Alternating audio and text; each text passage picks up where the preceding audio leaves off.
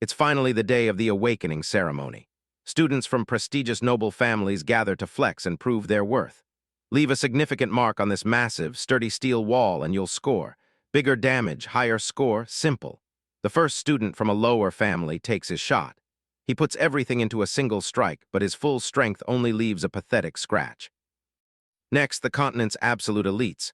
Wielding immense mana, they give their all, yet results are unimpressive, the wall barely damaged. No average student could ever compete with these top talents. Still, our boy has the audacity to step into a lobby where he's painfully outscaled.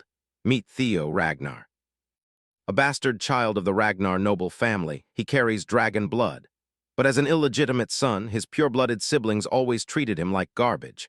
To them, he's just an NPC, a pathetic, bottom-tier weakling. That's why everyone expects him to totally tank this trial. Yet our boy shows no hesitation, confidently striding into the arena, radiating pure main character energy. After grabbing his sword, he approaches the steel wall, executing a sword slash so precise it cleaves through the metal like butter. This magnificent display of strength leaves everyone's jaws on the floor.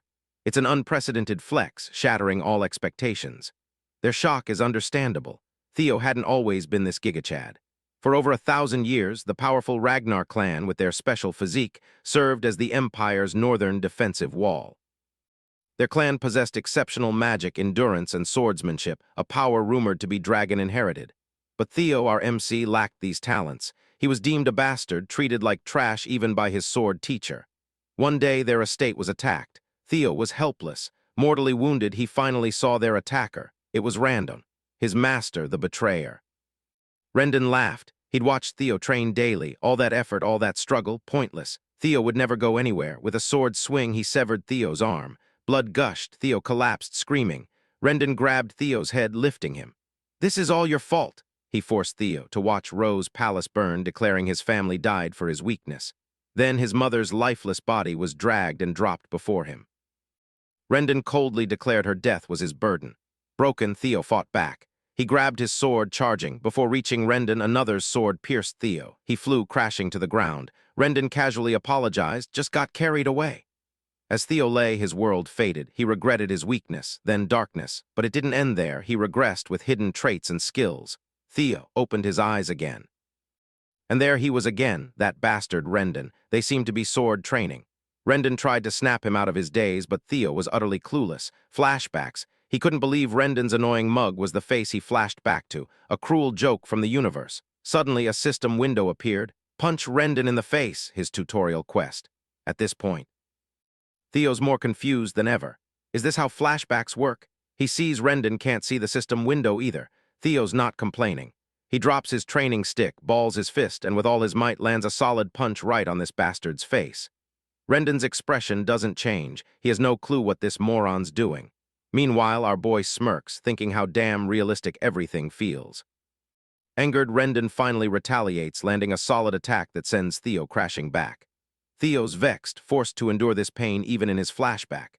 Meanwhile, the master, a total jerk, just sighs. He understands Theo's frustration, awakening ceremony nearing, no progress, but lashing out at a master, unforgivable.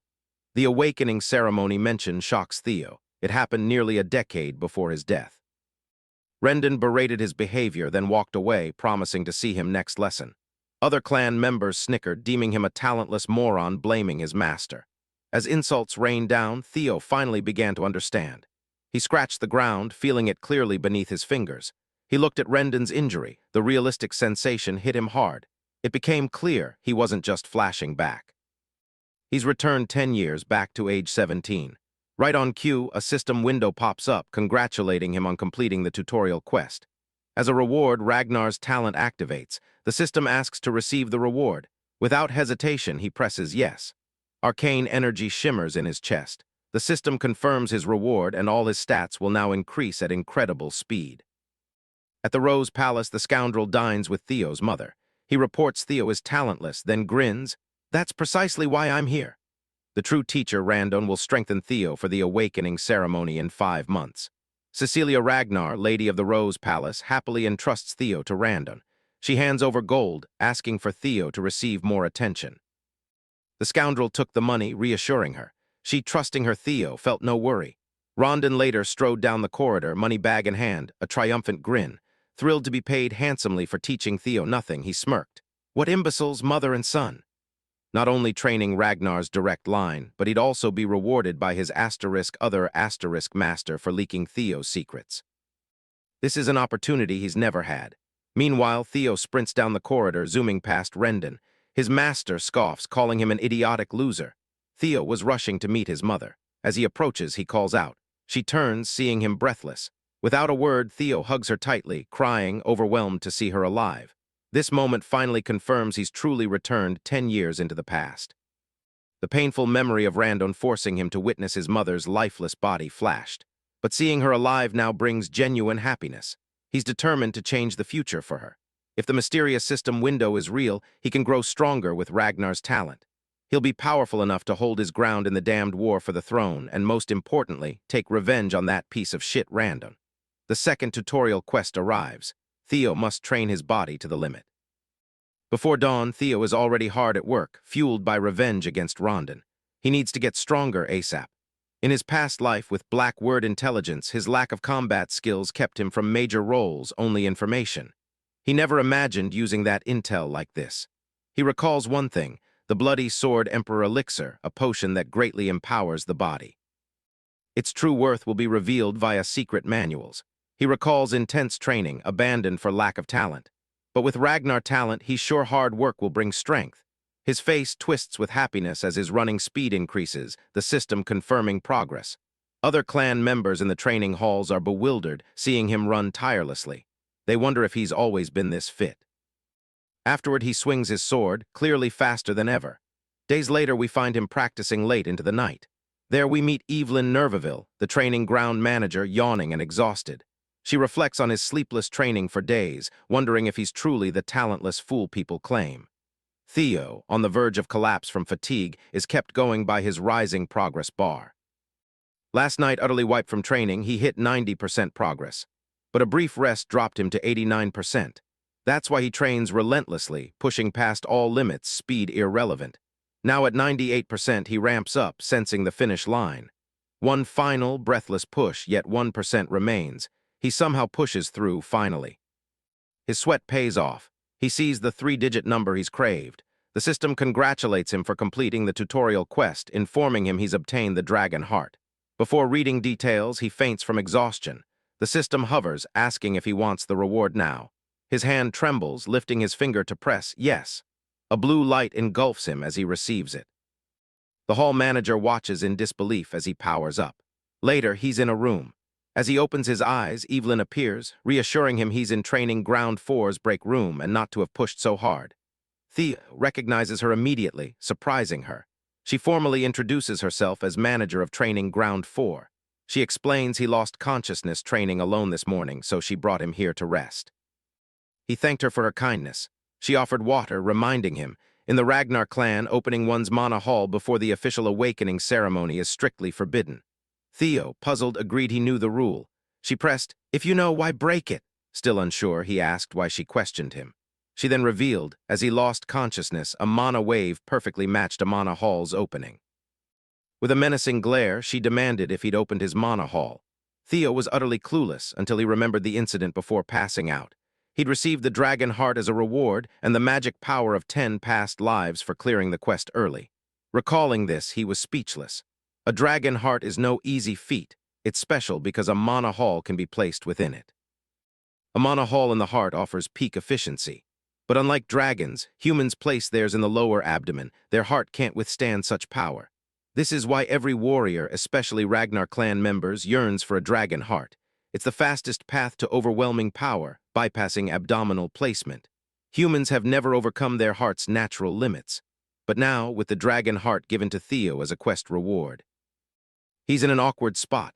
Incredible rewards, yet a tricky predicament.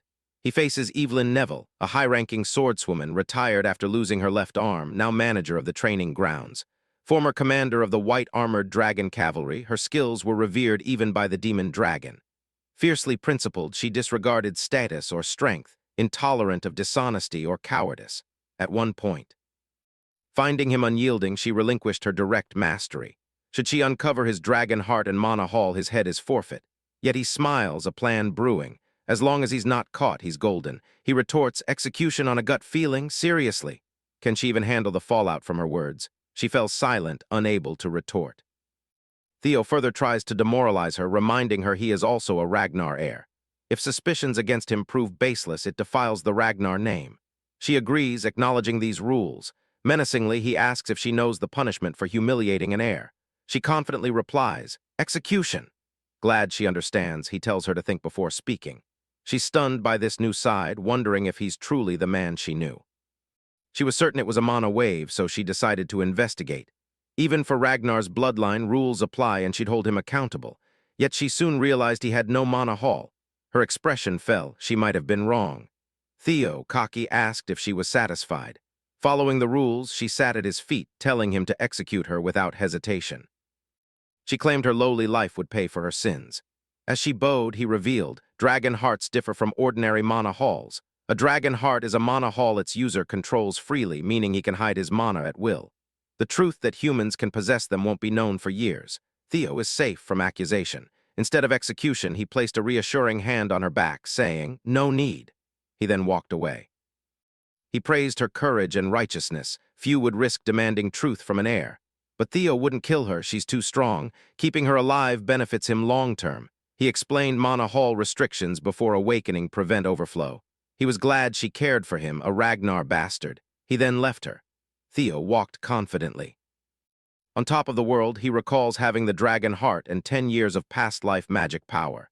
Days later, we run into this asshole again, screaming at Theo to swing right. Theo's faking weakness, and it's tough to hear Randon's constant insults. Theo notices this bastard subtly, deliberately teaching him weird sword techniques. He's certain there's a mastermind behind Randon. He's convinced his past life's final attacker is the true mastermind. Theo, smirking, decides it's time to uncover them, knowing his next move. As Rendon keeps yelling, Theo snaps his stick. He tells the jerk he's done with his yapping, his lessons are utter trash. Theo questions how this man, with such pathetic skills, even became a mid-rank swordsman. He further provokes him, suggesting he'd struggle even against demonic beasts. Rendon predictably takes the bait and fumes, but Theo doesn't back down. He strides toward Rendon, reiterating his pathetic skills. Theo's plan, provoke Rendon into resigning. If things escalate, Theo is certain Rendon will contact his mastermind. The scene shifts to Camellia Palace. A man bursts into a pub, a wide grin on his face. He shouts, Axion, then announces, Ragnar's bastard will duel my master next week. Axion, addressed, sits silently, unable to lift his glass. The excited man continues, claiming Theo blamed his instructor for his lack of talent, confident Theo will be left disabled after the duel. Suddenly, Axion's glass shatters against the loudmouth's face, knocking him out cold with one hit. He's furious, caring nothing if a bastard ends up half-disabled. Of course he doesn't care. He's Axion Ragnar, the dark tiger of the Four Hounds of the North. Beside him stands Remington Narcio, the silver lion, another of the Four Hounds. Just then, another figure enters, the enraged Ed Troyven. The Nine-Dragon Sky Dragon. He seemed worried, warning things could get messy if they weren't careful. Axion dismissed it, saying that only applied to the talented. Theo, a total nobody, was no threat, but Ed countered, reminding them the Ragnar clan could cause unprecedented events from even the smallest chance. Axion then said Theo messing with Rendon was good. The instructor could easily handle our guy. A week later. Crowds gather at Training Ground 4. Not just clan members, but other big shots are present. In the arena, Theo stands, looking anxious under hundreds of gazes. He curses himself, recalling how he just wanted to get this shithead fired after the humiliation, but things spiraled out of control. Yet he's not worried. This was meant to be. He's hyped for revenge on Randon. System confirms his third tutorial quest, defeat Randon. A flashback, Theo confronted Rondon about his pathetic skills, firing him and telling him to get lost. Rondon protested his contract, but Theo countered. As the employer, his decision was final.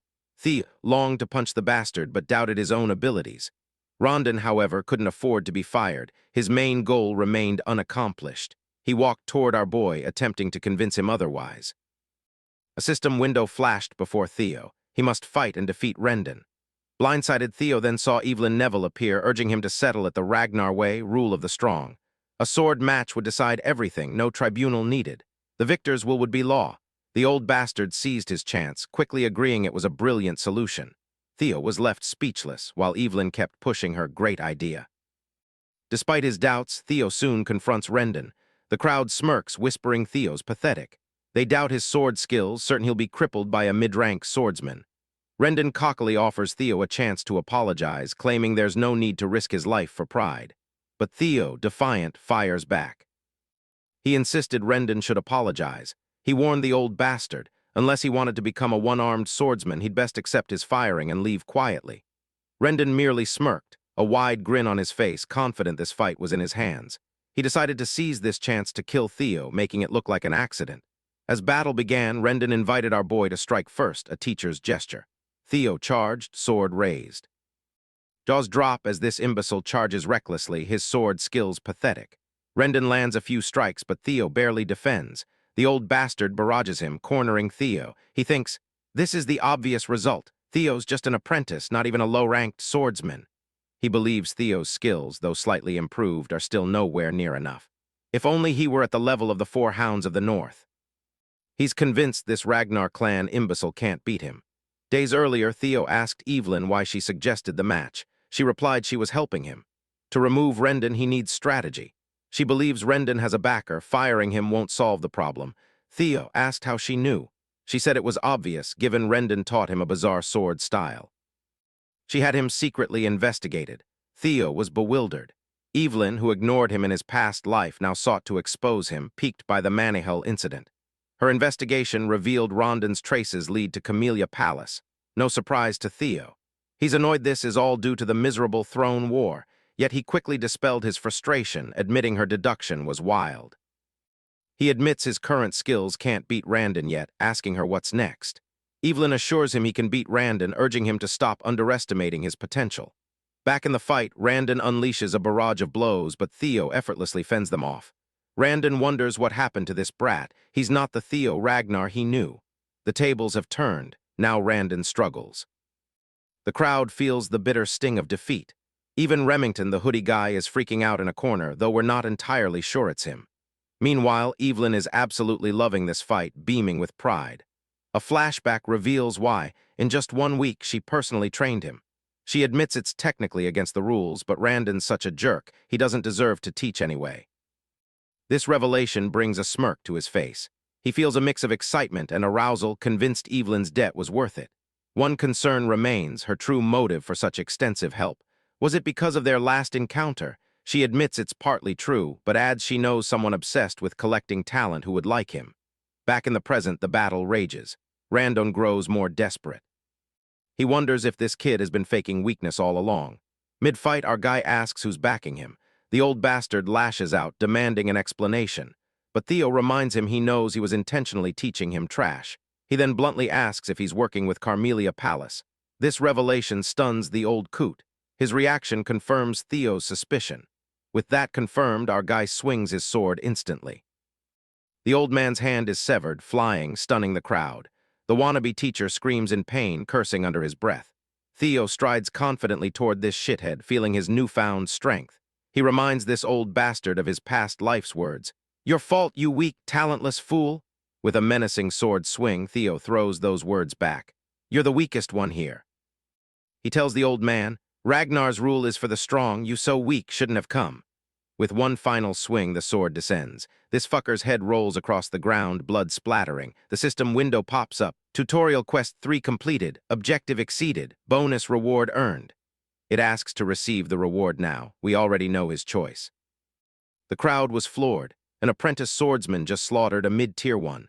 Mind-boggling. Our guy, though, found the old bastard ridiculously weak. Embarrassed he ever suffered at his hands in a past life. But this time, things are different. The system then revealed observation was activated as a reward. Plus, he gained 1 year of magic power. Suddenly, a man crashed down from the sky, slamming into the ground like a goddamn meteor. Before our boy can even react, this man shouts Theo's name, grinning widely. It's Julius Ragnar, the demon dragon and commander of the white-armored dragon cavalry. Theo's absolutely shook, can't believe it's him, wondering how long he's been watching. Meanwhile, the crowd's losing their minds, freaking out why someone of his rank is even here. This must be the talent collector Evelyn mentioned. Evelyn, utterly devastated, stares at the commander who just wrecked the floor with his landing. Meanwhile, Julius, a literal beast, leaves Theo sweating and totally clueless. But his worries are unwarranted. The man just laughs, flashing a broad grin. He's like a friendlier Brutus from Popeye. He gives our boy gentle pats. He laughs, surprised by Theo's immense talent. Killing his teacher was disrespectful, he admits, but Rondon deserved it. Bursting into laughter again, he claps Theo's shoulder, then promptly invites him to join the white-armored dragon cavalry. Evelyn had anticipated this. The crowd was left utterly dumbfounded. They can't believe the infamous Julius Ragnar scouted someone so inexperienced for the elite white-armored knights. Remington reappears. He asks a nearby man if an apprentice, pre-awakening ceremony has ever been scouted. The stranger, unsure, admits he's never heard of it. Remington knows this. It's unprecedented in their world's history. Meanwhile, our hero's thoughts surface. He believes true potential is unmeasurable with a closed mana hall. Exceptional swordsmanship doesn't guarantee magical power. So even Julius Ragnar can't be sure of Theo's potential, yet he wonders if the demon dragon Julius sees such potential in him. Theo flatly declines the offer, no hesitation or doubt on his face. Julius looks like he just bit into a sour lemon. The crowd is stunned. Jaws dropped at Theo's cold rejection of the prestigious man. A stunned silence filled the hall. News of the incident quickly spread throughout the clan. Everyone buzzed about how young Master Theo, the imbecile, destroyed his teacher, then refused the demon dragon's offer to join the white-armored dragon cavalry. Opinions divided. Humble or arrogant, the scene shifts to Carmelia Palace. Emil Ragnar, Lady of Carmelia Palace, is furious. Rendon's death has derailed everything. Her brother, Sky Dragon Ed Troyven, assures her, reminding her Rendon was a noob assigned for his terrible skills. She brushes it off. His death isn't a major concern. She reveals the demon dragon personally reached out to Theo. Worse rumors say Evelyn ordered it. This blocks any reassignment for Theo. If Theo shines, controlling Rose Palace becomes a nightmare. Just then Axion strolls in. Why the long faces? He shrugs. Clan head won't care. Plan's still a go. Emil presses. You get it. Theo must stay powerless to seize Rose Palace without ticking off the clan leader. Her son acknowledged it. Certain Theo remained powerless. How much could someone like him change? He scoffed. Evelyn and the demon dragon always favored underdogs, so it's no big deal. Ed Troyven wasn't vibing with his nephew's nonchalance, warning him not to take it lightly. Axion then pulled out a letter, a sly grin.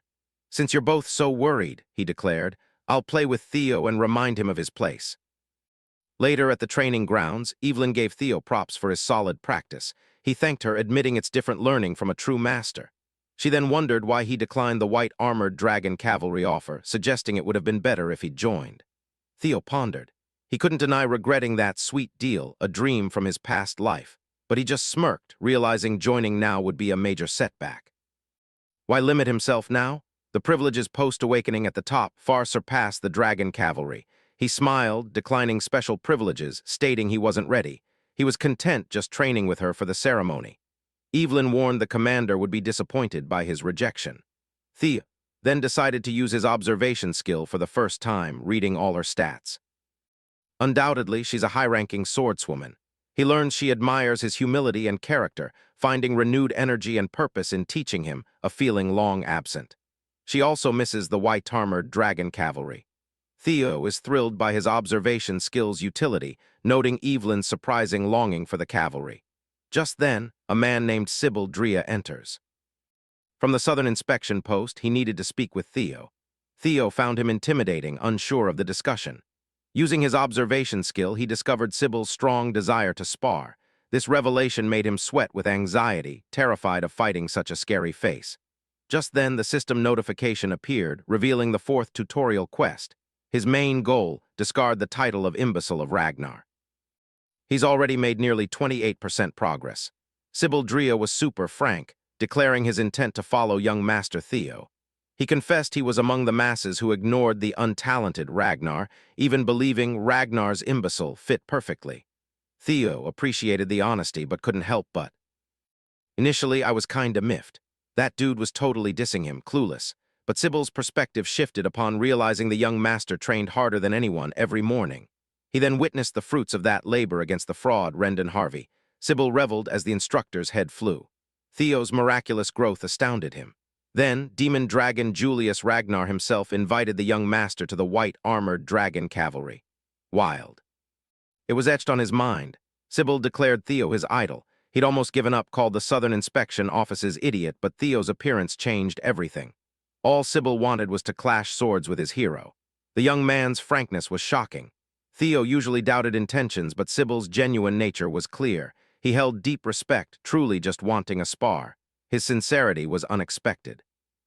Theo was pleased. After defeating Randon and with rumors of Lord Julius's attention spreading, Theo expected people with inferiority complexes to swarm and test him. Instead, he found admirers and willing followers. This meant some still held Ragnar's pride. Perfect, as Theo needed trustworthy people in his circle. He'd need competent subordinates to become Ragnar's clan head. Moreover, this situation offered a chance to complete the final tutorial quest and shed his imbecile title, a moniker he'd never escaped in his past life. With the system's new opportunities, he was determined to abandon this shameful label. Theo asked Evelyn to spar. His new master gladly obliged, urging him to show his skills. Blade in salute, he formally introduced himself. Theo Ragnar, apprentice swordsman of the Rose Palace. Under Master Evelyn Nareville's guidance, awaiting the awakening ceremony, the one-armed swordmaster smiled approvingly. Sybil Drea clumsily saluted, an apprentice from the Southern Inspection Post, heir to the Curai clan's quicksword. The sparring began. Sybil blasted off the ground, a madman intent on a kill from the start. Theo blocked the first attack, blades sparking upon collision. The Southern Post's idiot was undeniably quick, his speed his only confidence. Sybil immediately sensed the young master's skill was legitimate. Theo, meanwhile, wondered why the kid was called an idiot. In his past life, he'd have struggled to land a few hits. But Theo had grown. He went on the offensive, swinging his blade. Sybil flew like a rag doll, losing his sword. For Theo, this was child's play. Poor Sybil nearly puked from the force hitting his solar plexus, crashing into the training stands. Luckily, he wasn't gravely injured. Sybil struggled up, praising young Master Theo's sword mastery, conceding defeat gratefully. Theo, graceful in victory, saluted him, calling it a good fight.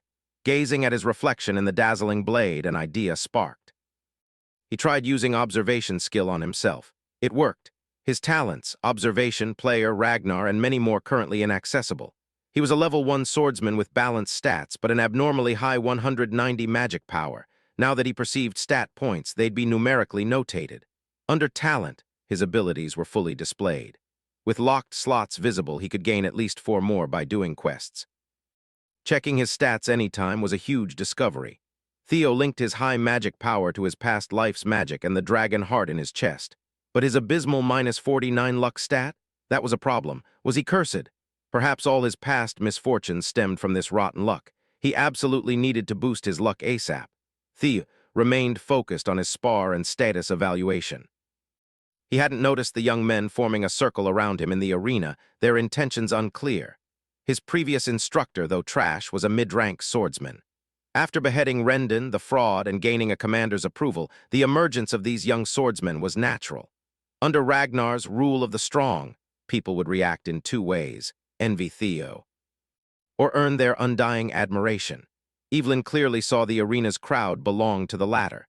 They were amazed the young master's rumors were true. Respect and approval filled their eyes. Each imagined sparring with Sybil, wondering if they could block Theo's sword. This only fueled their desire to clash blades with the young master. Among them was Ed Nalan. Theo scanned the crowd, pleased with their reaction. He singled out Aud Nalan, surprising him. The young master called him forward for a spar. Aud Nalan saluted, introducing himself as Viscount Nalan's 3rd son, master of double ascension swordsmanship. Theo returned the salute, casually wishing him a good fight. Without further formality, they assumed positions and began their duel. With each clash, Theo's basic swordsmanship proficiency steadily increased. Aud was no pushover. He was fast and clever, sneaking a slash with no immediate counter. Theo felt the world slow. He shifted his grip, meeting the attack with a perfectly angled block. Ed's blade flew from his hand. The crucial block honed Theo's changing heart swordsmanship. Ed was disarmed, a clear defeat by the young master. Ed acknowledged his loss, giving Theo his eternal approval. To Theo's surprise, EOD's approval boosted his luck. Luck tied to reputation, he'd found a fix for his abysmal luck. He'd just keep fighting, turning his luck around. Next, Benet Ramiro, an easy dub, another approval, another luck point gained. Eric Morin struggled, but it was still a struggle. Next, Manfred Nonbert's approval. His sparring onslaught continued. He wiped the floor with Manuel Noir. The thuggish Vero Parank didn't even last a minute. Soon, Theo was fully absorbed in battle, continuing his winning streak with Daniel Rayman. After defeating most young swordsmen, he was itching for more. He called for the next challenger, but no one stepped up. He fought to near exhaustion, yet his quest to shed the imbecile title had only progressed by 1%. Maybe they already approved of him. Theo needed stronger foes or a chance to prove himself. Something had to change. A man then parted the crowd, noting Theo's exhaustion. Theo insisted he'd rest when needed, but he could still fight. The armored man, the Silver Lion, Remington Narcio, then formally requested a sparring match. Theo and the young swordsman were stunned. Remington was one of the North's 4 hounds, after all. The 4 hounds of the North, Hulkus Lanka, Ray Ragnar, Remington Narcio, and Camellia Palace's own Axion Ragnar. They are the 4 strongest of the Ragnar clan's awakening ceremony generation. Remington Narcio arrived early, stating his intent to observe the young lord's swordsmanship before the ceremony. Saluting with a smile, Remington thanked Theo for honoring his request. The Silver Lion is a talented sword genius, possessing keen senses and an outstanding work ethic. He was surprised by an unexpected rival, Theo. Theo Ragnar returned the salute proudly, introducing himself as Kyle Ragnar's 31st son, great guardian of the North. He never expected to meet, let alone spar with, sword genius Remington, whom he respected in his past life. He truly meant his honor to cross swords with Narcio's famed deputy clan head, immersed in the intoxicating vibe of non-stop fighting. Theo wanted to showcase his skills to Remington. Both eagerly anticipated the fight. Theo watched the Silver Lion's aura explode, wondering if he could defeat Remington. Fighters charged, blades collided, sparks flying. How strong was one of the North's 4 hounds? Each clash shook the stage fiercely. Theo kept his eyes on the prize as steel shards flew. Remington smiled, mirroring his resolve. One fighter's sword, worn from battle, was cleanly severed. Evelyn's gaze remained fixed. The young swordsman Theo had defeated stood speechless. In the deathly silent arena, the broken blade's clang echoed. It was Theo's sword. In a single clash of sheer strength, Remington sliced it clean, stopping his attack inches from Theo's neck. To all who witnessed it, the outcome was clear. Young Master Theo lost. Sybil was shook by his idol's swift defeat, but the outcome was undeniable. They accepted it. Theo, despite his growth, couldn't beat a 4 hound. They were the generation's strongest for a reason. Sybil argued Theo's fighting spirit was admirable. Then, to everyone's shock, the White Lion declared his loss, respectfully saluting Theo, his form impeccable, humbly thanking the young lord. Remington asserted Theo's sword was spent, and he was fatigued from many fights. Theo insisted that on a battlefield, such considerations vanish. He accepted defeat the moment his blade was lost. Remington returned an understanding smile. The White Lion and the imbecile shook hands. A profound mutual respect blossomed between the unlikely pair. Remington genuinely hoped for a proper duel in an ideal setting next time. Theo felt the same. Everyone watched in surprise as Theo was acknowledged by one of the 4 hounds, thinking the young master truly was built different. The duel with Remington boosted his quest progress to 35%, a massive jump. Evelyn sighed in relief from the sidelines. It couldn't have ended more perfectly. Theo finally gauged the hound's strength thanks to Remington's power display. By obtaining talent and secret manuals through quests, Theo had become incomparably stronger than ever before. He felt true power crossing blades with the White Lion, realizing his many shortcomings. Though his condition cut the duel short, the exchange proved highly beneficial. His luck increased by 10, and his reputation dramatically improved. The quest, far from over, demands he seek other methods. He must set a stage for approval. Remington confessed he didn't come here for a simple duel. He wanted to give Theo an important letter. It was a formal invitation to the Scaled Dragon Society. The name, Scaled Dragon Society, alone thrilled young swordsmen. It's an elite society with a rigorous selection process. Remington himself was inviting the young master. An invitation to the Scaled Dragon Society honored any rising star. Theo modestly asked if he was truly worthy of admission. The White Lion quickly assured him he was more than qualified. Remington insisted it wasn't a serious group, merely a social club for peers awaiting the awakening ceremony. Theo couldn't discern Remington's motives, but knew the Scaled Dragon Society centered on his half-brother Axion.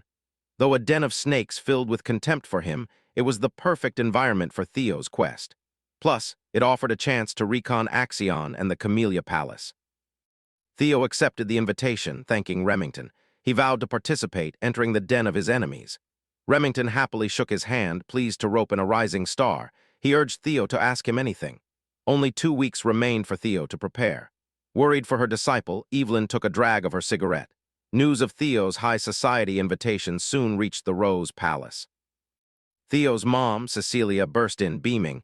He was about to share the news, but she beat him to it. The palace grooming team was already assembled. First-time invitation to something significant had his mom thrilled. A club with Axiom, son of the cunning Emil, and brilliant talents like Remington. These youngsters even caught the council's eye. Cecilia knew everything, from Theo's attire to his composure. He'd be under close scrutiny. Cecilia pulled out a tape measure, sizing Theo. She knew his etiquette was flawless, but attire and demeanor differed.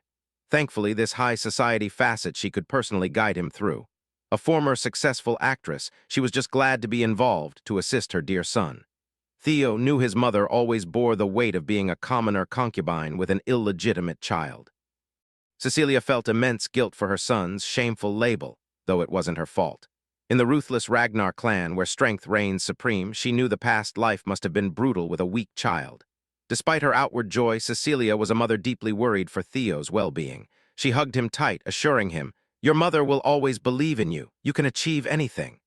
Her warm embrace melted the coldness in Theo's heart. She returned the embrace, holding his mother lovingly. This time, he was determined to work his ass off to stop his mom worrying. Though she rejoiced at his scaled dragon society entry, Theo only envisioned pulverizing the damn snake's nest. 2 weeks later, the society banquet arrived. Remington came to Rose Palace in a lavish carriage. Seeing Theo, he saw a different person. Theo had ditched his training clothes, now sporting exquisite attire courtesy of his mother and palace staff. Instead of a warrior, he looked like an aristocrat. Remington commented on his new look, and Theo took it as a joke, but the White Lion wasn't joking. He was truly impressed by the young master's transformation. Theo had to admit his body had undergone a remarkable overhaul. He grew taller, muscles perfectly developed, all from just 2 weeks of diligent training. During those 2 weeks, Remington surprisingly joined his daily training. They grew quite close. He also gained a decent following, including Sybil. Evelyn, who'd only agreed to teach the young master, was now saddled with a battalion of Theo fanatics. It was a lively 2 weeks. Even now, Theo was still recovering. Recovering from overeager interactions, Theo now faces his first formal banquet. Remington assured him no nerves, but the White Lion warned his friend Axion is quite mischievous. Axion invited Theo, eager to meet the new rising star. This banquet, all for Theo. This intel changes everything, not for the worse, actually better for Theo. He's already anticipating the insults. Inside, Dark Tiger Axion Ragnar sipped expensive booze, eager to make the Ragnar imbecile his new toy. The carriage arrived at the lavish palace, the banquet venue. Remington and Theo exited. The young lord scanned the palace. He was entering Camellia Palace, home of the scum who instigated Rendon to stunt his growth. In his past life, they consumed him.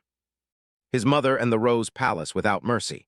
Remington's invitation cut short his vengeful thoughts. Lively Remington announced Axion's personal greeting, already waiting. Axion, that bastard, clearly had ulterior motives. The fool believes he must halt Theo's momentum as Ragnar's imbecile stirs trouble. But the young master hadn't entered this snake's nest unprepared. He'd make Axion understand who he was truly messing with. Nearing the palace, Theo froze, seeing something. High on Camellia Palace, a bizarre blue system quest glowed, beckoning. Distracted by the quest, he missed something rapidly descending. Remington tried to intervene, but the unknown material exploded into white smog before he could reach him. Panicked, Remington called out. Thankfully, Theo was fine. Just a sack of white flour launched from above, aimed directly at him. Remington was livid at the childish prank. Theo knew he couldn't have dodged it. In his past life, his mom's painstakingly made outfit would be trashed. He thought Remington was in on it, but nope. The White Lion was just confused and pissed at the unexpected situation. Welcoming him with flour piqued dumbassery from those up top. Only those smug nobles watching from the windows could be this immature. Then, a familiar voice parted the nobles. He dismissed it as a friendly greeting, a basic courtesy. Remington wasn't buying it, he was furious. Axion, smug, insisted he was merely greeting his brother, Theo. Our boy immediately assessed the Dark Tiger. His talents, madness, psychopathy, overwhelming swordsmanship. He was expectant, a new toy to play with. Theo smiled, thanked him, confusing his psychopathic brother. He expressed gratitude for Axion's warm welcome, eagerly anticipating the party. Axion's confusion quickly shifted to elation. His brother had become quite fun since their last meeting. Soon, Remington and Theo entered the banquet hall where the promising noble society had gathered. This exclusive, private event for a select few centered on today's special invite. Axion inviting a bum like Theo, a direct Ragnar descendant yet widely known as the Imbecile, was baffling. His presence in the scaled dragon society was an unpleasant surprise, though they admitted his drip was cold. Most nobles knew Axion was just playing with his new toy. Hearing the trashy nobles, Remington apologized to Theo, assuring him gatherings aren't usually so scandalous. Theo let them talk trash. The more they badmouthed him, the sweeter crushing them later would feel. He also noted the nearby blue quest light. It felt significant, but he lacked a natural approach. Axion, the party host, descended, asking if Theo enjoyed the party. Theo composed himself, sticking to his plan. He smiled, thanking Axion for the invite. Axion sarcastically apologized for the flower incident, admitting he went overboard. He instantly closed the gap, gripping Theo's shoulders, demanding an apology acceptance before everyone. Remington moved to intervene, but Theo cut in. Axion had nothing to apologize for. He insisted, using Axion's own words, the prank was merely a brotherly greeting. The psycho was speechless. Theo was simply too calm, too composed to be rattled. He laughed, patting Theo's back like a proud brother. He never knew the kid had such spunk. Theo had changed. Axion actually liked him more now. The nobles watched Theo smile, indulging his brother's whim, calling him Axion's bitch. They sneered at Theo's illegitimate lineage versus Troyvan's noble blood. Though half-brothers, nobles saw Theo and Axion on entirely different levels, despite both being Ragnars. The Troyvan clan, the East's swordsmanship powerhouse.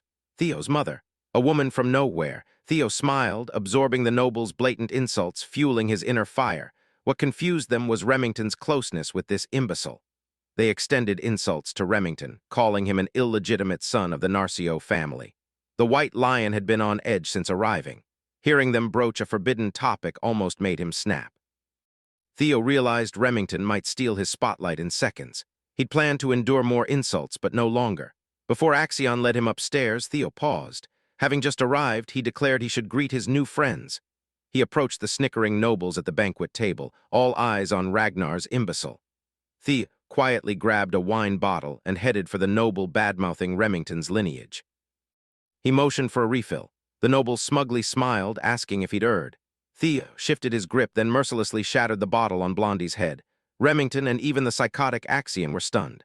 Blondie clutched his head, blood staining his piss-colored hair. Theo stood over him, clutching the bloody, broken bottle.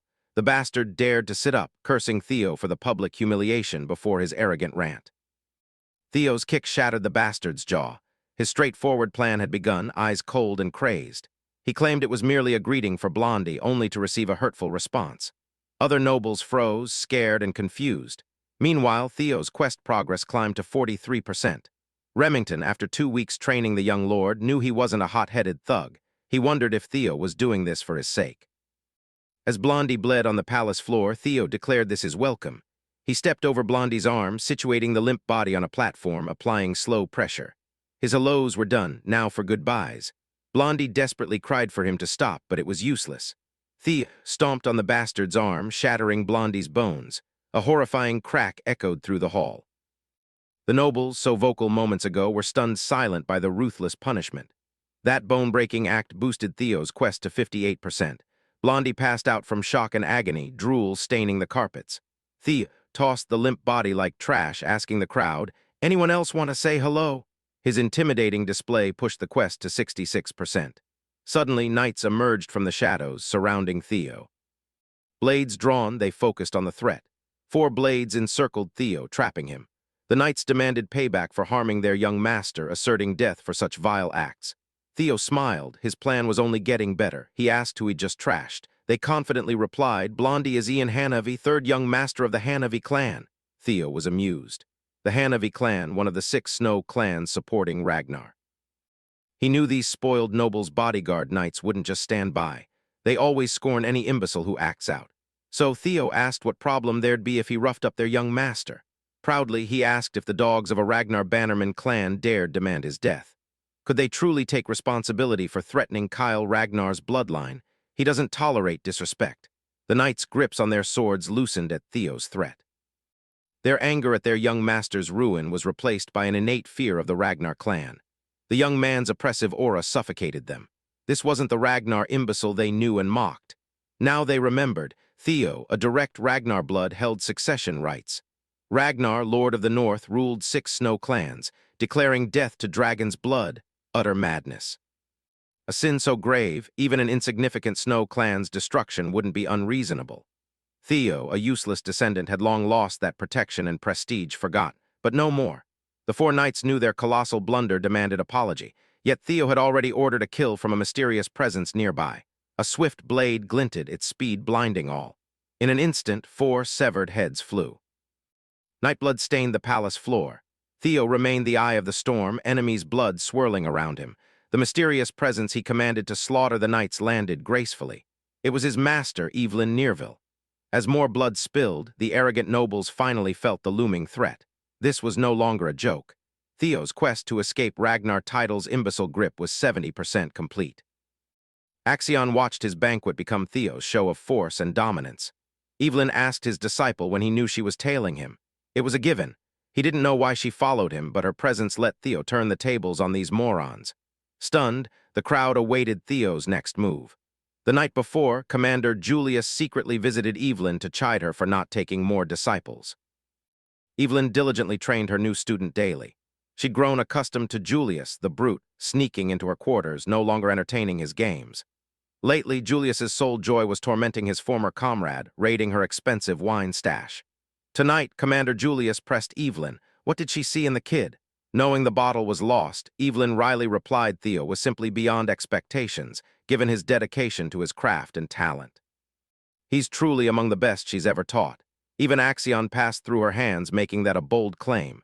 Evelyn didn't mince words. Given Theo's potential, she confidently stated he surpassed even young Master Axion. She firmly insisted she wasn't just speaking empty words. Julius always trusted her eye for talent. She had 2, he only 1. He reckoned a person couldn't change so drastically overnight. The most reasonable explanation for Theo was he'd hidden his strength all this time. It was odd to hide it so long, only to suddenly reveal it now. As a trainer, Evelyn knows haste leads to a fall, but Theo was different. He seemed chased by something intangible, pushing himself from fear. That's why she worries about his attendance at this scaled dragon society. Julius finished his wine, confirming the Axion brat was a concern. He'd suggested Evelyn follow the kid for safety. Commander Julius sensed trouble brewing at the banquet. Not what Evelyn feared, but something would asterisk happen. As a Ragnar, he knew firsthand, bloodthirsty wolf cubs establish hierarchy when they gather. He laid out a uniform, urging Evelyn to tempt Theo into his unit again. Julius, like the kid, wanted Evelyn back in the white armored dragon cavalry. He wouldn't let her retire for losing her dragon, insisting she return and take responsibility.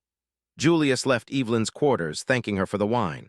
An expensive bottle lost, but purpose regained. Back in Camellia Palace, Evelyn pieced events together, realizing Theo must have noticed her. He orchestrated this entire situation, perhaps joining the Scaled Dragon Society specifically for this outcome. Her worries were unfounded. Theo, with his dragon heart's energy perception, sensed his master tailing him the moment he entered the carriage. He knew all along. Now the stage is set for his revenge. Theo turned to Evelyn, explaining most nobles here had blatantly disrespected a Ragnar clan successor. He then asked the punishment for such a horrid crime. The guilty nobles almost fainted, knowing their fate. Evelyn, ever a stickler for rules, stated clan laws allowed immediate execution of the guilty. Theo smiled, setting it up. Evelyn perfectly finished it, acting magnanimous. Theo asserted the offenders were just children, not yet awakened. He'd be satisfied taking one arm from each to forgive the sin. Evelyn moved swiftly, an unstoppable slicing machine targeting the panicking youths of the Scaled Dragon Society. The Byron clan's second son dodged, only to lose his right arm. The Mercenary Corps' first son screamed as blood spurted from his stump. The Ceres Merchant Guild's fourth daughter's dainty arm was not spared. Clark's third son tried to run, but Evelyn was unavoidable. Howard's first daughter became a one-armed Stumpy, Theo's quest now 79% complete. A pathetic noble crawled to Axion, or Axe, begging for help. Axe merely echoed his brother, no intervention, just a greeting. The noble saw a blade glint. His arm was cleanly severed, blood nearly splattering Axion.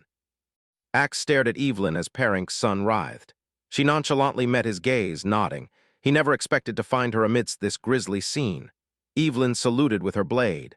Axiom surveyed the bloodied hall, ascertaining Evelyn. Theo targeted only those who openly disparaged the bloodline. He ensured Axiom, a fellow successor, couldn't stop the slaughter. Evelyn, under Theo's orders, severed 14 right arms in minutes. Reattachment was possible, but their lives as swordsmen were finished. Everything went as planned. Axiom was more intrigued by how Theo gained Remington and Evelyn's loyalty. Theo Ragnar, the imbecile of the Rose Palace, had transformed into something terrifying. The psycho in Axion rejoiced, yearning to crush his brother underfoot.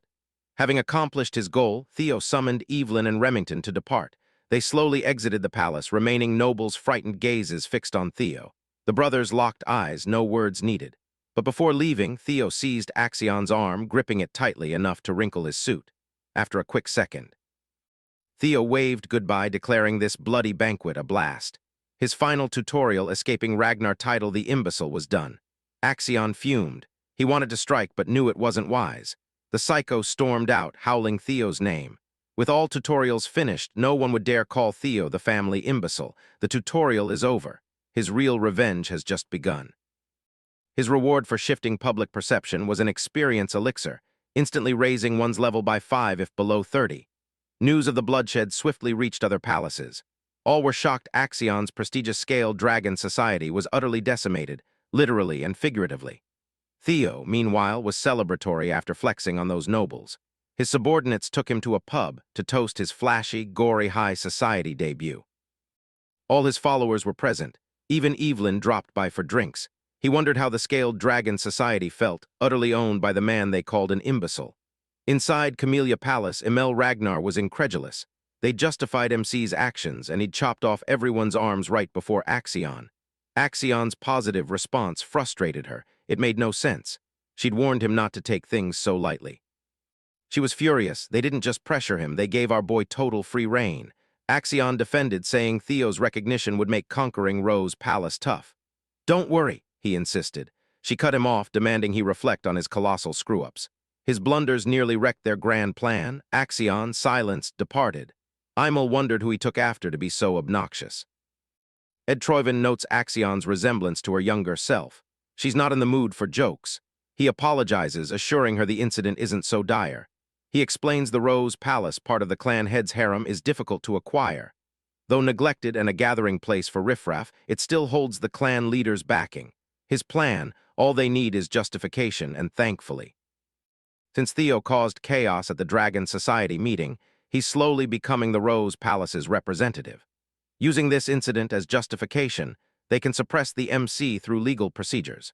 Emil is speechless, realizing her fear of Theo's growing strength stemmed from his power and influence expanding if the clan leader favored the Rose Palace.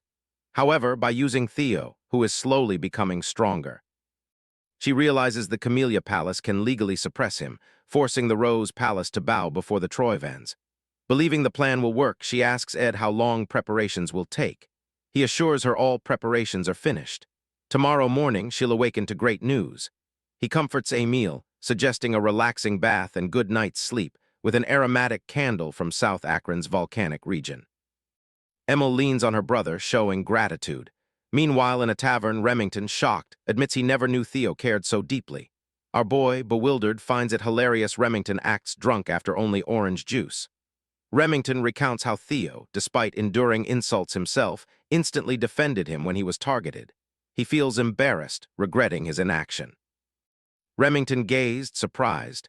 Theo endured being called untalented, useless, yet he never gave up, growing stronger. Even against impossible odds, he showed fierce will to win against the defiant Camellia Palace. Remington recognized Theo's unwavering courage, wielding his sword without hesitation. All this just for him. Theo's friend teared up. Remington's misunderstanding was profound, yet defying his clan, he declared his loyalty, choosing to follow Theo. The crowd erupted, hailing Theo and his new ally as incredible. Theo moved to clarify, but Evelyn's telepathic whisper stopped him. Let it be. This isn't a bad misunderstanding. Everyone just wants to vibe with our boy. A wry smile touched Theo's lips. He understands he's nothing special. All powers stem from the status window. Examining his stats, he confirms every gain is thanks to it. He recalls initially thinking it was a fragment of his regrets. Yet its intricate detail reveals it's something far more. A vague déjà vu surfaces, but he dismisses it. It's helping him improve. After the Scaled Dragon Society incident, his level increased. Each level up grants Theo points to boost his stats. He realizes he can enhance his abilities as he pleases, a bit daunted by the brilliant future his immense potential promises. Evelyn, seeing his wicked grin, grows concerned.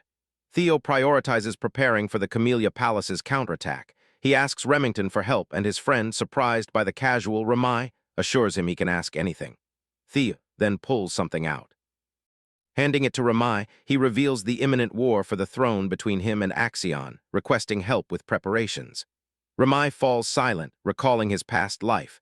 Remington led the Narcio clan, growing powerful enough to confront the Ragnars. The MC recognizes this crucial chance to secure Ramai's loyalty. He gives Remington a paper. Remington assures him of his loyalty, already pledged. He vowed to help.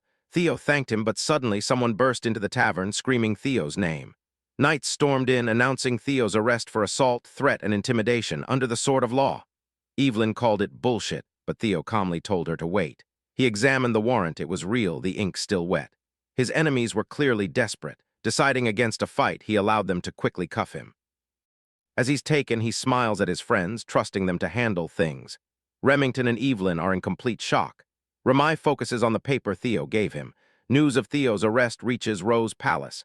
His mother, Cecilia, stunned he's taken to the tribunal, collapses. Her servant is concerned, but she assures him she's fine, demanding why her son was taken. He reveals the Scaled Dragon Society. Her son is accused of inciting rebellion. Surprised, she questions if he'll face trial. Her servant believes Theo won't easily escape this, having destroyed the Scaled Dragon Society. Cecilia never expected his invitation would cause such a mess, but she trusts her son will definitely overcome it. That's just who he is. She wishes for his safe return. Meanwhile, inside a carriage, the MC arrives at the tribunal. He remembers this place. It's been a while. After Theo obliterated the Scaled Dragon Society, he knew a simple punishment wouldn't suffice. A trial awaited him. As Ragnar's successor, his qualifications would surely be questioned. The knights ordered him off. Walking, he realized his enemies sought to crush him, yet he smiled. Everything was going exactly as planned. The knights announced, "Prisoner Theo has been escorted." Permission granted to bring him in. The MC decides. His preparations demand such a grand stage. Before such formidable figures, anxiety flickers. He spots Julius Ragnar, white-armored dragon cavalry's demon dragon captain, and 4 of the 9 dragons, including sky dragon Ed Troyvan. His past self would have been utterly overwhelmed, especially by the sword dragon lady of the Plum Blossom Palace. Osa Ragnar and Elder Dragon head counselor Wolfgang Ragnar are also present. Wolfgang spots our protagonist, who recalls it's been a while. He hadn't expected to see Wolfgang here. Our protagonist knows Wolfgang values bloodlines. To him, a half-blooded, illegitimate child like himself must be utterly repulsive. Wolfgang doesn't even try to hide his disdain. The man asks if he's aware he was summoned to answer for his crimes, then mentions the Byron clan. Ceres Guild Red-White Mercenaries, Hanavi clan, all severing ties with the main family due to his foolishness. Wolfgang, enraged, calls him a bastard, demanding if he can bear this damage. He makes it clear, our boy will pay for dragging Ragnar's honor through the dirt. Theo agrees, admitting his carelessness. Should have cut off their heads, not just limbs. Everyone is shocked, but the MC continues. All other clans are our subjects. He declared the Lord bestowed land and honor. Subjects owe loyalty and lives to Ragnar. This is chivalry. Yet they knowingly defied their lord. Frustrated, the MC wished he'd known their insolence. He'd have severed their heads. He ordered Wolfgang punish them to restore chivalry. He couldn't watch Ragnar's centuries-old honor be trampled. Everyone fell silent. Julius called our boy impressive. He expects normal punishment following his justification. Wolfgang thinks the MC mocks them with sophistry. Osa Ragnar understands, admitting Theo is correct. Wolfgang is surprised by her support. Osa explains Ragnar's strength isn't true greatness. They must heed vassals and knights. Otherwise, their clan will fall, as power alone cannot rule the world. He understands and will remember this. He observed the clan head's first wife, the North's best swordsman, was surprisingly supportive, not hostile. Her actions puzzled him. Osa hoped he understood his impending punishment was justified. He inquired about the penalty, and Wolfgang informed him, 3 months probation. Theo wished to join the ceremony, enraging Wolfgang, who saw it as defiance. Osa, however, considered his words. This allows our boy to join next year's awakening ceremony. Ed knew Theo's victims were already set for it, but the demon dragon's interference gave our boy a lighter sentence. Ed is pleased. He knows the ceremony's delay brings Ragnar dishonor. Since the MC represents Rose Palace, his disgrace will let Camellia Palace usurp Rose Palace. He smiles, his plan now in motion. Our boy will be helpless, forced to accept defeat. Ed knows an appeal means Theo's death, but believes he's not that foolish. Yet the MC announces his appeal, shocking Ed and everyone. Ed fights a smile, calling the MC a huge fool, his arrogance boundless. Ed looks pleased. Things are easier now. Julius questions if our boy truly understands what appealing means. He knew 3 months' probation was a farce. The demon dragon clearly pulled strings. Yet he stuck to his plan, declaring that in proud Ragnar an appeal meant war. Theo wouldn't accept even a slap on the wrist, asserting that ultimately only the strong speak truth. He even demanded a reward, leaving everyone stunned. Meanwhile, at Summaries Merchant Guild's hidden northern branch, flames engulfed everything. Evelyn defeats the last foe. Remington realizes this was their hideout, just as MC predicted. After destroying the place, Ramai and Evelyn find something. At the trial, Ed's eyes gleam with joy, seeing the Troyven Camellia Palace complete. As MC faces the important figures, Wolfgang questions if he'd turn a 3-month solvable issue into war. Wolfgang calls it arrogance, asking if our boy can face 15 clans alone. Theo says he must handle this. Given their vast power disparity, proxy appeals are standard. The MC understands appealing means deciding winner and loser via battle. If war is unwinnable due to power, each side sends a rep for a 1v1 sword duel. This is a proxy battle, meaning our boy will represent himself. Julius anticipates Axion will represent the plaintiff, knowing the MC is guaranteed to lose. He doubts Theo has a plan, believing Theo will be disappointed, expecting a representative. Theo requests a proxy battle in 1 week, as per rules.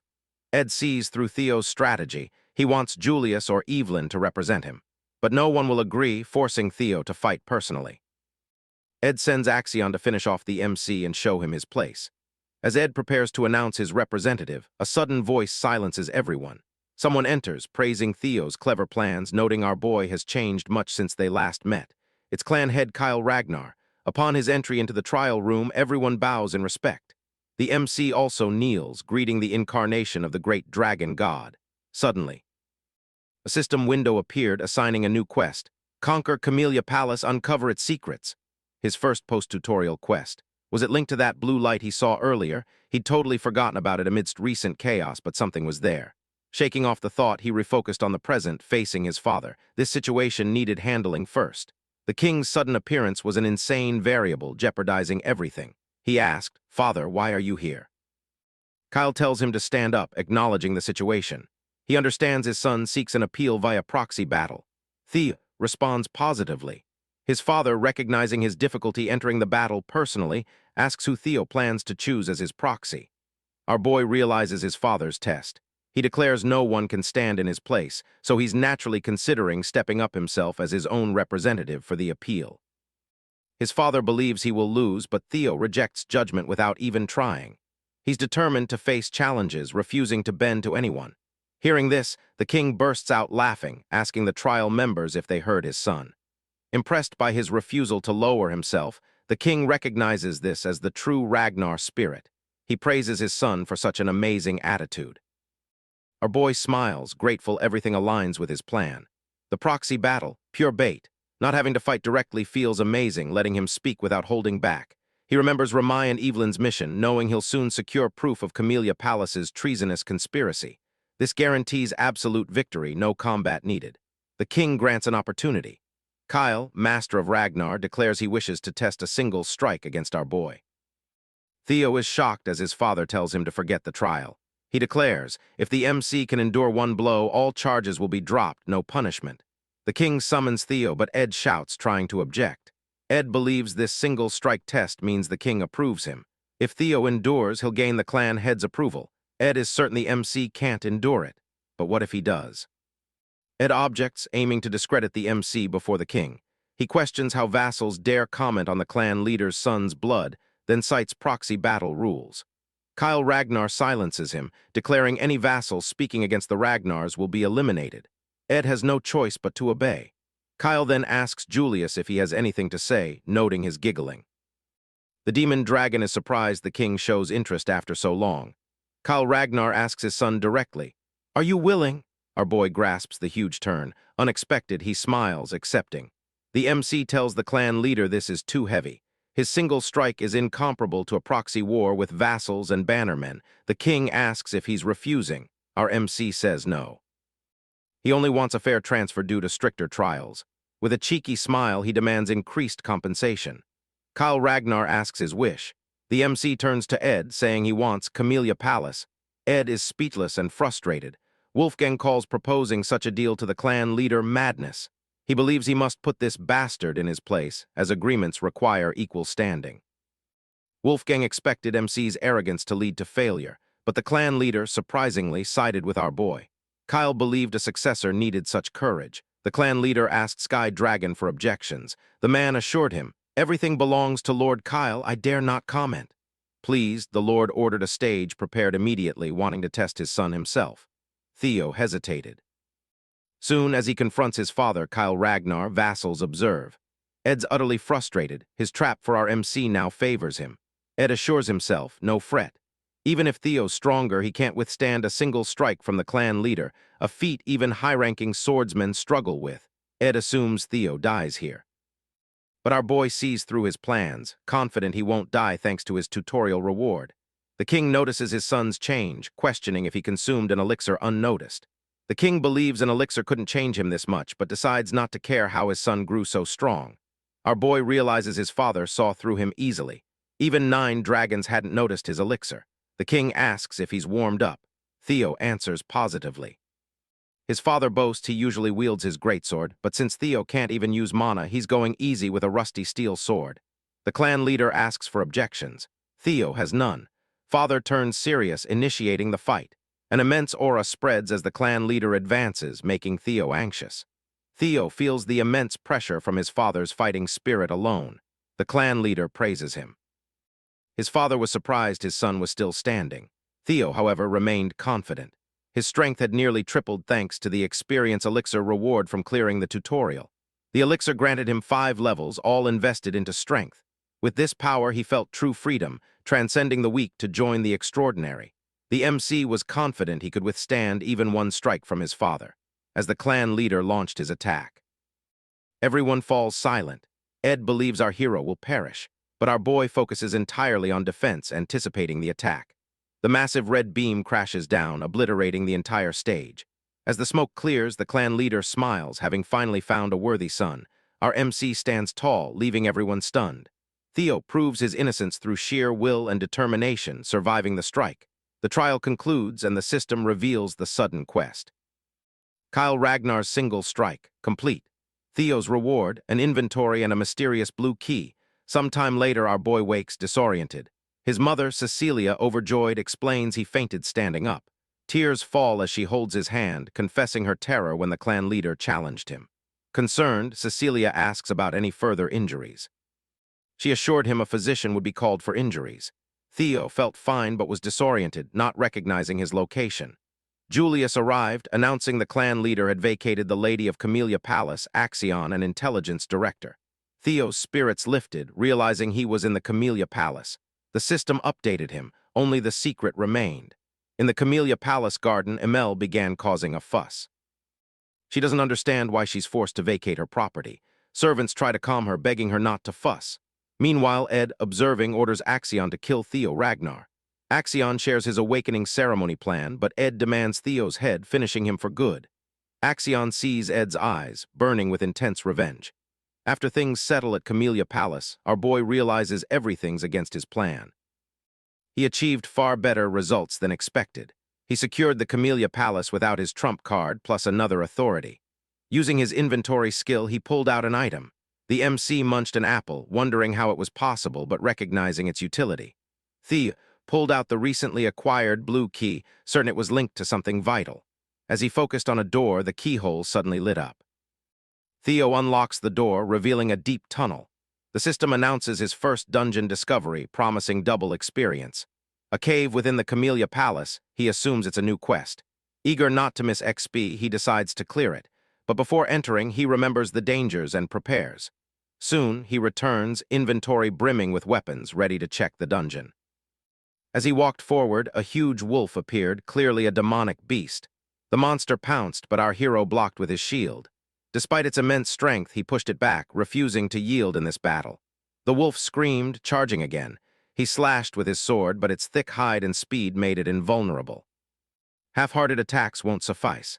The MC recognizes this is no ordinary wolf, possibly as strong as a demonic beast. Defeating it won't be easy. Suddenly, the monster charges, claws extended. He yearns to replicate the amazing ray of light from his father's single strike. He tries the pure white arc on the wolf, but fails to copy his father's move, accepting it won't be this easy. A single strike is a death blow. He finally understood the key to mimicking his father's attack, pour all his strength into one sword strike. He discarded his shield, focusing on sword skills and Evelyn's secret, speed-based sword arts. Charging the wolf, he stabbed its eye. The monster screamed, recoiling. Our boy's plan worked. He attacked again, certain of victory, 2 months later at the training ground. Aud notes the growing crowd. Sybil agrees, suggesting new training grounds. A rumor spread. The clan leader taught young Master Theo a single strike. Many now seek to spar with him. As Sybil speaks of Theo, someone calls him Lackey. Henry Morris from Plum Blossom Palace. He asks when their incredible young master arrives. It's been 2 months. Morris, disappointed, assumed the young master never missed training. He called the MC a coward, believing he fled after a fake story spread. Sybil grew angry, but Henry persisted, thinking the rumor a total lie with no witnesses. He figured our boy exaggerated. Henry even assumed the scared Dragon Society's destruction was fake news. But Sybil's patience snapped, punching Henry with all his might, utterly destroying his face. Another Plum Palace guy gets angry, insulting Sybil as a dropout. Everyone in the training ground glares. Sybil fires back, calling him a shitface, making it clear no one compares to their young master. Aud is surprised by his friend's harsh words. Sybil reveals he's fed up with Plum Palace guys constantly causing trouble, vowing no one will disrespect young Master Theo. Sybil and his comrades draw their swords, declaring war on the Plum Palace. Determined to put the dropout losers in their place, they prepared to fight. But someone intervened, instantly freezing all their weapons. Everyone was stunned. Sybil recognized Ray Ragnar of the Four Hounds. Then Hulkus Lanka, also from the Four Hounds, joined, laughing. Sybil was shocked to see 2 hounds appear. Hulkus noticed someone missing, asking a Plum Palace guy, "Where's the Luster Tiger?" The guy was confused. Hulkus, fired up, demands if everyone is deaf, seeking the training grounds master. He declares his challenge to our MC, Theo Ragnar. Meanwhile, deep within the dungeon, Theo reaches his breaking point. His sword shatters. The system announces a level up. Suddenly, multiple system windows flood his vision. Stats soaring, 170 demonic beasts slain.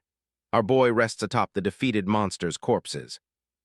The system shows only 1 monster remains. Theo drinks a healing potion, restoring his strength. He recalls countless near-death experiences, always saved by these potions. Initially, defeating monsters was tough, but leveling up made it easier. He's still surprised how quickly 2 months flew by in this dungeon. The system confirms only 1 demonic beast is left. Noticing stairs, he realizes it must be the boss. He steps onto the 5th floor. His broken sword, now useless, forces him to activate his inventory. Only 1 remains, his last. He remembers his mother gave it to him as a birthday present. He recalls his past, the friction with her before the awakening ceremony. He tossed this very sword aside, letting it go to waste. He observed the ceremonial sword, recognizing its quality, forged from white snow steel. Theo fell silent, a past life memory surfacing. His mother had burst in, wishing him a happy birthday, ready with midnight gifts. But he'd grown angry, refusing presents with the ceremony so near. He'd expected more, stating no equipment could alter his bloodline. He remembered telling her to leave him. He's determined not to repeat past mistakes. Our boy finds the boss room. The system warns of a strong demonic beast. Inside, Theo finds a napping dragon. Relieved it's just a lesser drake. Theo questions why the final boss is draconic. Ragnars are dragon descendants. Coincidence? He wonders, but he must defeat it to escape the dungeon. The system displayed the quest scenario and remaining monsters. She questioned if he could win facing a dragon. The MC focused, deciding on a single flash. He recalled practicing it against wolves. Though not his father's dragon flash level, he charged the dragon. Utilizing his dragon heart to the max, he believed he could land a serious hit. He plunges his sword into the monster's eye, wounding it to a scream. Suddenly, its tail lashes out at our boy, but he easily dodges, disappointed his weak hit didn't pierce its brain. The drake roars, ready to kill. Yet he sees possibilities, charging confidently, believing he might. To win, the MC lands a few hits, distracting the monster with normal attacks to find its weak point. Suddenly, the lesser drake screams and fear grips the battlefield. Theo's body freezes. He sees the attack but can't dodge, blocking it with his sword. Thrown against the rock wall, he realizes the boss monster's immense strength. He admits he can't last much longer, rising to attack the massive monster. He hopes to hit its weak points for a quick win. Our boy knows a dragon's weak spot, its reverse scales. He leaps onto the lesser drake, dodging attacks and pierces the reverse scales with his sword. Blood gushes out. He keeps striking the spot as it screams. Our boy thinks his plan worked, but the lesser drake doesn't fall, surprising Theo. At the training grounds, Hulkus, enraged, demanded to fight the young master first. Ray scoffed, calling him a loser and telling him to back off. He retorted, "I lost 3 years ago, but relentless training has closed that gap." Ray, ignoring him, repeated her insult, fueling Hulkus's rage. He challenged her to a duel. The winner faces Theo Ragnar. He struck with a massive weapon, but Ray effortlessly parried, completely unfazed. Confused and scared by the hound's fight, Sybil and Henry move to attack. Remington appears, ordering them to leave. This is young Master Theo's domain. He won't allow trouble. Hulkus, happy to see Remington, wants to fight him, but Remington urges understanding. Suddenly, an immense pressure descends. Remington questions the source of this menacing killing intent. All eyes turn as the MC enters the training grounds.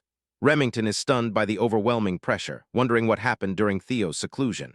Ray and Hulkus grow excited. Young Master Theo has finally arrived. Our MC dominates the entire ground with the skill lesser drake's fear. Earlier, inside the dungeon, after piercing its reverse scales, the lesser drake died. The system congratulated our boy on the hunt. Touching its reverse scales, the monster went berserk. Our boy thought he'd die, but the creature exhausted itself within minutes, the scales its clear weak point. The system notified him, lesser drake's tooth and claw obtained. The tooth, a weapon enhancement material, the claw for sharpness. He used these rewards to repair his sword, a mother's gift he couldn't lose. He also gained a skill, lesser drake's fear, which surprised him. He read the stats. The skill could inflict fear on weaker targets. A shock such power was typically for the chosen few. He was stoked for the chance, but packing up, he wondered if it'd even matter in Ragnar, a place already stacked with powerful people. Camellia Palace cleared. Our boy emerged, secrets uncovered, scenario quest 1 complete.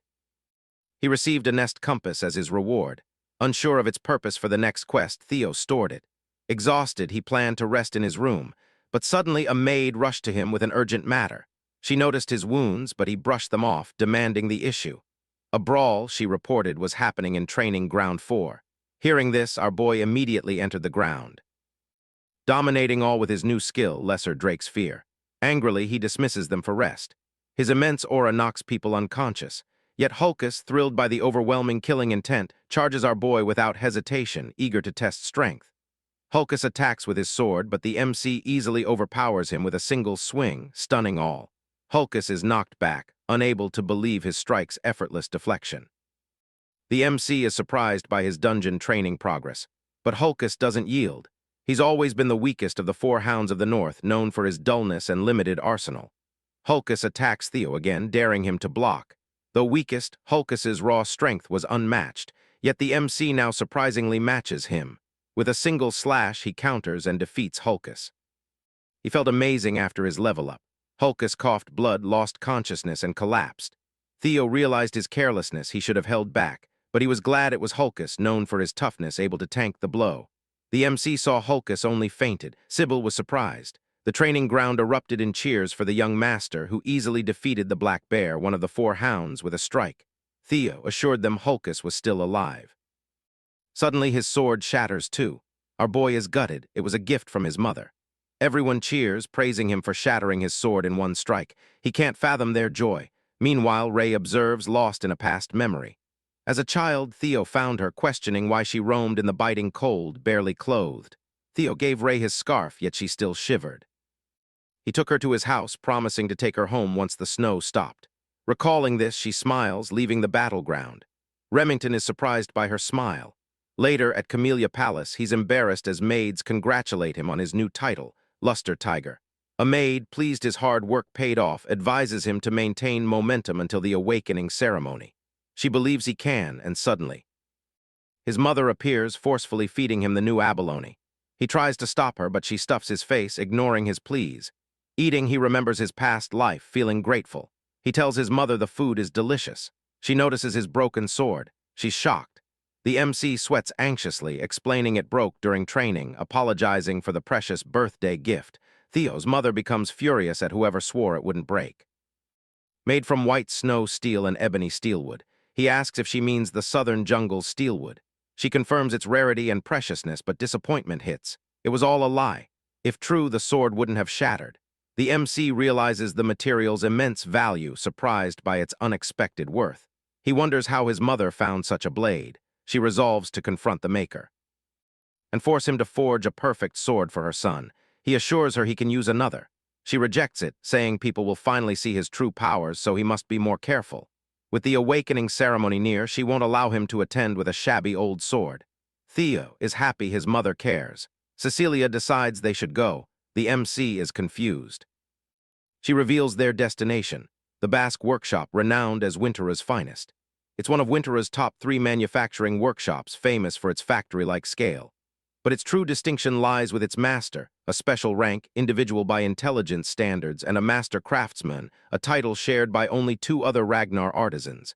The MC is stunned, seeing the elf of capitalism incarnate.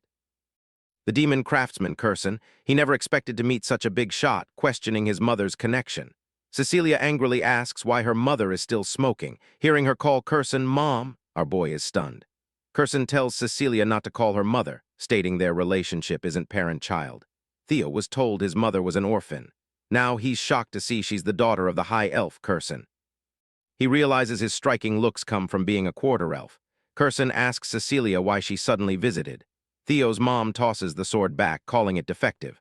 Curson, enraged, couldn't believe her daughter would label her own forged sword defective.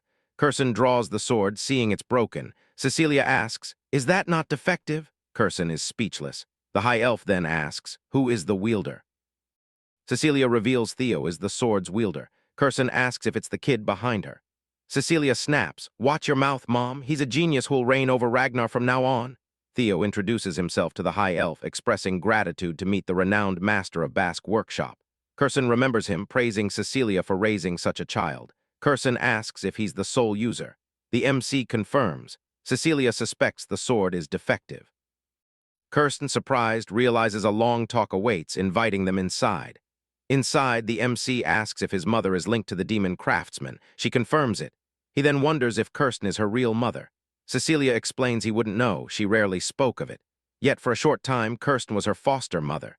Cecilia adds her mother loved all things beautiful, music, jewels, theater, even people. She claims that's why Kirsten fostered her. Kirsten dismisses the past, calling it pointless. Cecilia suspects a lie. Her son asks how she escaped this place. Kirsten reveals Cecilia left to marry the Ragnar clan leader. Kirsten never imagined her daughter would willingly go to such a wretched place, surprised she survived so long. Cecilia admits she couldn't resist the clan leader's charisma and love. Kirsten was disappointed. After running away, she returned, begging for Theo's sword. Kirsten called her shameless. Cecilia, annoyed, retorted at such words before her son. They argued. The MC smiled, never having seen his mother speak this way. He recalled his past life, an ungrateful son, never learning about his mother. He wondered if he was merely obsessed with the clan. He observes Kirsten's deep care for her mother, pondering her past in action. They reach their destination, Kirsten's room. Cecilia questions why they were led so far, demanding Kirsten forge Theo the best sword as recompense. Suddenly, Kirsten tells Cecilia to wait outside, grabbing Theo and swiftly closing the door, leaving Cecilia alone. Inside, Kirsten ignores Cecilia's calls, deciding to get straight to the point. She asks if he has the primordial dragon's relic. Our boy, confused, wonders if she means the guardian dragon's ancestor, their clan's protector. He recalls legends of its treasures scattered across Wintera for Ragnar descendants. She insists it's no legend, questioning if he truly has no relic. Kirsten, tearing up, frustrated, wonders how he shattered her sword, forged with her heart and soul. She scoffed, "Only a relic could break this sword. Do you even grasp its worth?" He mumbled an apology, recalling damage from a lesser drake. Realizing his ignorance of relics, she decided to show him. She presented a chain-sealed casket, asking if he noticed something. The MC spots a blue glow, familiar from the palace dungeon. A quest, he wonders. Curson sees nothing, but his actions suggest he's noticed something. She drags the casket, explaining countless failed attempts to open it and retrieve the item. Setting down the casket, she mentions the primordial dragon's relic. Kirsten shared the legend. A primordial dragon forged the monster sword White Moonlight Blade from its own fang. She offered him the sword if he could break the casket's seal. The MC looked confused, so she revealed failure meant losing his life. "Still want to try?" she challenged. The MC, grinning, declared, "That sword is mine now." The system reveals the next quest scenario, chosen by the White Moonlight Blade, a primordial dragon's relic. This sword belongs to Black Snow's leader, one of the 9 dragons, the Black Dragon. Few know of it. All who have seen or spoken of it have vanished or died. Our protagonist recalls a mysterious man surprised Theo could see him. By sheer coincidence, Theo saw the sword's true form. He doesn't get why the Black Dragon spared him. He's shocked to find the Black Dragon's White Moonlight sword here, a true primordial dragon relic. He recalls meeting the Black Dragon 4 years prior, realizing Curson held the sword then. She asks if he wants to open it. The MC grins, dead set on claiming the sword. He declares it's his now. Observing the casket, he notes its striking resemblance to the Camellia Palace. He uses the blue key to open the casket. Curson is confused as it unlocks and a weird light shines. Suddenly, Curson is concerned as he's pulled inside by a mysterious black fog. The MC struggles but fails, dragged into an unknown place. He opens his eyes, disoriented. Theo recognizes the Rose Palace, now engulfed in fire. He doesn't understand why he's reliving these past memories. He forgot his weakness. He needs power enough to defeat Randone, crush Camellia Palace. A griffin messes with his mind, grabs him, ready to devour. But the MC wakes, grabs its beak, catching it off guard. He realizes the monster uses his desire for power to take over his mind. This is its monster sword nature. The griffin calls him insolent, struggling to break free. The boy confidently retorts he conquered all despair it could show him, ages ago. Did it think its useless powers could tempt him after countless trials? The griffin falters. Our MC notes the griffin looks vastly different from memory. The beast struggles, but our boy holds fast, recalling it was 10 meters tall, now they're similar. He wonders if it shrunk from being seen too long. Dismissing it, he claims the moonlight sword, punching the griffin with an evil look. The monster tries to parley. Meanwhile, in Curson's room, Cecilia screams, seeing her son unconscious. Cecilia tries to wake him, but he's unresponsive. She cries, demanding why her son is unconscious. Cecilia sobs, "I never asked for this, I just wanted a sword for him."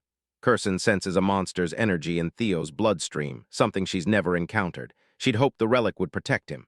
Cecilia warns, "If anything happens to my son, I'll never forgive you." Suddenly, the MC grasps the moonlight sword, a mysterious light forming around his chest. Cecilia, concerned, tries to wake him. Theo finally opens his eyes. She hugs her son tightly, tears flowing. She tells him her worry, but he assures her not to overthink it. He's fine. The system congratulates him on hunting the griffin and completing the quest. As a reward, he now owns the White Moonlight sword. The MC realizes his survival was pure luck. The freshly unsealed griffin was easily defeated. Psychological attacks had no effect. The system notified him. It observed the White Moonlight sword's monster energy, greatly increasing his magic power. His magic power surpassed 200 and his body began to glow. He learned his magic power gained divinity, reaching a high-ranking swordsman's level. Yet he was disappointed he couldn't use it immediately. He must hold himself back until the awakening ceremony. Curson, surprised, congratulates his success. He asks if she'll keep her promise. She assures him elves don't lie. He notices the sword's rebellion, questioning if it still hasn't acknowledged him. Anxious, he's told by the elf the sword acts this way after 400 years trapped. Now free, it simply wants to release its pent-up frustration. Curson suggests he swing at the wall with all his might. He wonders if it's safe. She mocks him. "Worry for nothing. Even with a legendary sword, an inexperienced brat like you, pre-awakening, can't harm the Basque workshop." Unnerved, he resolves to try. Our boy realizes he can conceal his dragon heart at will. This is his prime chance to test the new legendary sword. He approaches the wall, channeling all his magic. MC unveils the legendary moonlight sword, ready to strike. Curson watches, concern growing. She tries to stop him, but he unleashes single flash, obliterating the workshop wall. Cecilia is astonished. Kursen's eyes well with anxious tears. Contrary to Sursen's thoughts, he split the building wall in half with one sword swing, not even aiming to destroy it. Sursen sank into despair at yet another costly loss, especially after the sword he'd just broken. Even Theo thought this was overkill. He was running on empty. The sword drained all his magic for the devastating slash. Right then, Sursen began giving him mana. She dashed to him unnoticed. Startled by his lack of magic control, yet seeing the huge crack in the 10-foot wall, she knew this lad was a genius. Pride flickered, quickly replaced by dollar signs in her eyes, her greedy mind plotting profit. Placing a hand on him, she declared, "I'll be your patron from now on." Theo only needs to spread his wings and showcase his skills. Basque is clearly using him as a walking billboard for her workshop, a fact Theo bluntly acknowledges, seeing the dollar signs in her eyes. As night deepens, Theo and his mother bid farewell to Basque's workshop. She clutches the fangs Theo gave her for wall repairs, thrilled with this Drake loot. He must have snagged it while obtaining the relic. She's proud of her son for raising such an incredible one. Just then, someone arrives, greeting her as Demon Craftsman. Kursen freezes, recognizing the familiar voice. She turns, asking why he's here, but robber Ragnar's mysterious crow, eyes glinting red, remains silent, leaving her in suspense. 5 days pass. The awakening ceremony day has finally arrived. Evelyn and Theo spar as usual. After trading blows, she senses his swordplay is now stronger, faster. My guy grins, stoked to hear praise from Evelyn, something he never expected. Onlookers, as always, are sweating bullets, feeling like weak sauce next to Theo. It's been half a year since Theo's change began, and Evelyn's amazed he can already push her back, if he awakens his magic today. This could birth a monster. After their spar, the lady gave him props, praising his great job. She suggested he could be the awakening ceremony's valedictorian, offering her prayers. Theo smirked, thanking her. He promised to mention her in his speech if he became valedictorian. Evelyn gave him a really look, while his friends excitedly demanded he mention them too. Theo felt a smug pride, musing popularity was such a drag. Evelyn, however, just gave him a look, clearly thinking he was getting way too full of himself. The scene transitioned to central headquarters. Theo made his grand entrance, introducing himself to guards as Theo Ragnar of Camellia Palace. Inside, he noticed the large crowd. The awakening ceremony, the Ragnar clan's most important annual event, drew every participant hoping for good results. As a Ragnar swordsman, this is their first chance for recognition and honor. The entire Ragnar clan watches, including clan head Kyle Ragnar. Pressure is immense. Big shots like the 9 Dragons and Hilda Ragnar, former clan head from 2 generations ago, are present. Theo notes Hilda doesn't look 150 years old. He's relieved she's attending again. The conductor bangs a drum, seizing attention. This is Vana Ragnar, the ceremony's judge and a Dragon Gate swordsman. He snaps everyone to attention, announcing the preliminary examination. The task: grab a sword, then mark the steel wall on the platform.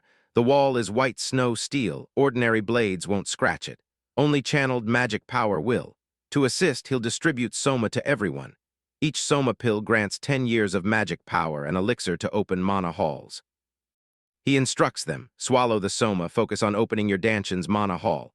Only then can you cut through the white snow steel wall with your swords. The depth of your cut will determine your results. Vahana screams, "From now on, participants whose names I call will step forward, grab a Soma, and get on the platform. First participant, Theo Ragnar, come forth." He steps forward promptly. Taking the pill, he reflects on his past life. Axion, the valedictorian, grabs a sword, walking toward the white wall, determined this time will be different. A system window pops up. Scenario Quest 3, become valedictorian of the awakening ceremony to clear it. Cut to 150-year-old Hilda asking Kyle if this is the boy. Kyle responds positively, asking if he's caught her attention too. Hilda, intrigued by tales of this boy, wants to see his descendant's competence firsthand. He stretches his shoulder muscles, unable to shake off his nervousness. Judge Vana promptly appears, reminding him to swallow the Soma. Theo pops the pill, recalling his past life. Soma swallowed, mana uncontrolled, Danshan severely injured. This time it will be different. As he swallows the pill, he feels a surge of power, mana scattering. Vana is bewildered. This brat caused such a mana wave. He worries Theo can't control it. Swallowing Soma requires extreme care. For mana to settle in the Danshan, talented Ragnars with vast mana must be extra cautious. Failure means disability. Vana was certain this kid was done for, but surprisingly, my guy quickly stabilizes. Theo felt a surge of happiness, realizing he had both a dragon heart and a mana haul. It felt almost too easy this time, unlike his past life. Now officially allowed to use mana, he'd no longer hold back the vast power within his dragon heart. He prepared, leaped, and unleashed everything. A dragon manifested from his mana, soaring straight toward the wall. In a flash, it struck, creating a giant crack. Vana, utterly stunned, announces Theo Ragnar has passed. Spectators are equally bewildered by this power display. A system window appears before Theo. The curse of bad luck has ended, and his fame spreads worldwide. Genuine joy fills our boy's face. He's finally reached the same starting point as others. The system also reveals many are interested in his impressive performance. Osa Ragnar Plunas wishes to take him as a disciple. Julius Ragnar resents the attention he receives. Robber Ragnar remains cautious, while Hilda Ragnar also shows interest. He's thrilled that not only the Black Dragon and Sword Dragon notice him, but catching Hilda's eye makes him especially happy. After all, she possesses the heart of Garuda. He wonders how amazing it would be to obtain it. Other contestants tried the white wall. One left only a hair-thin scratch, realizing he was nowhere near Master Theo. Ray Ragnar, Hulkus Lanka, and Remington Nacrio followed. None, despite their best, matched the massive cut my guy left.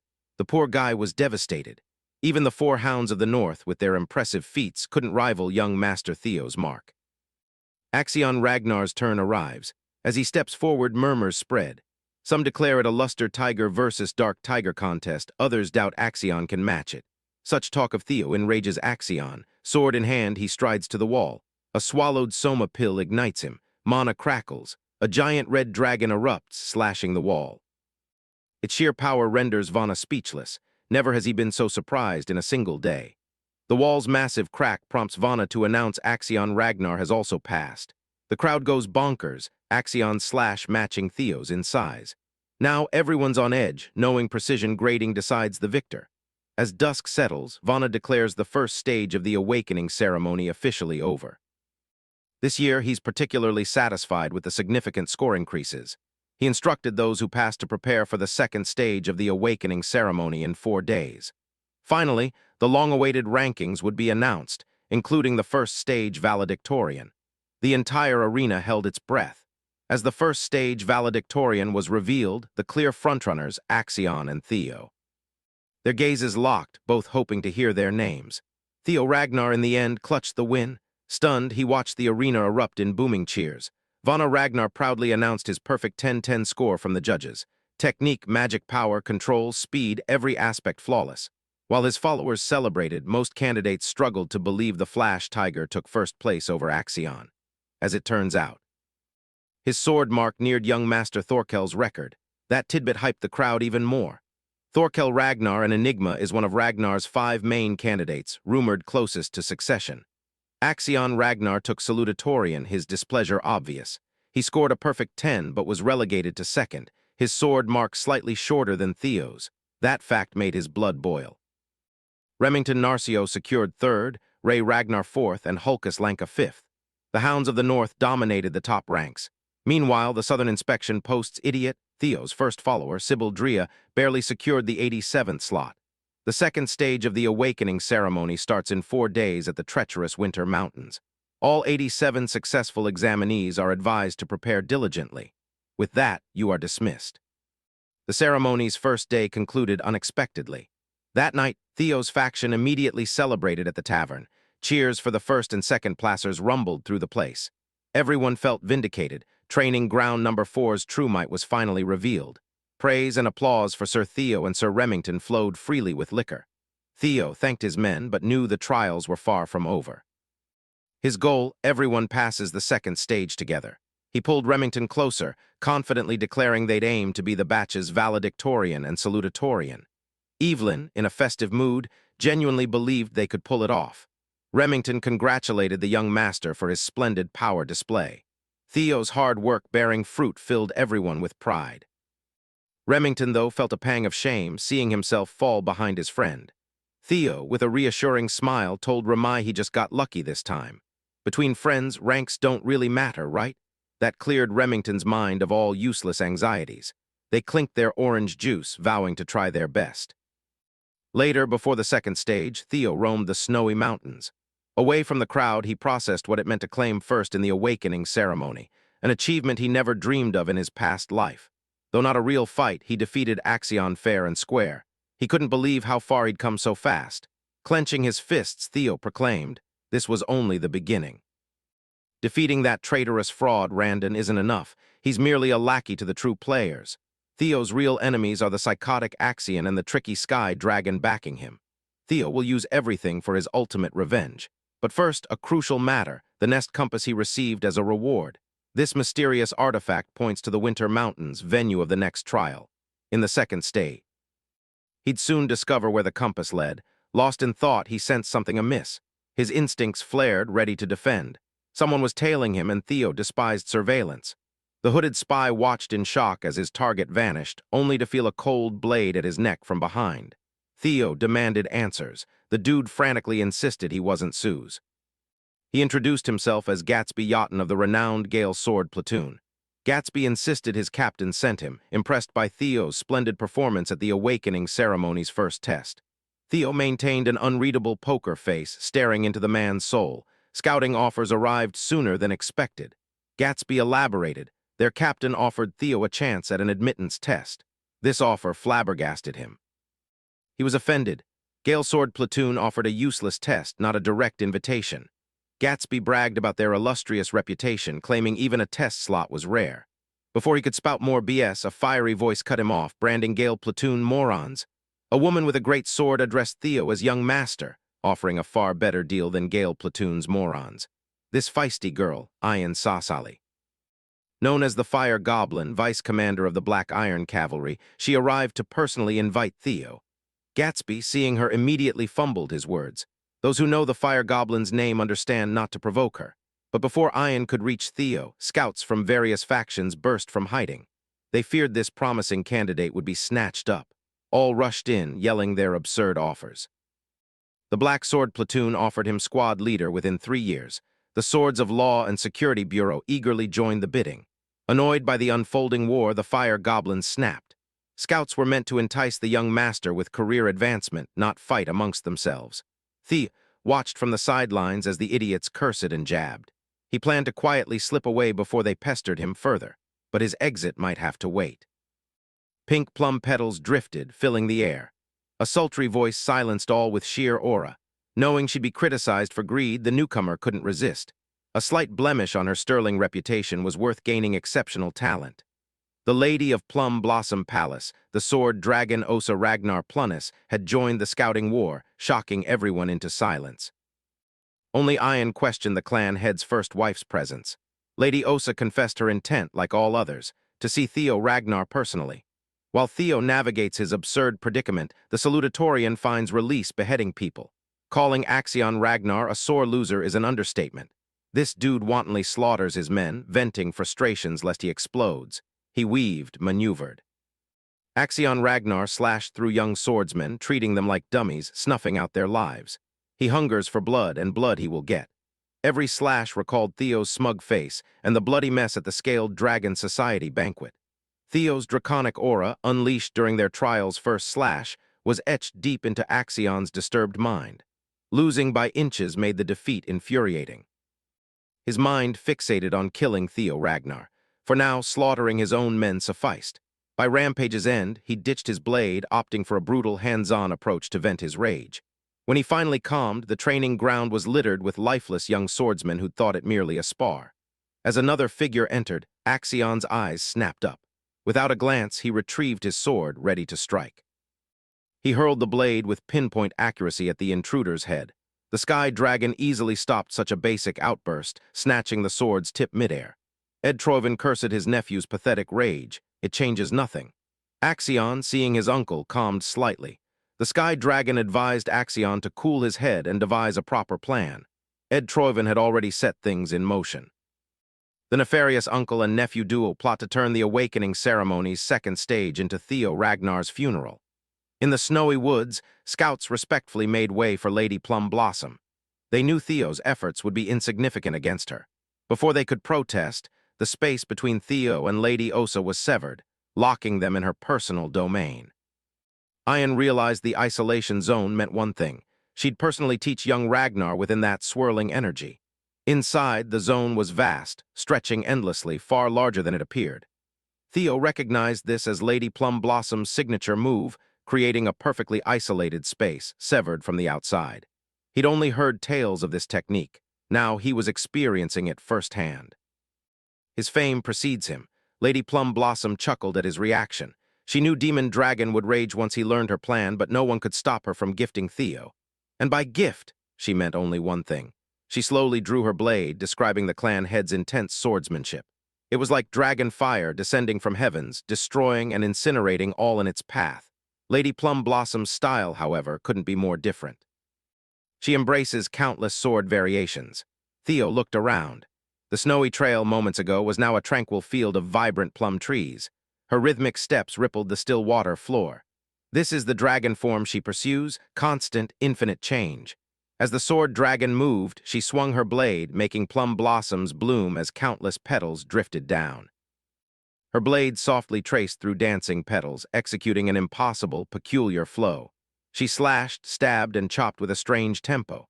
As her demonstration ended, she slowly lowered her sword, petals spiraling beautifully to the ground. It was absolute cinema, a feast for Theo's eyes. The ridiculous part?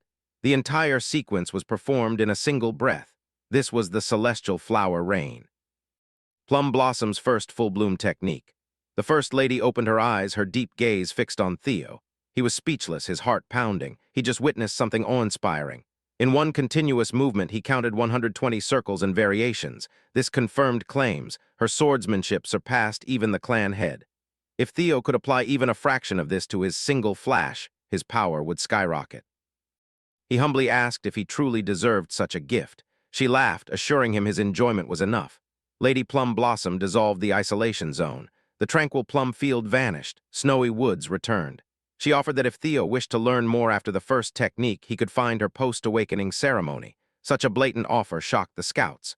The First Lady simply wishes Theo to be a new wind in this desolate place. With that, her body dissolved into a shower of plum petals, drifting away. Theo knew he had received something immense. Even he couldn't shamelessly withhold gratitude from the First Lady. His position was now complicated. It felt too greedy to be both Lady Plum Blossom's disciple and a white-armored dragon cavalry member. 3 days later, the trial's second phase began. 87 candidates gather at the treacherous Winter Mountains, near the northern Great Wall. This vast range stretches from their winter home to the Demon Sea. Here, the Ragnars have fiercely shielded humanity for over a millennium, warring with the cursed land beyond. They constantly cull the Demon Sea, where countless demonic fiends lay waste. High-rank swordsman and overseer Jackie Ragnar warned, the new generation will inherit this duty. Winter Mountain is the perfect testing ground. But as apprentices, examinees are forbidden from the Demon Sea. The exam area is strictly within the Great Wall. Today's exam is simple. 15 days to defeat demonic monsters roaming Winter Mountains and retrieve the bells from their necks. 7 rainbow-colored bells, red, orange, yellow, green, blue, indigo, violet. Points increase with each bell in that order. Higher points mean confronting a more powerful demonic fiend. Overseer Jackie emphasized the danger of violet bell fiends. These abominations are at a level no apprentice swordsman can touch, let alone defeat. Still, they're worth a ton of points. The hunting method is entirely up to examinees. Their chosen method doesn't matter. They must return the bells for tallying before the exam concludes. Everyone grasped the overseer's implication. Any method is permitted. Seizing others' prey or bells is allowed. Indeed, it's encouraged. They deliberately sow discord. This reflects the Ragnar clan's law of the jungle. Finally, the overseer described fiend-repelling totems across the mountains. Within these safe zones, supplies are buried. And everyone was encouraged to utilize them effectively. Overseer Jackie formally signaled the second trial's commencement. The moment he dismissed them, candidates rushed off, scattering without hesitation. Most shared Sybil's idea. A 15-day exam demands supplies. First, secure resources, then execute strategies. The test had just begun, but Hulkus Lanka loved every second. He was in his element. Axion, fueled by revenge. Axion entered this exam with a malicious goal. His sky dragon uncle stressed he must follow the plan precisely. Play his role and Theo will fall. Axion, pushing forward at breakneck speeds, failed to notice someone tailing him. It was the mysterious Ray Ragnar. With everyone rolling out, Theo headed to the woods to start. Before he got far, a familiar voice called. Ramai rushed to Theo, asking if he remembered their friendship. The Silver Lion had pondered for 3 days, realizing Theo was both friend and rival. This sparked a desire to truly surpass young Master Theo in power. The young dragon, shocked at first, soon grinned. He understood Ramai's feelings well. From their first clash, mutual respect blossomed. Theo felt the same as the Silver Lion, friend and rival. Ramai laughed in relief, having worried the feeling was one-sided. With renewed clarity, Ramai declared he'd try to beat Theo in the second stage. Theo wished him good luck. Without wasting a second, Ramai exploded in speed into Winter Mountain. Theo paused, soaking it in. Remington, incredible, now aimed to surpass him. A thrill he'd never known surged. True strength, finally his. Delightful. Theo opened his inventory, pushing emotions aside for later. He retrieved the nest compass, beginning his search for the dragon's nest. The needle pointed generally. On a deadly cliff, the system's blue light shone from a hidden cave. The compass led Theo to Winter Mountain's treacherous outskirts. At his supposed destination, he was confused. Nothing stood out. The compass needle pointed to the ground. That must mean something, right? Perhaps he needed to dig until he hit the jackpot. If so, he really should have brought a shovel. Using the white moonlight blade to dig in snowy soil would be a gross misuse of a legendary blade. As he pondered, Theo's spidey senses tingled. He steadily drew his sword and spun around instantly. His eyes locked onto the unwelcome presence. Sometimes you make your own wind. He unleashed a sweeping attack, mowing down everything. Trees cleared in a line, the ground wrecked. Exuding killing intent at the secret tail, he gravely urged them out. Unsavory characters emerged from the woods, confused how Theo noticed their hidden presence. As Theo saw the man's face, he was taken aback. It wasn't just one. There were 3. In his previous life, Theo knew these monsters, the 3 scoundrels of Vuck Mountain, Hyde, Cow, and Rune. Aptly named, they were the scum of the earth, infamous for slaughtering civilians under the guise of mission accidents. They were a cancer, a byproduct of Ragnar's rule of the strong. Theo could never forget the Vuck village massacre. While with Black Snow, he was assigned to personally clean up their heinous acts. He knows the horror these 3 will unleash. Better than anyone. Public records, 761 dead from that incident, 220 missing. The real shocker, none of the. No corpses could be identified. Their method was decimating heads for sport. He knew their terrible nature would cause trouble, planning to deal with them eventually. But not this soon. Expertly tailed, Theo asked if Axion sent them for a hit. One scoundrel laughed, clarifying they aren't ordered by kids. Naturally, their employer was someone so high up, Theo couldn't imagine. But the young dragon quickly narrowed the culprit to one, the head counselor. The scoundrel's reaction gave it away. Theo guessed the employer instantly. It wasn't hard to guess, given their talk of blood and heritage. No exam proctor was nearby, clearly part of the conspiracy. Theo's sharpness was a big problem. The scoundrels were confident this job was theirs. Their leader boasted he felt best crushing handsome faces like Theo's. Bro was just glazing. The Flash Tiger remained unfazed, keeping all 3 in his sight. He cut short the mouthy scoundrel's childish trash talk. Theo immediately slashed, summoning an ancient dragon avatar with his force. Before they could even close the distance, the scoundrels were already at death's door. Theo struck thrice with perfect precision, unleashing his new triple dragon's claw. Each blow targeted a scoundrel. The young master embraced violence, yet refused to become like these trash. This was revenge for a future crime they hadn't even committed. He'd do the opposite of those scumbags. Only their heads would remain. The dragon's claw's power could pulp a body, leaving only the head intact. He flexed on these criminals, delivering their deserved comeuppance. Theo was surprised how swiftly these troublemakers fell. Their youth, perhaps. This new skill stemmed from Lady Plum Blossom's brief celestial flower reign. For 3 days, he dissected and reconstructed the style, mastering 3 consecutive flashes. Drawing curved slashes with circles and arcs was challenging. A new world of transformations and applications opened. Of course, completing 120 transformations in a row like the First Lady was still impossible.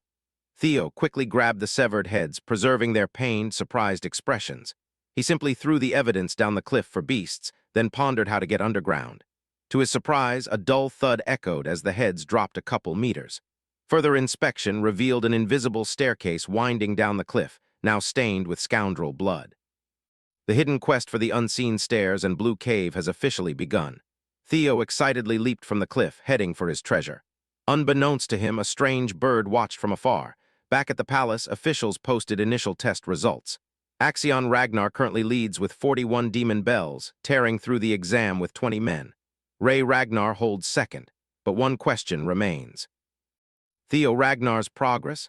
The messenger had to scroll to the very end of the report. 0 demon bells. He's solo, no team, likely moving stealthily or perhaps setting an ambush. Proctors could easily verify this. Lady Plum Blossom's impatience was clear. The head counselor argued, first stage brilliance doesn't guarantee second stage success. He'd even suggested the kid wasn't ready for real battles, being a natural child, not a pure Ragnar. The head counselor assumed his goons had handled it better than expected. Then Ed Troyven called, asking if he'd pulled strings. The counselor didn't even bother to deny it. He was kinda bummed he couldn't spill the tea earlier, but hey, it all worked out. Even Sky Dragon was shocked by the geezer's brazen audacity towards an impure royal child. Ed seethed. This elitist coot acted without permission, jeopardizing his plans. Since Camelia's abduction, Sky Dragon had campaigned to seize the Rose Palace. But the primordial dragon's relic remained elusive. Ed Troyven now hypothesized Theo held the key to Rose Palace's relic. Sky Dragon felt it in his bones. That boy Theo holds clues about the relic, proving himself a threat. Ed, using telepathy, again jacked into a guard's mind, urging Axion to hasten. Lady Plum Blossom sees the head counselor and Central Intelligence Director scheming, their stealth failing. The Pro-Theo group may need precautions and countermeasures. A reasonable idea, yet Julius Ragnar vehemently opposed it. The demon dragon genuinely believed Theo wouldn't crumble under a mere challenge. Julius trusted his gut. Theo was safe, just caught in unknown circumstances. Julius also hadn't forgotten Lady Plum Blossom's secret meeting with Theo. The First Lady feigned ignorance, laughing playfully. Back in Winter Mountain, Theo finally saw where the stairs led. Inside was a simple cave, but pesky skeletons swarmed its outskirts. They constantly launched strong mental attacks, a trap set within. Most would break down if caught. But after passing White Moonlight Blade's tough test, such low-level mental assaults are nothing. More importantly, Theo followed the compass, finding something. To assess, Theo expanded his senses, sending wildlife scattering. In moments like these, his special divinity skill is just too clutch. He can even see what's lurking around every corner. Theo, pushing aside his thoughts, was first to arrive and be tested. He finally found the hatchling's lair. In 3 years, Black Snow would kill the hatchling, uncovering a priceless legendary item. Deeper in the cavern, Theo silently apologized to Black Snow, planning to claim their historic record. Behind the gate lay the Ammon Grimoire, a unique game-changer. Entering, Theo froze, overwhelmed by the sight. Mountains of gold, legendary weapons, gems, and trinkets lay scattered. This was no hatchling's nest. At the gigantic room center, an ancient dragon slept, using its sea of gold coins as the world's most lavish bed. It seemed deep in sleep, oblivious to the outside world. Theo wasn't tripping. If it woke and attacked, he'd kiss goodbye to the relic and all riches here. Certain death, were Black Snow's reports false? A full-grown dragon, not a hatchling, misinformation, or too early, he needed a move in this unexpected situation. He considered leaving, returning later before Black Snow. But that choice vanished when the dragon opened its eyes. He turned. Theo stared down one of the world's most ancient beings. To his surprise, ancient dragon Roadbroke spoke in human tongue, calling him the first selector in ages. The giant beast was surprisingly chill, introducing itself without hostility. Roadbroke explained the Ragnar called her guardian dragon and owner of Winter Mountain. Everyone in the clan knew Roadbroke's name, trying not to be rude or disrespectful. Theo knelt, honoring his ancestor. Roadbroke was intrigued by the young human's ancestor claim. Theo's lifelong teaching, Roadbroke, the guardian dragon, was Sigurd's companion, Ragnar's progenitor, and Friedraf's mother. The beast asserted Friedraf, that bastard, spread nonsense. Old companions with Sigurd, yes, but she saw it as mere respect for a soul-selling contractor. Little emotional exchange occurred. Humans cannot mate with dragons. Perhaps these humans aren't true monster bangers. Theo questioned if his family truly possessed dragon blood or if it was mere propaganda to elevate the Ragnar name. Roadbroke clarified, the claim was true. Through her long-term contract with Sigurd, her dragon's blood was shared, just as Theo prepared to ask more about his family's history. Roadbroke, pleasantries done, cut him off. Her duties as guardian dragon to the selectors now began. She would uphold the clan's founding covenant, granting the successful selector 3 questions post-test. He could finally breathe in relief, thanking the gods this seemed a non-battle situation. To reach the clan's peak, deep family lore knowledge was crucial. He needed maximum intel from these 3 questions. Outside, the awakening ceremony's second phase raged on. Axion dominated the leaderboard and surrounding beasts. His 1,000 dragons roar one-shot most enemies. A white tiger beast fell, bloodied and lifeless, onto the snow. Axion approached. He sought the green bell on the poor cat's neck. Another bell secured, marking 57 confirmed kills. He rapidly accumulated points. Killing these monsters was secondary. Axion itched to find Theo, but scouts repeatedly reported Theo was nowhere. Axion's lackey, Orion Gardner, smugly remarked Theo must be scared, facing real monsters now. Orion was determined to stick with Axion's entourage, no matter what.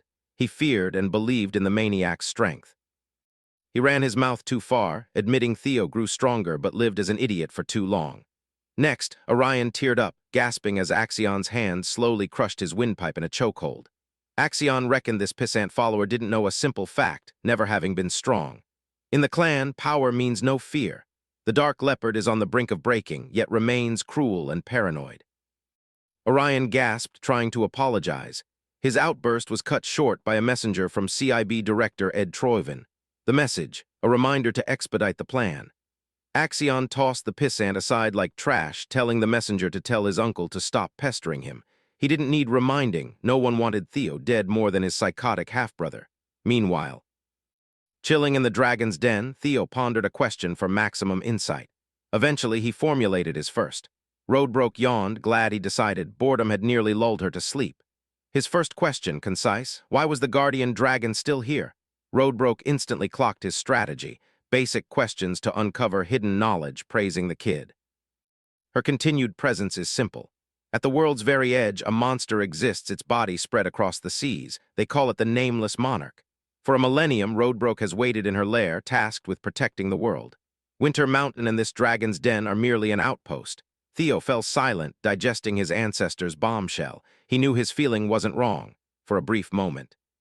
He sensed fear in Roadbroke's eyes. Imagine a godlike figure, powerful as an ancient dragon, still capable of terror. An existence out there instills fear in a deity reigning for millennia. That nameless monarch must be one freaky bastard. Theo yearned for more lore, but pressing matters came first. So his second question: what exactly were these ancient dragon relics he kept hearing about? Roadbroke revealed there are about 3 relics in the world. Though she knows little, she senses the young selector is quite lucky. The 3 she knows are the Camellia Palace Dungeon and the White Moonlight Blade. The last is more complex: ancient dragon Papnir's relic. It's a great ancient dragon's soul fragmented into 31 pieces, bestowed upon humans to protect humanity and resist the nameless monarch. Ancient dragon relics aren't limited in form. They can be items, experiences, or even rare, intangible, strange phenomena. That last part made Theo's mind race. He finally realized the last relic was always within him. Everything since his regression flashed before his eyes. Living 20 years, then being sent back to the brink of death, that's the strangest phenomenon anyone could ever face. His regression must be another form of the ancient dragon's relic. Theo himself holds it. He must have received a fragment of Papnir's soul, but something's off. Dragons always protect relics, yet none in his regression. Realizing this, Theo posed his final question. He stared into Roadbroke's piercing eyes, asking why he was chosen. Why would the hand of fate choose Ragnar's talentless imbecile to fight the nameless monarch? Roadbroke stared back fiercely, answering his question with her own. Why do you think you're the only one chosen? Theo then realized he hadn't seen the bigger picture. He might not be the only one chosen by these powerful relics. Sky Dragon Ed Troyven, Demon Craftsman Curson, and even the Black Dragon knew of relics. They actively seek and collect these relics. Perhaps they too were chosen by a fragment of Papnir's soul. If so, are they seeing the same messages? Did they regress in time? These questions brought Theo closer to truth, yet complicated everything. A nameless monarch, feared even by the ancient dragon, lurks at the planet's fringes. Theo might not be the only regressor. Roadbroke's answers complete the quest. Theo will now receive his reward. Engrossed by these revelations, he nearly forgot his quest for Eamon's grimoire. Yet his horizons have expanded. He changed his mind. He needed something far grander, something incomparable to any item in this trove. As a quest reward, he could pick anything from the ancient dragon's treasures. Roadbroke proudly boasted about her vast collection: gems, relics, elixirs, skill books, armaments, anything imaginable. She had it all. Whatever Theo chose would be a priceless fortune beyond his wildest dreams. Roadbrook urged him to choose wisely, promising to deliver. Theo's lips slowly twisted into a sly smile. Prompted by the ancient dragon, Theo Ragnar proudly proclaimed his desire, Roadbrook herself. That answer was certainly unexpected. The ancient dragon queen took Theo's remark as a joke, responding in kind. Done with jesting, she demanded the Ragnar descendant state his true choice. Standing resolute, Theo declared he had just told her what he wanted. The dragon pauses, asking if he's serious. Upon confirmation, it unleashes a menacing aura, rumbling the ground beneath Theo. Using its terrifying dragon fear, the ancient beast deems Theo's words disrespectful, lashing out for overstepping boundaries. Feeling the immense pressure, Theo struggles to stand his ground. The dragon's roar alone makes blood seep from every crevice of his face. He counters the roar with a lesser drake's fear, a pointless attack. Even Lodbrok deems him an idiot for challenging an ancient dragon's roar with such incompetence. Determined, Theo shouts his request, reminding the guardian dragon it said he could select any treasure from its nest. By its own words, no condition prevented him from choosing Lodbrok, the guardian dragon, as his desired treasure. Though he speaks with confidence, Theo knows this is a massive gamble when he's staking his life on. This beast, Lodbrok, the guardian dragon, alongside the progenitor Sigurd, solidified the Ragnar clan's power. For Theo to become her partner, he must prove himself a true Ragnar warrior. To avert the dark past horrors, he'll sacrifice everything for this chance. Theo now demands the guardian dragon fulfill her promise and surrender. The warrior's aching voice begged for her aid. Suddenly, the guardian dragon glimpsed a shadow of Sigurd's legend. Seeing his image trailing Theo, Lodbrok roared, accepting his plea, stunning Theo. Moments later, she materialized into a smaller, human-like form, her sharp golden eyes piercing him. Impressed, Lodbrok decided to give him a shot. She stood before him in majestic beauty, leaving him speechless. Lodbrok reminds him she's over 2 millennia old, such thoughts are futile. Theo points to the guardian dragon's chest, not the personality some might imagine. He refers to the hole, a scar from a battle 50 years ago. Lodbrok lost her heart and ever since has awaited death. Only 3 years remain before her demise, thus she cannot leave her nest nor directly aid him. So she offers again, asking if he truly intends to choose her as his desired treasure. The simpleton smiles, confirming his choice. He wants her as his desired reward. Honestly, under different circumstances, this would sound kinda sus. The system confirms, guardian dragon selected as his reward. Lodbrok calls it foolish, but just another chosen one quirk. The system grants him the title, guardian dragon's significant other. Theo, a descendant of the clan's progenitor, vows to grow stronger and reach new heights. He declares he will obtain the remaining relics of the primordial dragon Fafnir. A soul link forms between the guardian dragon and the warrior. Theo promises to find a substitute for Lodbrok's heart among Fafnir's powerful relics, believing something miraculous must exist there to help her. He also levels up from the experience gained. Theo believes this is what it takes to claim the guardian dragon's partner title. You get it right? She smirks, expecting good care from her new partner. Yep, straight to the naughty list.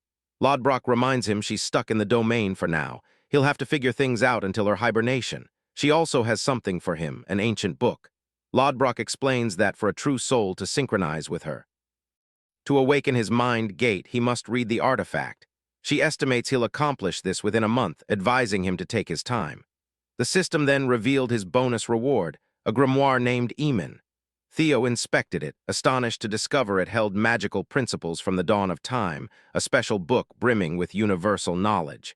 He was thrilled to possess such a treasure. His real concern was the duration she mentioned. He asked Lodbrok what she meant by 1 month. The guardian dragon explained it usually takes that long to awaken a mind gate, asking if he had something more important. Theo, disappointed, revealed he must deal with the second stage of the awakening ceremony, happening now. The exam is only 15 days, meaning he has less than half a month. That's why Theo wants to wait until the exam is over to start. Lodbrok, her eyes fixed on him, conceded it was possible but vowed she wouldn't allow it. She had no intention of him escaping so soon. Instead, she demanded he open the mind gate before the second stage even concluded. Until then, Lodbrok would ensure he remained, a truly chilling threat. The entire exam spanned 13 days, roughly 300 hours. He had to finish by then.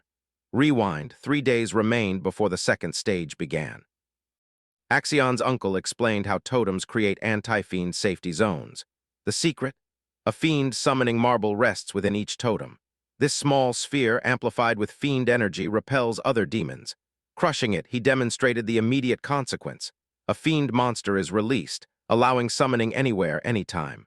Multiple fiends now surround the man, revealing the terrifying convenience of these marbles. He crushes them with his dragon spirit, declaring the second stage exam's objective is to eliminate fiends and collect points. Thus, Theo's only option is to hunt for his fiends. Axion begins to grasp his uncle's strategy, using the marbles to bait Theo into a trap. While that's part of the plan, his uncle reminds him things aren't so simple. They won't just kill him with a simple bait, as they need further clues about the Rose Palace relics. Axion, fueled by intense hatred for Tegai, sought to torture Theo for information. However, his uncle delivered a humbling, provocative reminder. Their strengths weren't vastly different. Axion's delusional belief of dominance was false. Meanwhile, Theo's compassion made his followers a potential weapon against him. Axion's uncle recommended using the dropouts from the fourth training ground for the task. He believes using them as hostages to extract artifact info from Theo is easier, avoiding direct strength. Axion is furious but accepts. Their plan now unfolds. Dark Leopard reflects on Theo's shock tactic, hidden until the exam's final moments. Only 12 hours remained before the second stage ended. The Ragnar prodigy scored first, a staggering 800 points with 60 points still. He regrets their plan's collapse. A subordinate wonders if the council's scoundrels got to him first, the only logical explanation for his disappearance. Felix Ragnar, ranked 7th, offers an observation. Axion fires back, calling it utterly stupid.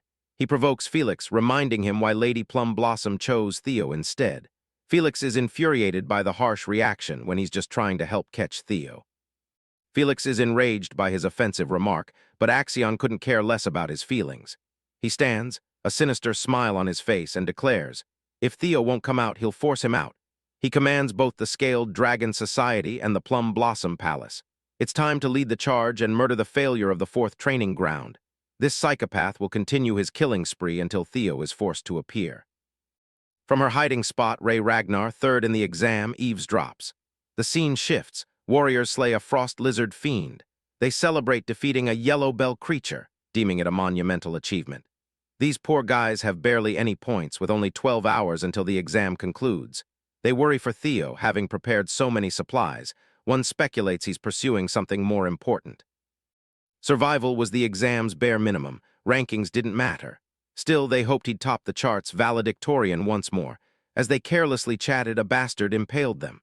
Orion Gardner just murdered Sybil in cold blood. His friends questioned the Scaled Dragon Society, terrified they were today's targets, all to draw out Theo. These poor guys are about to eat shit just for existing. Meanwhile, we revisit Lodbrok's nest of gold and treasures. The Guardian Dragon is impressed by Theo's ability to open his mind's gate in under half a month. The system confirms his initial grasp of magical principles. This is thanks to knowledge from his past life. Learning the Eamon Grimoire hinges on magic power's quantity and quality. With both Amana Hall and the Dragon Heart, Theo finds these tasks natural, learning twice as fast as others. A lower-ranked skill, Hatchling Synchro, also manifested. It enables mind-reading of objects via psychokinesis. Lodbrok believes he's proven worthy of becoming her partner. With fundamentals established, the rest is training. She also reveals that at a higher level, he'll hear her voice. Ultimately, she'll gain the greatest buff, casting Lodbrok's power, granting him the clan progenitor's ability. But before that, the Guardian Dragon needs her recovery. She has only 3 years left. Optimistic Theo aims to impress her with his accomplishments. Satisfied, she declares the primordial covenant complete. Lodbrok bids him farewell, hoping to meet again. Finally, he steps outside. He got the pack, but with 0 points and only 12 hours left, he feels life's on extra hard difficulty. Theo assesses his options. Hunting fiends conventionally makes first place in 12 hours impossible. The only viable strategy is to steal bells from other candidates. Recalling Axion's past life victory, he knows the same strategy applies. He just needs to eliminate his Ragnar rival and claim the top spot. Easier said than done. Behind him, an injured figure emerges from the woods, barely making it, immediately catching his attention. Ray Ragnar is in really bad shape. Our boy wonders if a powerful fiend attacked her, yet struggles to grasp she was bested by one. Theo quickly spots a sword slash, realizing a person was responsible. He worriedly asks what happened, but Ray, unable to speak, urges him west before collapsing in his arms. He's armed with his latest ability, reading minds of objects.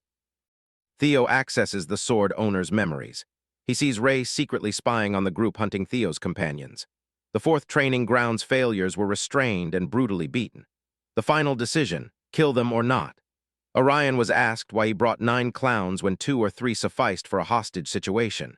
But before these lunatics killed the innocent, Rey valiantly stepped forward, exposing herself to Axion. Dark Leopard reminded him this was personal, she wouldn't interfere. But Rey refused to let this madness slide, ready to fight Axion. Axion, disappointed Rey, was swayed by Theo, prepared to take her down. Their chaotic fight began with a powerful exchange, but Rey suffered a brutal slash. Beyond that, memories are locked due to his low skill. Theo is furious and perplexed. Why did Axion capture his allies? Rey is shocked he uncovered the truth without her speaking. He begs for answers. Half dead, she explains Axion's goal was always Theo's capture. When Theo vanished, Axion took his friends hostage. This enrages Theo. He realizes his past enemies won't back down now, but this time he's far more capable. Theo demands Axion's location and intentions. Unexpectedly, one of Axion's henchmen reveals Theo's own position, the northern cliffside. This catches him off guard, but his men confirm contact with Rey Ragnar, meaning their arrival is imminent. Joyfully, Theo anticipates their arrival with an evil grin, eager to cut them down. Yet he's reminded, a one-on-one fight isn't required. His objective is gathering relic clues. His men will handle Theo. Meanwhile, he's to activate summoning marbles for a local distraction. Axion buys into the plan, ready to proceed. Rey, however, begs him not to go. Even Central Intelligence proctors are in on this grand scheme to take him down. It's beyond his strength. She warns him. The exam is a slaughter, a trap designed purely to kill him. Going solo is the riskiest move. Proctors offer the best chance. Still, Theo feels time is critical. Grateful he can't abandon his friends, he's ready to go immediately once she reveals Axion's location. The girl thinks he's lost it. Stakes are too high, death is certain if he goes. She urges him to play it safe this time. In response, Theo lashes out, refusing to lose his loved ones again. They promise to survive the second stage together, mouthing the inevitable. For the Ragnar's fate, Rey reminds him, sacrifices are always on the table. He bites back, pointing out her own resolve against Axion's cruelty. Even she couldn't just watch the terror unfold. He relives his past life, where everything he knew burned down because he was weak in a clan meant for the strongest. Theo's done losing people, done being played. He won't relive past mistakes. Fueled by anger and determination, Theo demands Axion's location. The scene shifts to Remington Narcio, who finds abandoned supplies from Sybil and his friends. Blood indicates trouble. He confronts 2 distant warriors, Hulkus Lanka ranked 5th and Erika Lanka ranked 4th. Remington Narcio is revealed as the second placer, trailing Axion. Now back to Theo. He's battling a snow fiend. He dodges the initial attacks, then swiftly ends the fight in one move, prioritizing other urgent matters. Theo rushes towards Axion, hoping some friends are still alive. He knows Ed is manipulating Axion's feelings, ensuring Theo's removal without clan outcry. The Intelligence Bureau proctor's siding with Axion is the strongest evidence.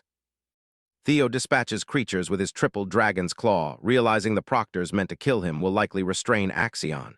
He prioritizes speed, knowing Axion is easily provoked and impulsive. Lunging for an aerial strike, Theo plans to manipulate the fiend's impulsive nature to his advantage. His sword pierces the creature's head, releasing a pool of blood. Meanwhile, let's check on Rey. She collects her thoughts. She remembers Theo, unchanged since childhood. Injured, she still wishes to help him. Hostages are brutally beaten under Axion's heel. He's ready to cut them down for any sound. Proctors warned him not to act alone to avoid conflict. So Axion stops his blade and waits. He knows 4 high-ranking proctor swordsmen are being sent to silently assassinate Theo. His uncle believes Axion can't take down Theo, a frustrating thought for Axion, who sees Theo as an insect. As if on cue, the devil himself appeared. Axion spotted him, covered in blood, a true killing machine. Theo, eyes blazing with resolve, saw his injured companions. He glared at the scumbags responsible, then turned to Axion, who had waited so long. Finally, his eyes fell upon his friends' corpses, making him grip his weapon. Axion drew his sword, ready to fight, but was again told to stand down, so he released his weapon. To continue negotiations, Axion asked Theo to reveal artifact information to save his friends.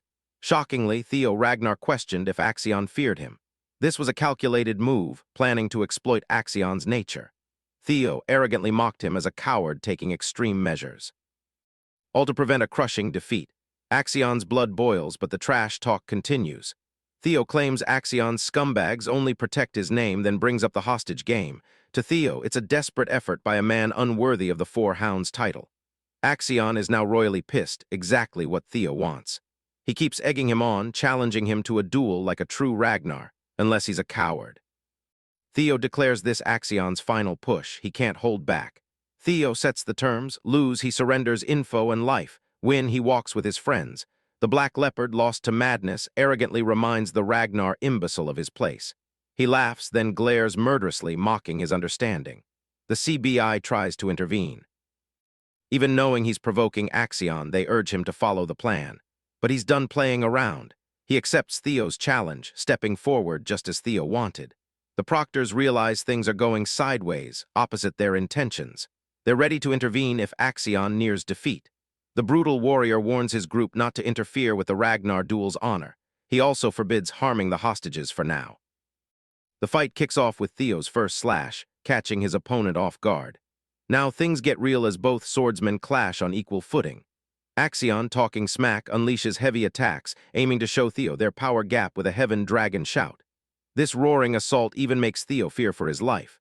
But Theo, charging his own slash, counters with the triple dragon's claw, severing Axion's attack, leaving him stunned.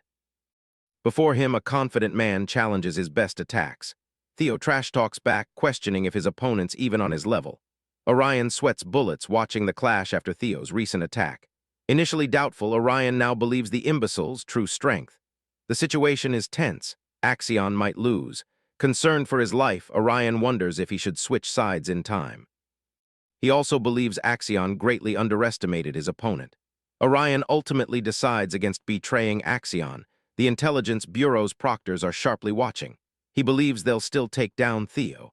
Orion commands his men to scatter, search for remaining proctors, and avoid their battle.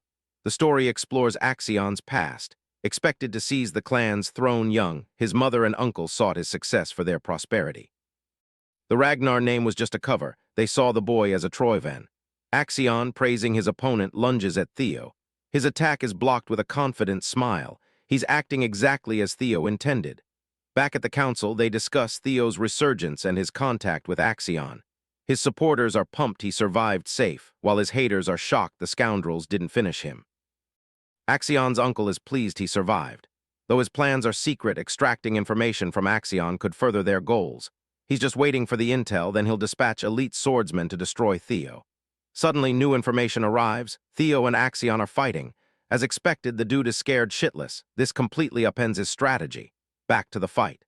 Theo executes his jester's footwork secret technique, gaining a crucial edge in mobility and evasion. Axion's sword swings miss. Their exchange reveals Theo's immense strength. A serious Axion glares, remarking Theo isn't as fast as presumed. Catching an edge on Theo's movements, Axion hurls his sword at Theo's head. The technique catches Theo off guard, triggering a flashback. He remembers being caught in thought, impaled by a sharp sword from the side. Axion claims his secret technique has predictable movements, allowing Theo to pinpoint his next appearance. Blood trails the sword. Theo, with bare hands, caught the blade, surviving the attack. He's now confirmed the assailant from his first life, Axion. Axion, one of his betrayers, caused the Ragnar clan's downfall.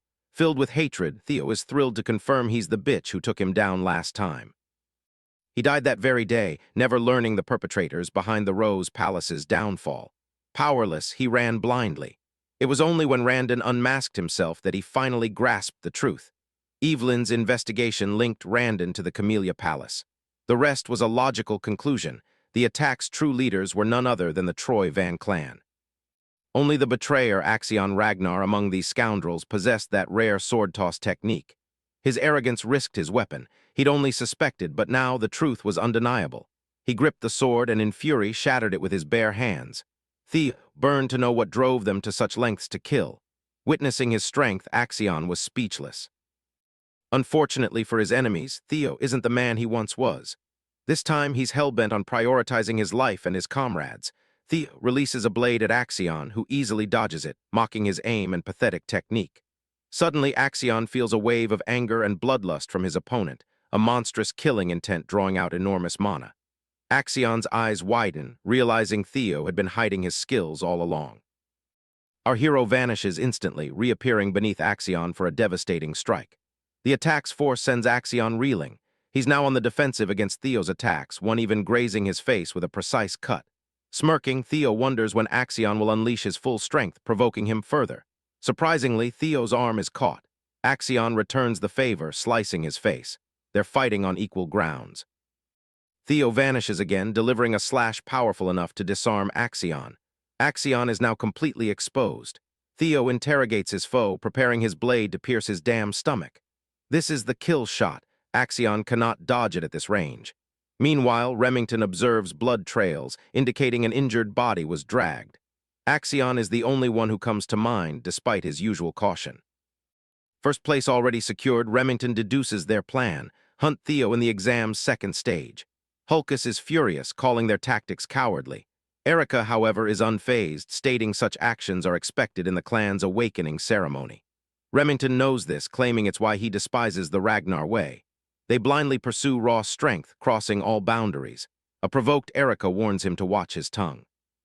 Remington, unconcerned, focuses on saving his friends Theo's way. He needs their help. Hulkus is in. Erica, indifferent, turns away. She only wanted Theo, but he's nowhere. She has no interest in saving weak men, prompting her brother to question her heartlessness. Remington, understanding her intrigue for Theo, advises helping now will benefit her in the long run. The three warriors then depart to locate the hostage. Remington hoped they'd arrive safely, but they were stopped by men. Warriors of the Scaled Dragon Society confronted them, a clear betrayal. Orion was annoyed that the white-haired punk joined Theo and these meatheads. Hulkus was offended. Remington urged his friend to step aside, take the easy path, but this bitch clearly wanted trouble and refused to move. With no other choice, he drew his blade. All three lunged to defeat the Scaled Dragon Society. The scene cuts to the hostages. One grabbed Theo's shattered blade, thrown not at Axion, but to land near them. This is their only chance to escape. The man wriggles his knees, trying to cut the rope. Back in the battle, Axion's life was saved at the last second by a higher-ranking swordsman. They finally showed up, acknowledging the situation. This is Liam Troyven, ready to accept punishment for his intervention. Liam breaks their clash, ordering his men to handle Axion. He begins his aggressive attack on Theo, while the proctors praise the young master's fight. They even return his blade. Axion isn't furious, just disappointed. Liam's ferocious slashes are giving our boy a tough time, but still. Theo holds his own in a near-equal exchange. Liam launches a forward strike. Theo blocks it handily. This brief clash impresses the high-ranking swordsman with Theo's defenses against both Axion and him. Still, he's no match for Liam's sword skill. No proctors are nearby, making this the perfect chance to eliminate the swordsman prodigy. For the Troyven clan's sake, he takes an aerial strike to finish Theo Ragnar in one attack. Time for a plot twist. Not Theo, but Liam is suddenly impaled. The culprit, Axion, reminding his men of his initial warning, no interference. Axion's betrayal just flipped the fight. The other swordsmen confront the young master for his blind rage. Axion, furious they doubted his victory, sees it as a mockery of his air skills. Theo realizes he's gone totally mad. As for Axion, he finally recognizes the man's Ragnar-level skill. His uncle had groomed him from youth with delusions of grandeur, pushing him to claim the Ragnar throne. Axion admits Theo's strength, yet claims Theo is weaker in comparison. He declares himself the destined strongest warrior set to claim the throne. He believes defeat here is impossible. Axion, ready to cut down anyone in his way, lunges to attack, but his sword slash fails to connect. Who soared skyward with his speed, shocking Axion with a direct hit. Liam is alive, though gravely injured. He orders his men to aid Axion at any cost, to kill Theo while they still have the chance.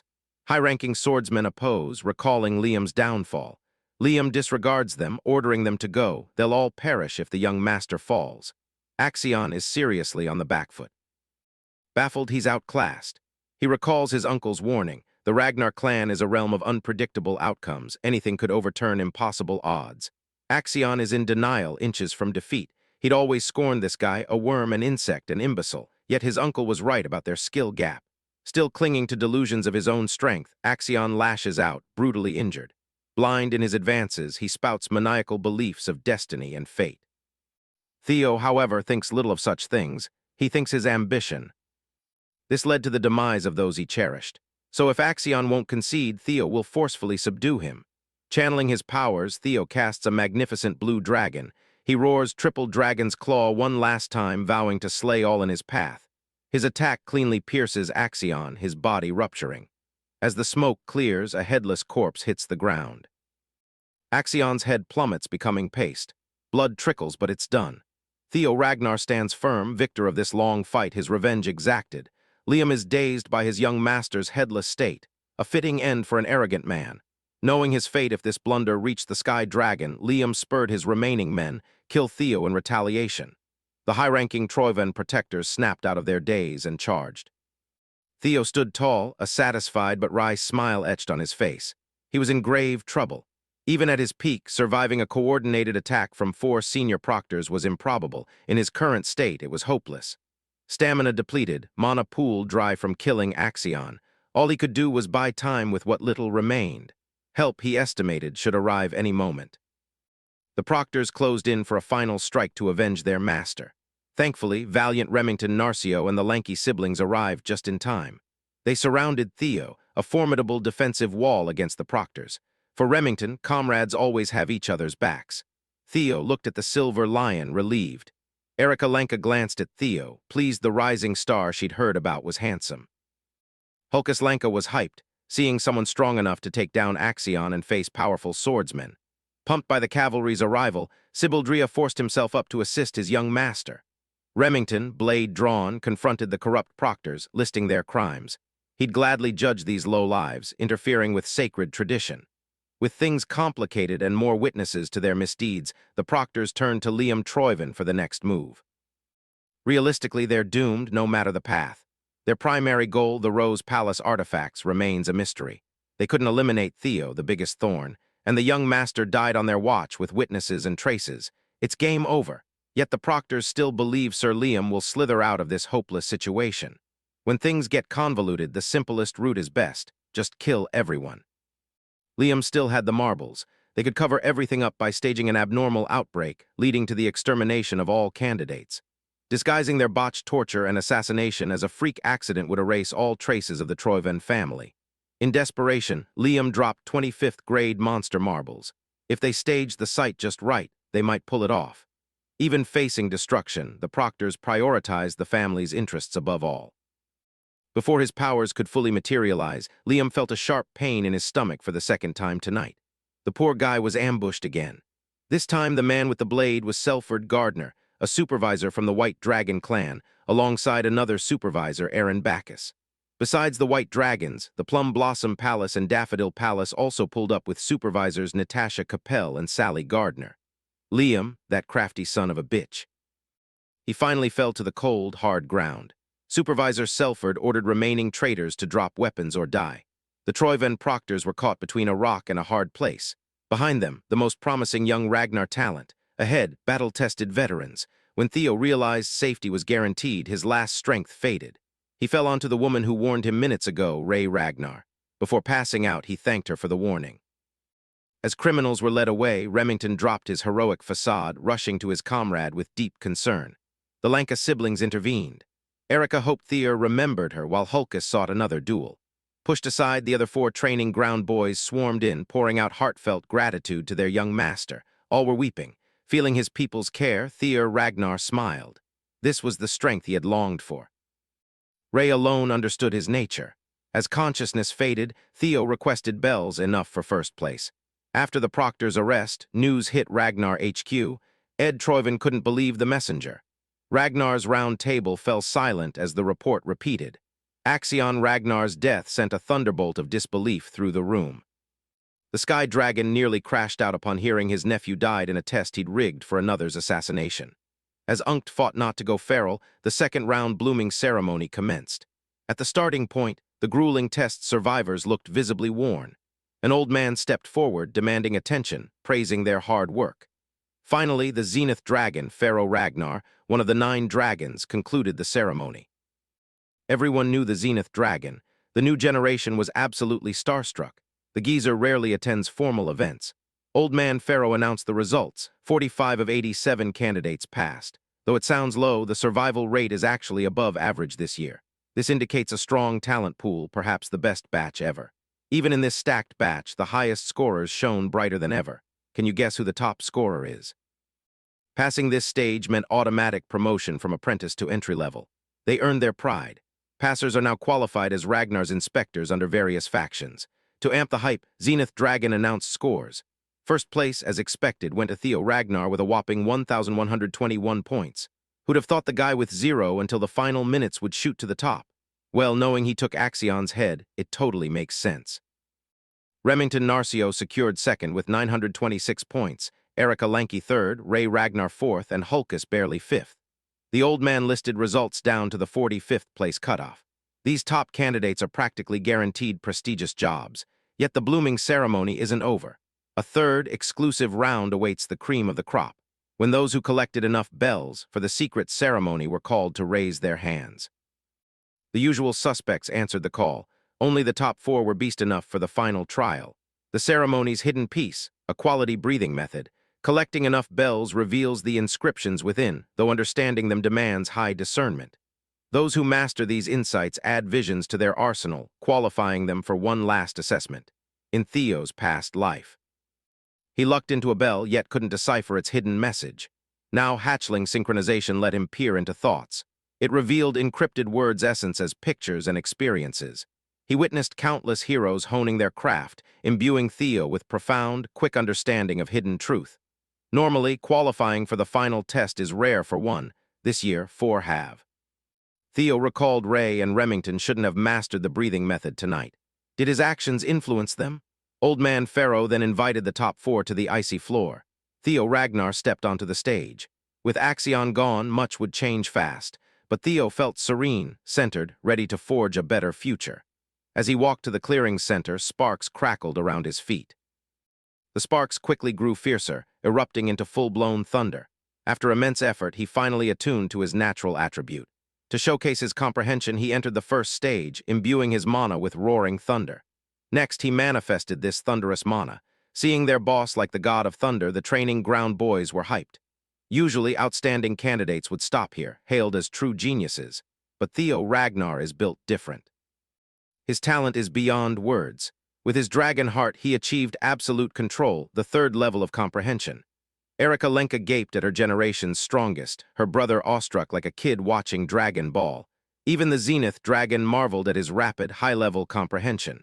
Most thought this was the peak, control being the ceiling for prodigies. But no. Theo Ragnar wants all the spotlight for himself. After showcasing impeccable control, his thunderous mana soared. The field glowed golden like a Super Saiyan about to pop off. His eyes snapped open, blade drawn as wild bolts crackled. He swung his sword, launching a lightning strike, a blade wind.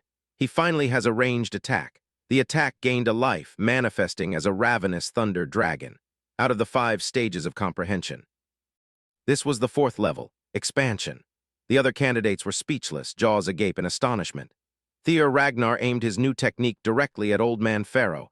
The old man simply chuckled, amused, pleased to witness such generational talent at this level of expansion. Before the Thunder Dragon reached him, the geyser calmly raised his hand, summoning dewdrops from thin air. Those tiny drops compressed to the highest degree, blocking a whole-ass Thunder Dragon. The Zenith Dragon wasn't offended by a candidate daring to test him, rather glad to find such an interesting gem this year. The audience was speechless. Is that guy truly our peer? In a livelier mood, Old Man Pharaoh awarded Theo 1,000 additional points for his bold display of mastery. Theo knew the old man favored outstanding candidates. His demonstration boosted Theo's score to 2,121 points. 1,000 points is realistically unattainable for others, yet this guy doubled it. Theo's feat rivals only the infamous Lord Thorkel. Inspired by Theo's boldness, the Zenith Dragon welcomed the remaining 3. Remington Nardio, attuned to water, reached the 3rd stage of comprehension, control netting him an additional 500 points. Ray Ragnar attained the 2nd stage, expression, for another 300 points. Her cold demeanor befits her ice attribute. Likewise, Erica Lenker reached 300 expression points. True to her fiery attitude, she's rocking the fire attribute. The geezer was thrilled with this year's talent. Normally, 1,000 points would make you the top. This batch has 4 candidates who'd be top dogs in any other year, yet the gap between 1st and 2nd was astronomical. Theo Ragnar is beyond normal geniuses, save for the 3rd-round candidates. Everyone was dismissed for next week's nomination ceremony. The top four remained for briefing on their next journey. From the snow mountain, an all-encompassing killing intent blanketed the region. The top four nearly collapsed under the hostile pressure. With a grave expression, the Zenith Dragon officially began their next life stage. Despite his vast future knowledge, Theo had never encountered this, deepening his confusion. A familiar power boiled atop the mountain, Lodbrok's grinding energy. The blooming ceremony's final, secret stage. A face-to-face with the family head for a select few. No one knows what transpires. Everything hinges on the patriarch's whim. From this, a candidate may be chosen for the fight for the throne. Currently, all 5 frontrunners for family head have entered the ceremony's last trial. Being chosen for the family head battle marks a strong candidate. Kyle Ragnar awaits this year's top contenders on the mountain peak, yet Theo sensed Lodbrok's energy from there. A chilling idea. Was the ancient dragon's heart-taker his father? Old Man Pharaoh signaled the top 4 to ascend, conquer fear, and meet the Lord, but they couldn't take a single step to help his fellow contenders. Theo urged them to forget brute force, suggesting they match the pressure's wavelength with mana. Remington quickly understood. Creating an antiphase wave to neutralize the mounting pressure could theoretically work, though difficult. This test was clearly designed to cull candidates lacking magic control. Erica, confused by the nerds, listened from the sidelines. Remington gladly elaborated on mana's vibrational properties. Erica stared, utterly bewildered, as if he spoke an alien language. Simply project mana with properties opposite the pressure. Erica chided Remington for overcomplicating such a straightforward solution, while others argued Theo, eyes closed, was already devising his countermeasure. Seconds later, a thick, rich aura erupted, steadily neutralizing the immobilizing pressure. When asked how he solved it so quickly, he confidently declared this feat was expected of the next clan head. His fellow candidates were stunned by his brazen words. The Zenith Dragon remained sternly stoic. Leaving contenders in the dust, Theo sprinted into the snowy woods. Old Man Pharaoh warned the rest to pick up the pace. Points were based on a rival order at the top. Those words certainly lit fires under their asses. As the last one left, the Zenith Dragon grew contemplative, chuckling to himself. He never wanted a youngling disciple this badly in his old age. At Camellia Palace, an elf burst through the gates, laughing loudly, seeking her daughter. Demon craftsman Cursum banged open every palace door, searching for Cecilia. Maid's reactions suggested daily visits since young Master Theo's rise. Interrupting a meeting, Cursum burst through the right door, cheering at her daughter. For the nth time, Cecilia warned her mother about palace decorum. Cursum couldn't care less about manners. She's about to become obscenely wealthy. She's already rich, but soon her coffers will overflow with obscene treasures. She's also known as the Elf of Capri. Capitalism incarnate. Since Theo became a star, orders flooded her workshop. Her business finally hit mainstream popularity. Cecilia is happy for her mom, always believing her son would excel. That's all she wanted. But seeing her boy in dangerous situations, a mother can't stop worrying. What if he gets hurt? What if he can't handle the pressure? Cecilia feels useless, standing idly on the sidelines, unable to contain her frustrations. Cecilia focused on ensuring her son always had an immaculate drip. Meanwhile, Cursum yapped about expanding her business. Beyond weapons, her workshop would now craft and sell accessories, potentially boosting revenue tenfold. Cecilia, seeking more ways to help her son, proposed to her mother a specially made prosthetic arm. Up in the snowy mountain peak, Kyle Ragnar roared with laughter at his son's bold claim for the throne. He spoke to a little black bird, assuring it he wouldn't hinder his child's dreams. Yet it's crucial to rein in youthful ambition. He was once like Theo. The mountain of ownerless blades, the graveyard of swords, proves his undying ambition. Kyle Ragnar only desires his family's prosperity. He'll eliminate anyone or anything in his path. With an endless graveyard, what's one more victim? The blackbird seemed worried about this year's contenders. Kyle Ragnar declared his blade ignores blood ties when the big picture is at stake. He knows his damn son is a regressor. That's right. The plot thickens. Finally, father and son meet at the peak. Kyle Ragnar saw Theo's ragged state, his smirk fading. The jovial father's air was gone. Now he was death's guardian, surrounded by his fallen enemy's blades. Theo's 4-hour climb up the steep mountain usually took one. That suffocating pressure severely hampered him. Kyle beckoned his son, asking what the graveyard of blades signified. Most Ragnar kids knew the legend of their father and this final resting place. This place embodies the Ragnar clan head's true meaning. This position demands the clan head bear infinite threats and challenges utterly alone. It's a place for the strong, requiring one to stand above all mortals.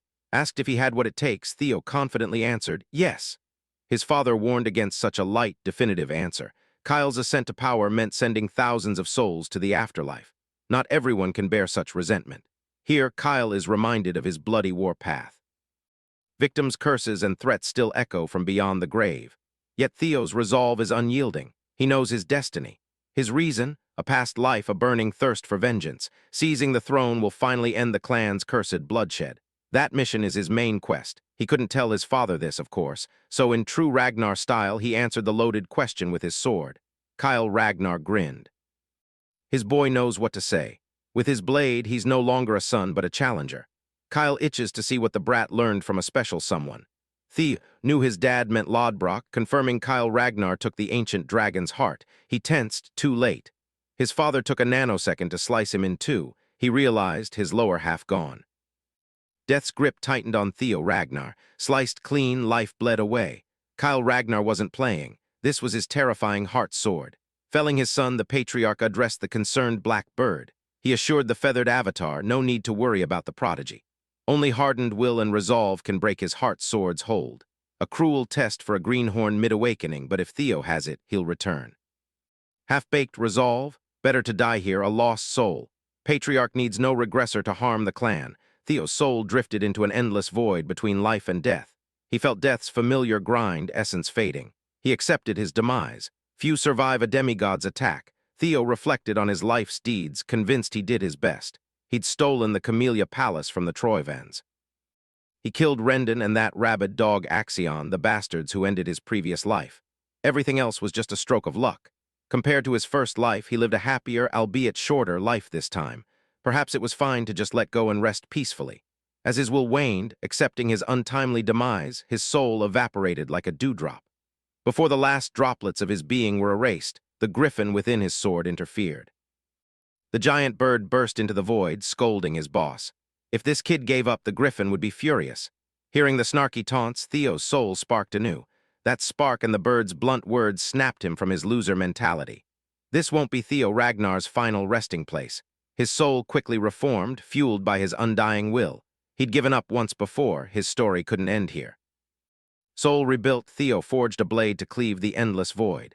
His solemn vow echoed. Though body, mind, soul might break, Theo Ragnar would never yield. In the void, he brandished his blade, refusing to fade. His purest slash cut through the possibility of non-existence. Death's illusion shattered, life's light reigned. Theo opened his eyes. He stood triumphant, having broken the heartsword Jinjutsu. The griffin in his sword saved him from becoming a soulless vessel. Kyle Ragnar, the ruthless demigod, gave his son a discerning, sneering, passing grade. Theo had triumphed in a do-or-die situation. A week after the blooming ceremony, today was nomination day at clan headquarters. The Lanka siblings attended. Waiting for their names, Hulkus disliked the crowd and Erica teased him as an anxious baby. Understandably, commanders from every unit, the 9 dragons, the former clan head, and the current patriarch were all present. Erica warned her brother to stop acting scared or no one would pick him for a faction. He couldn't even gain elemental breathing despite amassing many bells. Hulkus was still salty about that. Furthermore, his sister won't discuss her reward from the clan head at the peak. The brute argued Theo, a cool dude, would have spilled the secret. Alanka's life is dedicated to being Ragnar's sword. Hulkus committed to their batch's coolest, strongest man, a man with it all, power, character, ambition. Seriously, Hulkus is determined to bet his life on the young master despite never speaking to him. He believed he could simply join Theo's camp by subtly entering the same unit. This was only feasible because, for unknown reasons, the patriarch wasn't bringing Theo into the clan head's manor. This meant followers like Hulkus could trail their idol into any chosen faction. Cutting through the arena's roar, the ceremonial drum beat, signaling nominations. The batch's overall valedictorian, Theo Ragnar, was then called to receive his honors. Civilians and swordsmen packed the crowd, all cheering for one once scorned. Theo, smiling, absorbed it all, standing before Ragnar's higher-ups. Amidst them, Evelyn Neravel silently rooted for the young master she nurtured. Her secret wish, to see him join the white-armored dragon cavalry, a selfish dream, she knew. As valedictorian, he'd already aced every single category, proving his undeniable worth. outperforming his peers. Just as he was to choose a faction, an unlikely figure rose from the 9 dragons row. Ed Troyven, the Sky Dragon and Central Intelligence Bureau Director, wordlessly drew all attention. Tensions rose. Everyone thought the madman might try to avenge his nephew. A stupid move, considering the other big shots present. The announcer firmly asked the Sky Dragon to sit down. Theo sensed the man was reeling from Axion's death, but felt no threat. Yet, to everyone's shock, Ed Troyven flashed a phony smile, inviting the young man to the Central Intelligence Bureau as the new deputy director. Theo murdered his nephew, and now he's offered a job as a reward. For Theo, being Ragnar clan's valedictorian held profound meaning. From the lowest rung of the succession ladder, he had finally hatched, ready to rise and take flight. News of his feats, killing Axion and clashing with a proctor, swept through the clan. His rise from the bottom resonated with apprentice swordsmen, more now looked up to him. Public perception shifted from disdain to admiration. The imbecile of Ragnar was gone, replaced by a generational genius with monstrous potential. As he stood center stage, the system rang out. Scenario 3 cleared. Reward, an ether core. Theo was stoked. It had been so long since the system spoke, he'd forgotten the quest. Given the grind, this ether core must be epic, right? Couldn't even enjoy it before some two-faced jerk offered him a deputy director spot in a key family faction. Observing Ed Troyven, he discerned this asshole aimed to use him as a pawn to uncover primordial dragon relics. They knew this, but confirmation was welcome. The Sky Dragon likely suspects he already holds a relic. Unfortunately for Ed, Theo would never bow to a Troyven. His life's mission, crush that cursed family. Demon Dragon Julius immediately protested Ed's thinly veiled coercion. Julius didn't hesitate to call out the snake for his vengeful schemes. The Sky Dragon dismissed the allegations with mocking laughter. He admitted resentment as an uncle, but as central director only sought the best candidate. Julius clicked his tongue. Ed Troyven is a slippery son of a bitch, still focused on his hidden motives. The announcer intervened, asking the 9 dragons to refrain from speaking out of turn, allowing proceedings to formally commence. Asked about his faction, Theo hadn't picked one. He wanted to hear offers, aiming for a bidding war for his services. First to bite was the Sword Dragon, Osa Ragnar Plunnis, director of Plum Blossom Palace. She vowed to make Theo her direct disciple and junior lord. Lady Plum Blossom has no children, so this offers a clear path to a significant legacy. She's offering Theo adoption and the Sword Dragon title. 2 9 dragons have made their play, typical for a hot commodity like Theo. Such lucrative bids outshine any commander or director's competition. Amidst this fierce bidding, another prominent figure entered the fray. He made a flashy, thunderous entrance, a bird crashing from the skies. Bandaged and masked, Robert Ragnar, head of Black Snow, the Black Dragon. He has joined the bidding war for Theo. The audience was aghast. Most had never seen him publicly, yet he watched the awakening ceremony intently from the start. Robert conceded Kyle was right. The boy was interesting. If he works with Black Snow, the Black Dragon will appoint him Null Snow. Black Snow is a covert intelligence agency, its agents moving in shadows. Null Snows are the highest-ranked officers, permitted a public persona to gain fame and honor. In Theo's past, that rank, held by only 8, was practically unattainable. Now it's offered right out of the gate. Stealing the Black Dragon's spotlight, Old Man Pharaoh, the Zenith Dragon, spoke, deeply impressed by Theo Ragnar's third-stage performance. The Zenith Academy would gladly accept the family's most promising talent in ages. This makes 4 of 9 dragons personally extending offers. Julius Ragnar, the demon dragon and commander of the white-armored dragon cavalry, naturally sought to recruit Theo. Despite tempting offers from all sides, Julius held firm, refusing Theo special treatment. His troops protested, urging him to bend his principles, but Evelyn knew Julius better. Honor is earned through merit. This philosophy defines the white-armored dragon cavalry. Julius insists on fairness for all recruits. He proudly guaranteed Theo full support for development and the pride of being a dragoon. Theo understood the commander's position, respecting it. As he prepared to choose, a sultry voice from supple lips echoed in his mind and his alone. Former clan head Hilda Ragnar asked if he was a regressor. Her tone confirmed she already knew. Maintaining composure, he telepathically feigned ignorance. Hilda praised Theo's impeccable acting. Her talk of cycles made Theo realize regression wasn't a one-time do-over, sparking curiosity about his past. Amidst his existential crisis, the arena still awaited his choice. He asked for more time to think. Hilda smirked at his fluster. She assured him no need to hide. She was also a regressor, but her permitted cycles had run out. This old ass. His formidable grandmother is admitting she's experienced the regression cycle multiple times. This is much to process immediately. Asking Hilda directly for a clearer explanation might be best. When he asked about the cycles, Hilda was surprised he didn't know such a basic concept. Her son, Kyle, must have told the poor boy nothing. It's hardly surprising, given Kyle despises regressors. It's stranger he let one live, even if the kid shares his blood. Perhaps that's why Theo faced such a brutal life-or-death challenge on the peak. Hilda was pleased by their thirst for answers, but no time now. To learn the Ragnar clans and world's secrets, he must find his grandma later and finish his quest. His father's awakening gift, the merciless heart sword. He's now warier of Kyle Ragnar, who allegedly hates regressors. Perhaps the patriarch took Lodbrok's heart because the ancient dragon welcomed regressors. A human defeating such a powerful life form seems impossible, but his father is a demigod. Kyle Ragnar is always on demon time. He must uncover Regression's secrets. He faced a long, difficult talk with Grandma. Theo Ragnar, meanwhile, has finally chosen his faction. With a proud chest, he declared his decision. We won't reveal his choice just yet. Remington Narcio, this batch's runner-up, picked Zenith Academy, becoming the Zenith Dragon's disciple. A perfect match, as both wield water current breathing. In Theo's past life, Remington returned to the Narcio clan, developing independently. He was destined for a blood-soaked rebellion against the Ragnar clan. An enemy silver lion always spells doom. But Theo's influence kept him from leaving the clan. It's a temporary farewell for these rivals. They'll train in different factions, promising to reunite stronger. Soon, they became true brothers in arms.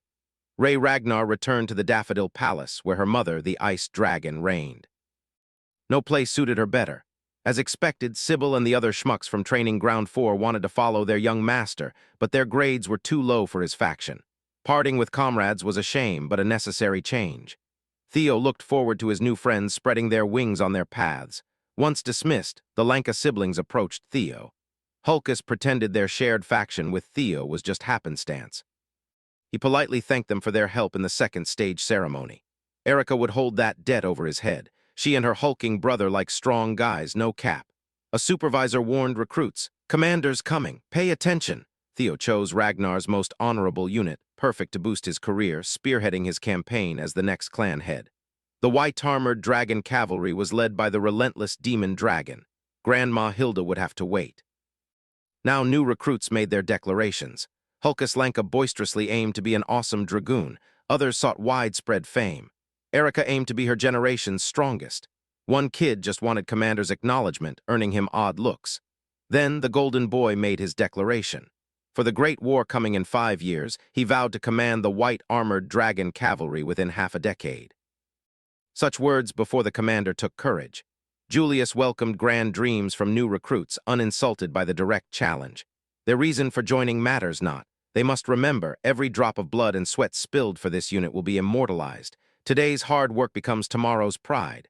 The cavalry's shield does not break. Swords never yield. Bound by creed, they must have each other's backs. Sweet glory awaits at the end of this blood-forged path. The demon dragon congratulated his rookies. His daunting ride made a forceful entrance, a show of power. Gullah, the commander's flying dragon partner, symbolizes the dragoons. After Gullah, the draconic pack blotted out the sun.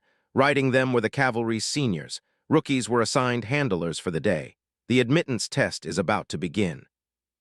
New recruits will find their own partners. The breathtaking sight of dragoons in formation was every Ragnar child's dream. Theo's handler was Evelyn. He was surprised to see her back from Training Ground 4, serving the cavalry. He asked if she was back on active duty. She happily replied she's taking up the mantle again, with a new prosthetic arm from the demon craftsman. Evelyn finally returned to her passion. Days ago, Mommy Cecilia and Cursum surprised Evelyn, visiting to thank her. She was teaching the Training Ground boys when they arrived. As always, Evelyn humbly deflected praise, crediting Theo's success to his natural talent. Yet Cecilia felt Evelyn's support was key to her son's achievements. Knowing Theo had such a dependable person, Cecilia sought to show her deep gratitude. Evelyn kept putting herself down. Cecilia wasn't having it. Cursum noted, those who light the way often don't see their own brilliance. The elf saw that in this one-armed swordswoman wanting to help Evelyn shine brighter globally. Now her life as a premier cavalry dragoon is reignited. Cecilia credited Theo, revealing her son pulled this huge favor. Thanks to him, Evelyn can once again grip her beloved dragon's reins. Theo knew nothing of these hidden events. His mother, unknowingly, was truly the best. To repay this life-changing favor, Evelyn Nearville pledged her loyalty as the young master's sword. He accepted her vow, flying into the perilous nest of the white armored dragon cavalry. The white dragon nest is unfit for humans. Misleadingly named, it's home to flying wyverns. This is also where the cavalry holds its admittance test. Failure to find a suitable partner means no cavalry induction, but this rarely happens. Theo wasn't worried for himself, but was concerned about the brutish Lanka siblings. Evelyn explained partner choice is about vibes and a sixth sense, you just know. Their first stop, Optorex's stomping ground. This large, brown, scaly wyvern, a tyrannical predator. Next, the poisonous aviary's den. They sport serpentine bodies. They spray violet poison mist, using stingers as lethal weapons. Then the blade dragon, Sija, docile herbivores burrowing underground, relying on ambushes. Sky-high speed dragons, velociraptors, are small, quick, smart, hunting in packs, spewing fire. These four groups categorize most cavalry-managed wyvern species. Sadly, Theo didn't vibe with any of them. From his first life's memories, an infamous wyvern surfaced. 6 years into the Great War, a massive mutated wyvern raided the White Dragon's nest, slaughtering hundreds of mounts of the white armored dragon cavalry. It was dubbed the Evil Shadow Dragon. That day, 8 villages burned and dozens of warriors fell. Alarmed, the Ragnar clan classified the Evil Shadow Dragon as a Class II calamity, a demonic fiend. In the end, the demon and sword dragons together defeated that vile thing known for hiding in shadows. This is how to train your dragon with blood. Theo yearned to partner with such an anomaly. He recalled its obvious trait. After flying, he spotted its distinction. While rookies scrambled for partners, the commander chilled on deadly cliffs with Gullah. His peace shattered as the sword dragon entered his territory. Today, interruptions are welcome. He just secured the clan's most talented prospect. An unexpected dragon fell within his grasp. That's what brings Osa here. She knows Commander Julius plans to establish Theo as a cavalry pillar soon. He neither denied nor confirmed Osa's claims. Loose talk is many men's downfall. The sword dragon sensed he was painting a bigger picture than she thought, despite his silence. Well, Osa wasn't here to cause trouble. She had a proposal for the golden boy. Julius's reply was curt. Theo's already in his faction. Switching to Plum Blossom Palace is impossible. What could this woman propose? She suggested joint mentorship for the rising star. This is unprecedented. Clan factions never mix nor bend traditions for a single prospect. Back to the action. Theo and Evelyn flew closer to the corner he'd spotted. There, 4 rascals ganged up on a single wyvern with bluish-white scales. Evelyn knew this wyvern was bullied. The cavalry tried every remedy, but nothing worked. He was ostracized for not being pure-blooded. The poor creature, a child of a female wyvern and a male viper. Viper are Class I demonic fiends from the deep demon sea. It's a mystery how one could reproduce with a wyvern. Such a union, let alone birth, should be impossible. Theo couldn't believe the lore. Class I demonic fiends, blights to humanity, living calamities of destruction. One crossing the Great Wall would wreak untold havoc, and they're ugly pieces of shit. Vipers, ghost-type monsters dwelling in shadows. This explains the Evil Shadow Dragon's exclusive abilities. It must be Viper blood. The White Wyvern's birth caused a massive cavalry uproar. Initial pushback aside, he was accepted into the nest for observation. Soon came bullying and rejection from other wyverns, a half-blood unwelcome. Seclusion wasn't viable, the cavalry was at a loss. His story, ostracized for mixed origin, deeply resonated. The cavalry named him Umbra, Shadow in ancient tongue. Theo smiled, sensing his partner was finally here. Without warning Evelyn, he mounted his saddle, announcing his choice. Ignoring Evelyn's parking, the madman leaped from the flying beast. No parachute, too excited to meet Umbra. Evelyn's heart skipped as the young master skydived on a whim. Theo was determined to give Umbra a different life this time. He got a second chance. Why not the Evil Shadow Dragon? Stimulating mana, Theo landed like a lightning strike from the heavens. Surprised. Evelyn couldn't halt the young master's recklessness. Mid-descent, Theo drew multiple blades, launching them at varying speeds. His eyes glowed as hatchling synchro activated, granting psychokinetic control.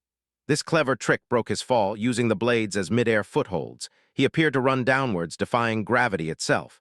Learning psychokinesis is one thing, wielding it so ingeniously is another. Evelyn was utterly amazed. The young monster's growth is unbelievable. On the cliff, wyverns ganged up on Umbra, hissing. The bulled beast stood its ground. This injustice reminded Theo of his past as the clan's imbecile. Peers sneered, calling him an incompetent bastard. Then he could only grit his teeth and endure. Now he's a different person, the undisputed goat of his generation. Sparks flew as thunder dragon breathing kicked in. Reaching effective range, he sent the blades flying at the bullies. Charged with ungodly wattage, he unleashed his dragon mark. He could have slain those wyverns, but merely scared them off. As the bullies fled, tails tucked, Theo Ragnar landed. He scorned the wyvern gang for hiding behind superior numbers, but as his gaze fell on Umbra, his eyes softened with concern, feeling threatened by the newcomer. The beast growled warily, ready to pounce at any sign of antagonism. As Theo neared, Umbra retreated, flying off to parts unknown. Evelyn caught up, explaining the beast was on edge, approaching it wouldn't be easy. Advised to take it slow, he disagreed. Umbra needs someone by his side now. Why linger near the nest despite constant ostracization? Umbra is lonely. His emotional wounds are harder to bear than physical. Umbra's injuries meant he couldn't fly far. Evelyn and Theo quickly remounted, searching. As expected, his stamina gave out. He rested on a nearby rocky peak. Weak, he still rose the moment he sensed humans. Many dragoons tried taming him, all failed. Highly cautious around humans, his wounds would only heighten his wariness. Theo asked Evelyn to prepare food. Meanwhile, Theo sought to understand Umbra personally. He approached the beast, which unleashed wyvern fear. Theo promptly countered with lesser drake's fear. Man and beast vied, clashing pure aura. Theo's presence ultimately prevailed, overwhelming Umbra. The beast braced for harm, but Theo instead poured a healing potion on its wounds. As the medicine took effect, Umbra's injuries rapidly improved and it regained stamina, with egregious wounds addressed. Theo gently pets the poor wyvern hybrid. Umbra was confused. His life knew only pain, suffering, alienation. Now a human offered kindness. Theo's dragon heart sensed Umbra's emotions, a red-hot rage towards the herd that cast him out, conflicting with sadness from wanting to belong. Most apparent was the long, painful loneliness deep in the wyvern's core. Furthermore, Umbra's feelings for Theo were contradictory. He was wary of the man who suddenly brought warmth, yet hoped it would last, that Theo wouldn't leave. Theo solemnly vowed never to abandon him. To seal their bond, Theo gifted Umbra a gem from his last mission. Seeing its beautiful luster, Umbra was mesmerized. Still, the wyvern, a total tsundere, tried to resist. Umbra was powerless as Theo placed the gem around his scaly neck. Theo promised more shiny things if Umbra followed him, an offer impossible to refuse. To sweeten the deal, Theo suggested reins and saddles encrusted with invaluable gems, super flashy and pretty. To make them, they'd need to borrow from his own grandma. Far away, Cursum felt a sudden foreboding, sensing a massive financial hit. Umbra roared with elation, embracing promises of companionship and opulence. Theo Ragnar was successfully recognized as the Viper Wyvern's master. He unlocked the Wyvern taming skill, granting higher mastery proportional to trust. Plus, a 10% power boost for both rider and mount. Minutes later, Evelyn returned. She dragged 2 bulls by the horns, her wyvern catching its breath. The beast no cavalry dragoon could tame now cuddled with the young master. Umbra happily munched on the bulls. Evelyn wondered how. Theo explained he tended Umbra's wounded heart. That's how the gift sealed the deal. The once aggressive outcast now looks cute. Umbra the wyvern offered his master bull meat. Evelyn now accepted Theo's charm, effective on all creatures. Seeing Umbra offer his neck and back in trust, Evelyn congratulated Theo on passing the test. But then she realized Theo wasn't planning a mere ceremonial ride. Evelyn panicked. He had no flight training. Riding a wyvern without rein or saddle invited disaster. Theo grinned, assuring Lady Evelyn he'd be fine. Wyvern training would compensate for his riding skills. The partners took off, leaving Evelyn to watch. Umbra seemed so excited to fly. Theo figured he was eager to show his new master something. For the first time, Umbra looked happy. Watching his partner fly with childlike wonder, Theo pondered how this pure-hearted creature became the terrible demonic fiend, the evil shadow dragon. Traversing the nest, they reached a giant cascading waterfall. Umbra phased through its heavy downpour into a hidden cave obscured by the flow. Theo, experienced in the black snow, believed he knew the winter mountain's layout. Yet he never knew a crystal cave lay hidden behind this waterfall. Its brilliance explained Umbra's love. Looking around, Theo discovered why Umbra became the evil shadow dragon. He's been consuming the ghost spirit flowers around the crystal cave. They thrive in the demon sea's depths, feeding on pure demonic energy. Dragons and demons have opposing energies. Umbra's survival on this diet is a mystery. Regardless, burning these flowers is essential. Umbra resisted, but Theo promised not to disturb the crystals. Deeper in the cavern, a shocking sight, an emaciated, rotting corpse chained to a wall. Theo estimated this man died a decade ago with minimal rot, a sign of both the cave's cold and immense magical power. He was a high-level martial expert. Theo planned to return for a proper investigation. But as he turned, the corpse reanimated, glaring resentfully and screaming Kyle's name, the clan head. Umbra quickly pinned it deep into the wall. He roared at the enemy, hostile to his master. The corpse spouted Kyle's name, and Theo sensed his friend's grave danger. The corpse lunged for Umbra's feet. Theo sacrificed his arm, blocking its foul teeth. Clinging to Theo's arm, it cursed Kyle and Robert Ragnar from the grave. Theo's father and the Black Dragon must be linked to this chained body. Then Evelyn arrived, using the white-armored dragon cavalry's shared technique. Blade barrage, with countless stabs, she severed the corpse's head, freeing Theo. He stumbled to his knees, apologizing for his screw-up. From the bite, unbearable pain surged through his body. The bite carried a demonic energy toxin. Without an antidote, Theo faced an agonizing death. Evelyn frantically tried to lift him, aiming for HQ. Umbra opposed, pushing her aside, nudging her away from the young master. It seemed to speak. Sensing this, Theo asked his partner for a solution. He unhesitatingly trusted Umbra, grinning as he entrusted his life to the Viper Wyvern. Evelyn immediately opposed the ridiculous idea. Untreated, this corpse toxin demonic energy mix is a death sentence. Theo knew conventional treatment offered under 30% survival, so he'd gamble everything on Umbra's method. This beast became a Class 2 demonic fiend, consuming ghost spirit flowers. He must have tangled with the corpse, learning to subdue demonic energy and toxins. Before passing out, he urged Evelyn to follow Umbra's lead. The Viper Wyvern quickly harvested ghost spirit flowers and crystal shards. He gave the materials to Evelyn, asking her to blend and feed the mixture to the young master. Gritting her teeth, she followed Theo's request. Evelyn grabbed crystals and flowers, forcefully crushing and mixing them with her mana. The dark purple mixture dripped into Theo's mouth. The loyal soldier and concerned beast held their breath, awaiting its effect. Reaching Theo's chest, his dragon heart loudly thrummed. His heart and engine drove Theo's visible recovery. Mana overflowed, taking on his natural electric affinity. Slowly, his lightning infused with the extracted corpse poison. His magic power turns black. Transformation complete, black lightning re-entered his body, restarting his system. Body purification is underway. He gained the evil shadow dragon trait. As our boy fights for his life, Commander Julius Ragnar receives grim news. Black Snow confirmed the facts. The report was 89% authentic. His emotions got the best of him. The demon dragon shattered his office desk. He'd been riding high, so bad news was inevitable. But this devastation was utterly beyond his expectations. Trainer Isvin, captain of the white-armored dragon cavalry's 5th platoon, and 15 men perished in battle. Body cleansing purification, an ancient secret technique forcibly purging impurities, refining one's constitution for better magic cultivation. Typically, the process demands multiple powerful experts channeling energy for days. Even then, it was only effective for children under 5.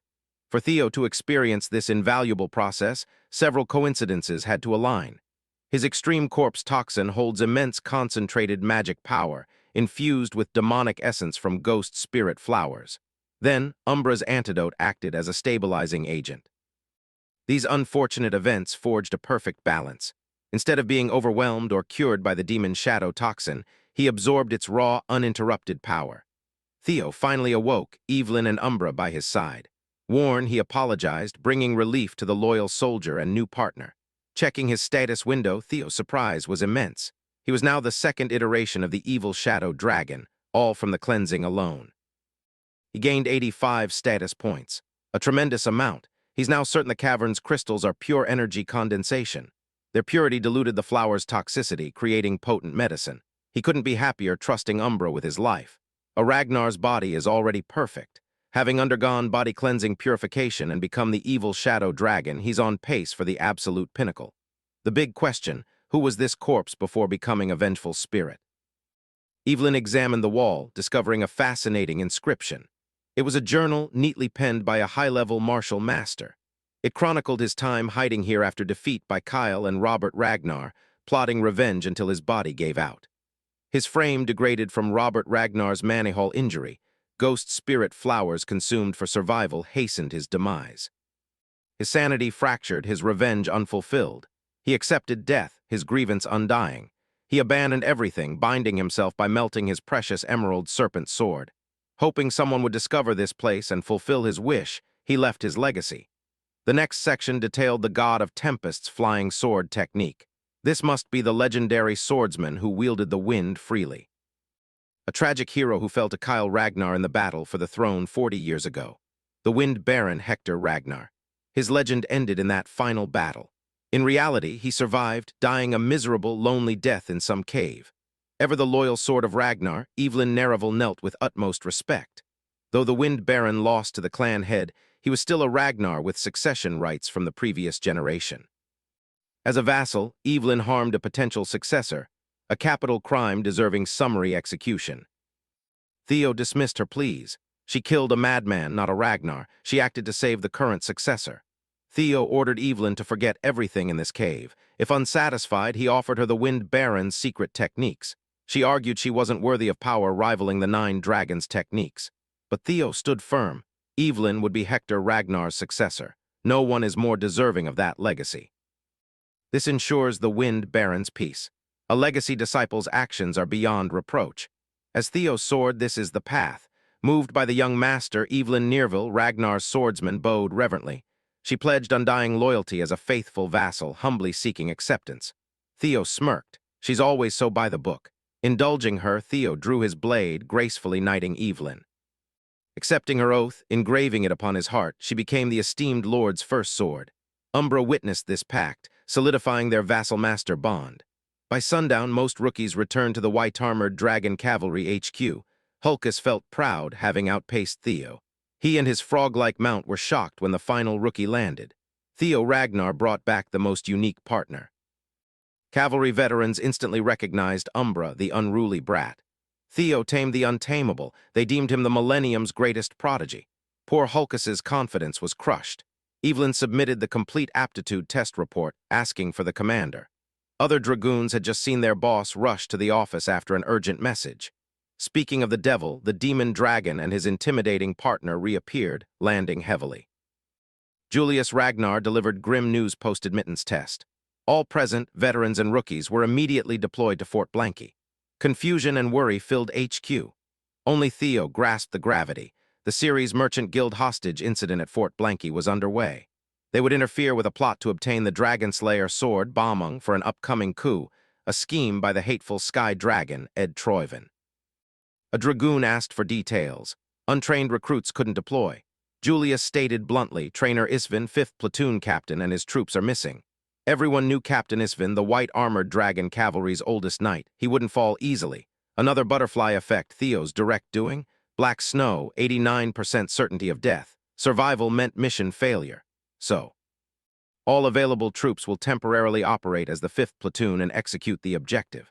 Evelyn Nereville was assigned captain. Deployment is in 3 days. Rookies must cram basic training by then. Julius refuses to believe old Isven fell so easily. Nevertheless, he thirsts for vengeance. With that, he made a forceful exit. This began with Black Skull bandits kidnapping a Sarag Guild merchant. It was supposed to end without casualties, with cavalry involved. But the true objective lay elsewhere. All these smokescreens conceal the theft and transport of the Dragon Slayer sword, Bomung. Once Ed Troyven claims that blade, the coup will begin. Things are taking a different turn from Theo's previous life. If this is his fault, he must see it through firsthand. The hidden quest for the Dragon Slayer sword has officially commenced. 3 grueling days of basic training passed. The weather in the northern stronghold was unbearably cold. The lone bandit lookout in the tower suddenly saw something eclipsing the moon from afar. He then realized it was a battalion of wyverns from the white-armored Dragon Cavalry. Before alarms could sound, the watchtower was obliterated by an explosion. Evelyn ordered bombs hurled at the stronghold. The wyverns resembled WWII bomber planes. The coordinated bombing was executed masterfully, delivering destruction with laser precision. The bandits scrambled for cover inside the castle. They were too late. Dragoons dismounted, cutting down stragglers. Evelyn's troops slaughtered every bandit. This is the price for messing with the white-armored Dragon Cavalry. The legendary sword smuggler thanked his lucky stars for escaping the stronghold in time. Deliver the blade, collect payment, kick back, enjoy riches. Too bad for this dude, he was set up to fail from the start. His greed led to his beheading by a hooded figure. With Bameng smuggled out, the hooded figures took over. Objective secured, their nefarious plan's next stage began. Wheeling out long-range cannons, they prepared to exterminate wyvern-riding pests. The cavalry quickly eliminated and subjugated every low-life bandit in the stronghold. Veterans smugly laughed at the operation's ease. Theo worried it was all too easy. Hard to believe the 5th platoon fell to noobs. Activating hatchling synchro, Theo peered into a bandit's memory. They stole Bameng, yet none had seen the sword, natural for pawns, but even executives operated blindly. Seniors, assuming first deployment jitters, told the Flash Tiger to chill and wrap up the mission ASAP. Theo had a grim premonition. He swiftly broke from his seniors, confusing them. Wordlessly, Theo brandished his blade, striking an inconspicuous wall. Behind the bricks, kegs of volatile explosives. This was a trap. Theo took over, urging immediate escape and evacuation. Cannonballs whistled closer. Theo screamed, but his warning was drowned by booming explosions. The first detonations hit their mark. Time to reload. Mysterious hooded figures relentlessly shelled the explosive-laden stronghold from all angles. Their direct orders: exterminate the new 5th platoon. Not a single ant must survive. Meanwhile, the one who ordered the hit sits alone, bathed in moonlight. Lady Emile Ragnar, former mistress of Camellia Palace, cradles the headless corpse of her psychotic son, Axion. She has finally lost it. Theo Ragnar's head, she demands, at all costs. Amidst the chaos of explosions, the bandits tried to flee. Evelyn wouldn't allow it. An execution spree began. Dragoons executed the criminals as the stronghold burned. Even Evelyn felt the inferno. The 5th platoon's fall felt sussy, given these bandits' helplessness. Another explosive cannonball landed nearby. Evelyn narrowly avoided being cooked alive. With the second bombardment underway, Evelyn prioritized troop safety, ordering retreat. The bandits would soon be obliterated by their own explosions anyway. Finally, the rookie group rejoined Evelyn's battalion. The consolidated 5th platoon must now find a way out of this hellhole. Theo proposed they head to the outer walls, away from the artillery. Under immense duress, he miraculously unlocked his mind gate, unleashing his brain's limits. His thinking speed and sensory perception instantly boosted. As he scanned, the surrounding structure's blueprints revealed themselves. He was utterly dazed by the info overload. Evelyn had to pull him back, dragging him to the stronghold's planned exit. But Theo stopped her. Decisively, he asserted they must head deeper into the stronghold, not run for the exits. Evelyn wholeheartedly trusted her master's call, ordering troops to follow. 21 lives are on the line, all relying on the Golden Boy for safety. His enhanced perception revealed only more artillery and a coordinated ambush at the exit, the final trap. Using his unlocked mind gate with hatchling synchro, Theo read building memories, seeing the damn matrix. Enemies assumed survival inside the castle was impossible, but with his enhanced vision of the stronghold's layout, he could find a way. Left, hidden explosives. Right, incoming artillery. The only safe path was the central stairs, downwards. Theo led his comrades down, everyone sprinting for their lives. Evelyn stayed at the tail end, ensuring no troops were left behind. Their hopes of survival vanished at the dead end. Panic spread and all eyes turned to Theo for a plan. Retreat was impossible. To worsen things, the roof began collapsing from the blasts above. Large debris threatened to bury the new 5th platoon alive. Outside, hooded Troivan agents reveled in their fiery stunt, having exhausted their arsenal. This was revenge for their young master, Axion. Blades drawn, Troivan agents planned to enter the stronghold. They'd piece Theo's corpse together, rummaging through gore for proof of the kill. But that won't happen soon. The new 5th platoon narrowly escaped death. As the roof and ceiling collapsed, so did the floor beneath them, thanks to Theo's desperate last-second slash. The gang plunged into a secret underground lair, only to encounter more hostile bandits. Theo had guided them this way, sensing an open space deeper beneath the hallway. Past the bandits, an underground prison with steel bars held Captain Trainer Icevin. Evelyn's troops easily dispatched the remaining bandit jailers. Hulkus handled it personally. Evelyn learned from Icevin that the Central Intelligence Bureau orchestrated this master plan. The original 5th platoon was freed, but their enthusiasm was gone. All had lost limbs, even the old man himself. Evelyn suspected Ed Troivan's treachery, but never expected such massive internal collusion. Those bastards raised swords against fellow clansmen. This is treason, punishable by the harshest penalty. Captain Isvin understood the younguns but warned caution in their response. The enemies aren't stupid. They've planned this thoroughly. Facing them with limited manpower will be difficult. For now, they must notify the Black Snow stationed nearby. Theo deduced that no aid means the enemy neutralized our Black Snow agents nearby. It looks grim, but Rising Star has a plan. Troyven's agents buried even their pawns in the bombardment, aiming for a perfect cover-up. They'll confirm their primary target's deaths. They'll be celebrating victory, searching through corpses. Our cavalry can use this, ambush them, hiding in the rubble upstairs. Only then could they turn the tide. Captain Isvin scrutinized the young man, seeing Theo had just opened his mind gate, astonishing for his age. He lamented his own aging, having given up too soon against a minor crisis. Good thing the new generation had clear heads. As if a fire reignited, Captain Isvin rose on his remaining leg, rousing his troops with sheer will. The white-armored Dragon Cavalry's original and new 5th platoons will proceed with Theo's plan. 2 Ragnar factions are about to clash in a deathmatch. Troyven agents swarmed the stronghold, seeking bodies. They literally turned over every stone and debris to identify victims. Survivors were dealt with inhumanely. Minutes passed, no cavalry remains found. West devoid of corpses, east not looking good either. The ambush team reported no dragoons exiting. Only Black Skull Bandit remains littered the burning stronghold. Sensing something fishy, the operations leader halted the futile search. Then, blood spilled as hidden cavalry ambushed them. The traitorous leader almost got his head pierced by Evelyn's blade. 2 captains, opposing factions, are about to have a showdown. Troyven tried a dirty trick, but Evelyn, too skilled, easily evaded. She acrobatically reset the fight. Captain Troyven screamed a warning, but it was too late. He ordered a formation change, but his men were already dead, cut down by dragoons. With this treason exposed, Evelyn, arbiter of Ragnar law, sentenced them to death. The Troyven captain refused to yield, exchanging blows with Evelyn. He kept her in check, even launching decent counterattacks. He couldn't grasp how these wyvern-riding bastards survived the total bombardment. His confusion distracted him, giving Evelyn an opening. She went for the killing blow, narrowly missing beheading the turncoat. Evelyn continued hounding the rat, piercing his flesh, making him bleed. She warned the Central Intelligence Bureau remnants to surrender. Resistance is futile now. The ambush's success meant checkmate. Those who surrender willingly will live to face trial. Before his men could be tempted, the Troyven captain loudly permitted their secret technique. Every dragoon was taken aback. Looks like Troyvens have a final gambit up their sleeves. One Troyven agent turned feral, pouncing at Theo. Theo felt an unnatural jump in offensive power.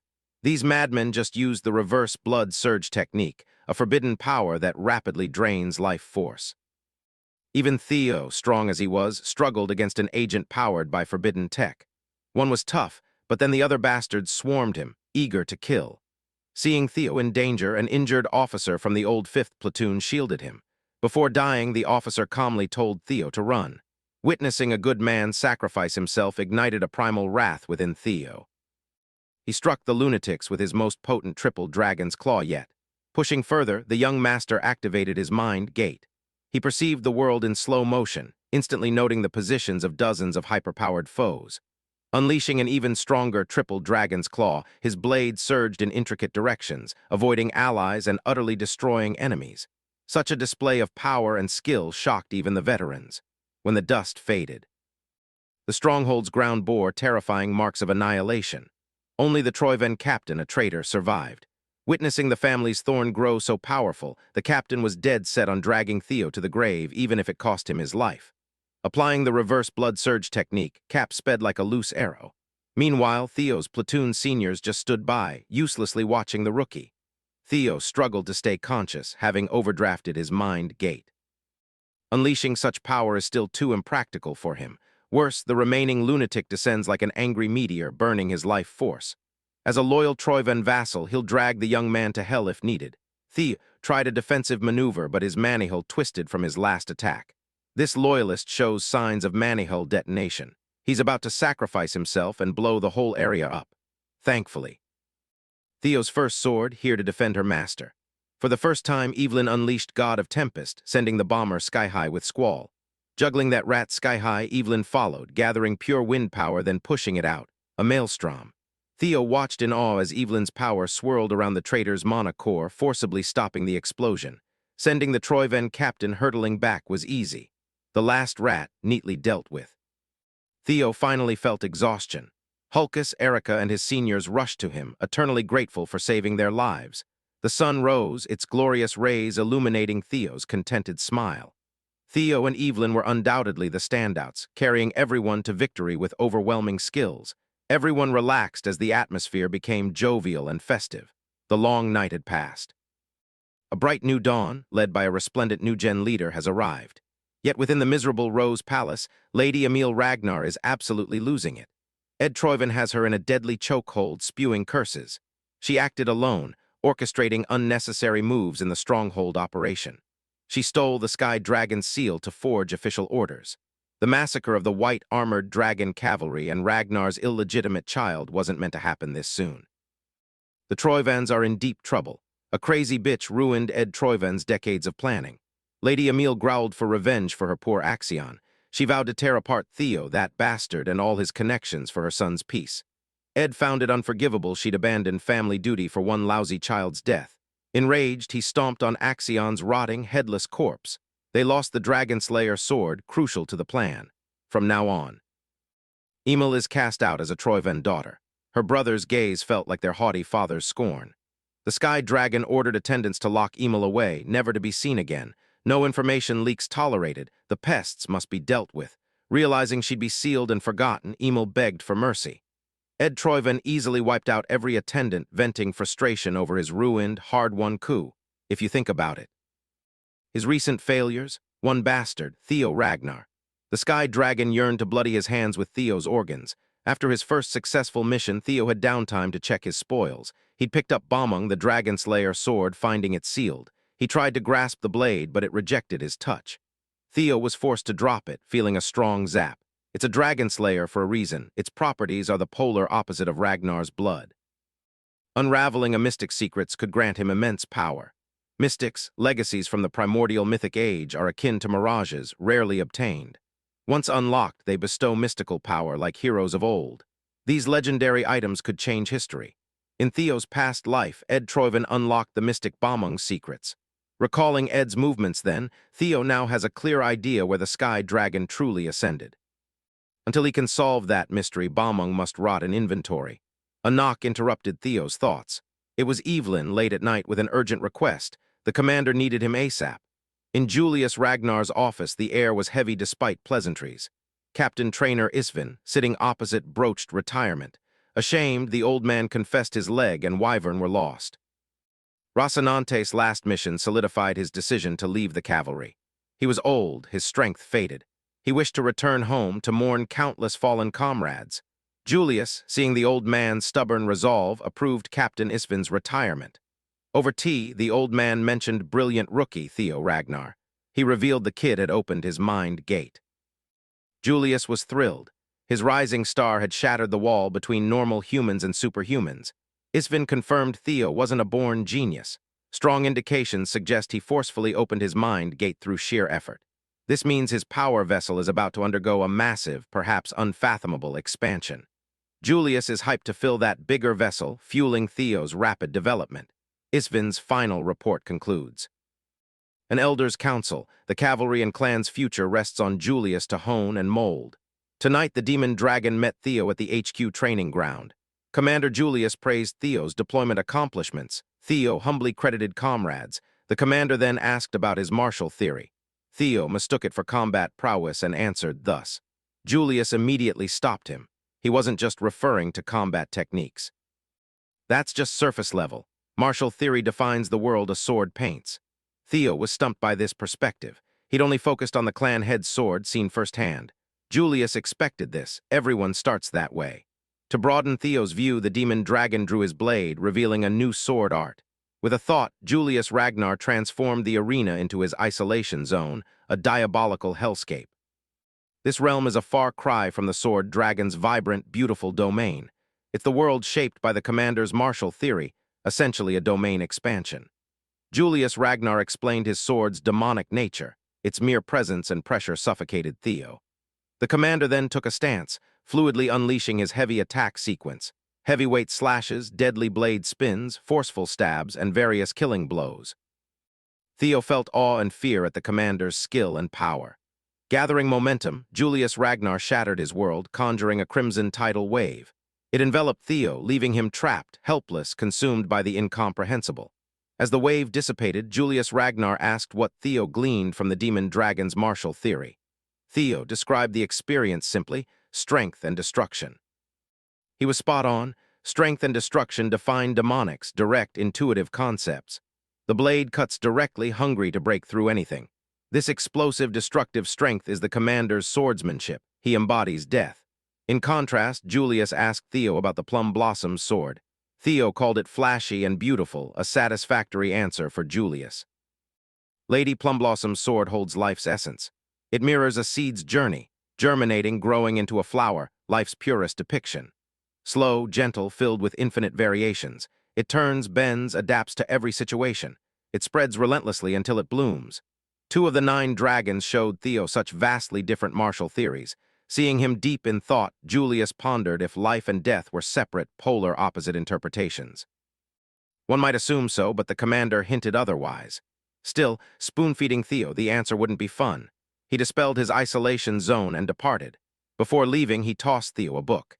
It detailed Commander Julius and Lady Osa's extensive debate on sword principles. Unusual, Theo now seemed a disciple of both Sword Dragon and Demon Dragon. The book was penned that fateful day in the White Dragon's nest. Julius, after finishing, pouted, unable to monopolize Theo's potential. Lady Plum Blossom and the commander desire the best for the boy. Theo Ragnar's immense talent and unprecedented growth garner expectations, rivaling other successors. This rapid growth means he'll hit a wall faster. This book will help him overcome it in record time. Still, Julius fears Theo could become a clan enemy. Those at the top know rapidly rising prodigies often meet unfortunate ends. If history repeats, their teachings might return as Ragnar blood.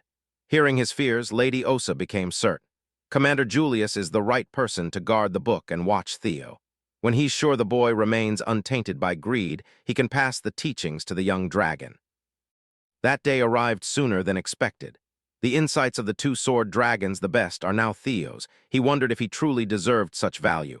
Julius had already assessed his worthiness. He passed, so he gratefully accepted. Reflecting, his rapid ascent was only possible thanks to a few. They helped him unconditionally, pushing him to the top. From the Randon incident, Commander Julius had always favored him. He vowed to repay this debt someday. Theo now has a way to repay that favor, though it won't be pleasant. The demon dragon craves a duel. It's been ages since he found a fun new toy. The book helps, but the real painful lesson begins now. Evelyn, feeling sorry for her master, averted her gaze. She locked the arena, chaining the door from outside, apologizing repeatedly. The torture lasted until sunrise. When chains dropped and the gate opened, Evelyn saw the aftermath. Her young master looked war-torn overnight. The commander clearly overdid it. More importantly, Evelyn completed her assigned task. She confined a key piece in the underground cell. They crippled and locked up the defeated Troyven captain, but he won't spill, no matter the torture. So they left him to rot while Theo devised a new approach. She whispered to Evelyn about the unfolding events. A few days later, Theo finally visited the Plum Blossom Palace training ground. He politely greeted the Lady of Plum Blossoms, Osa Ragnar Plunnis, who awaited him after his generous gift of insight. The book had already greatly benefited the young man. To test this, Lady Plum Blossom summoned a training sword. As she held the blade, the ground filled with her martial theory's manifestation. She aimed to teach him the easily overlooked building blocks of her technique, the root of swordsmanship itself. She sought to discuss with the young man how to cultivate life through the sword. She formally asked Theo to be her disciple again.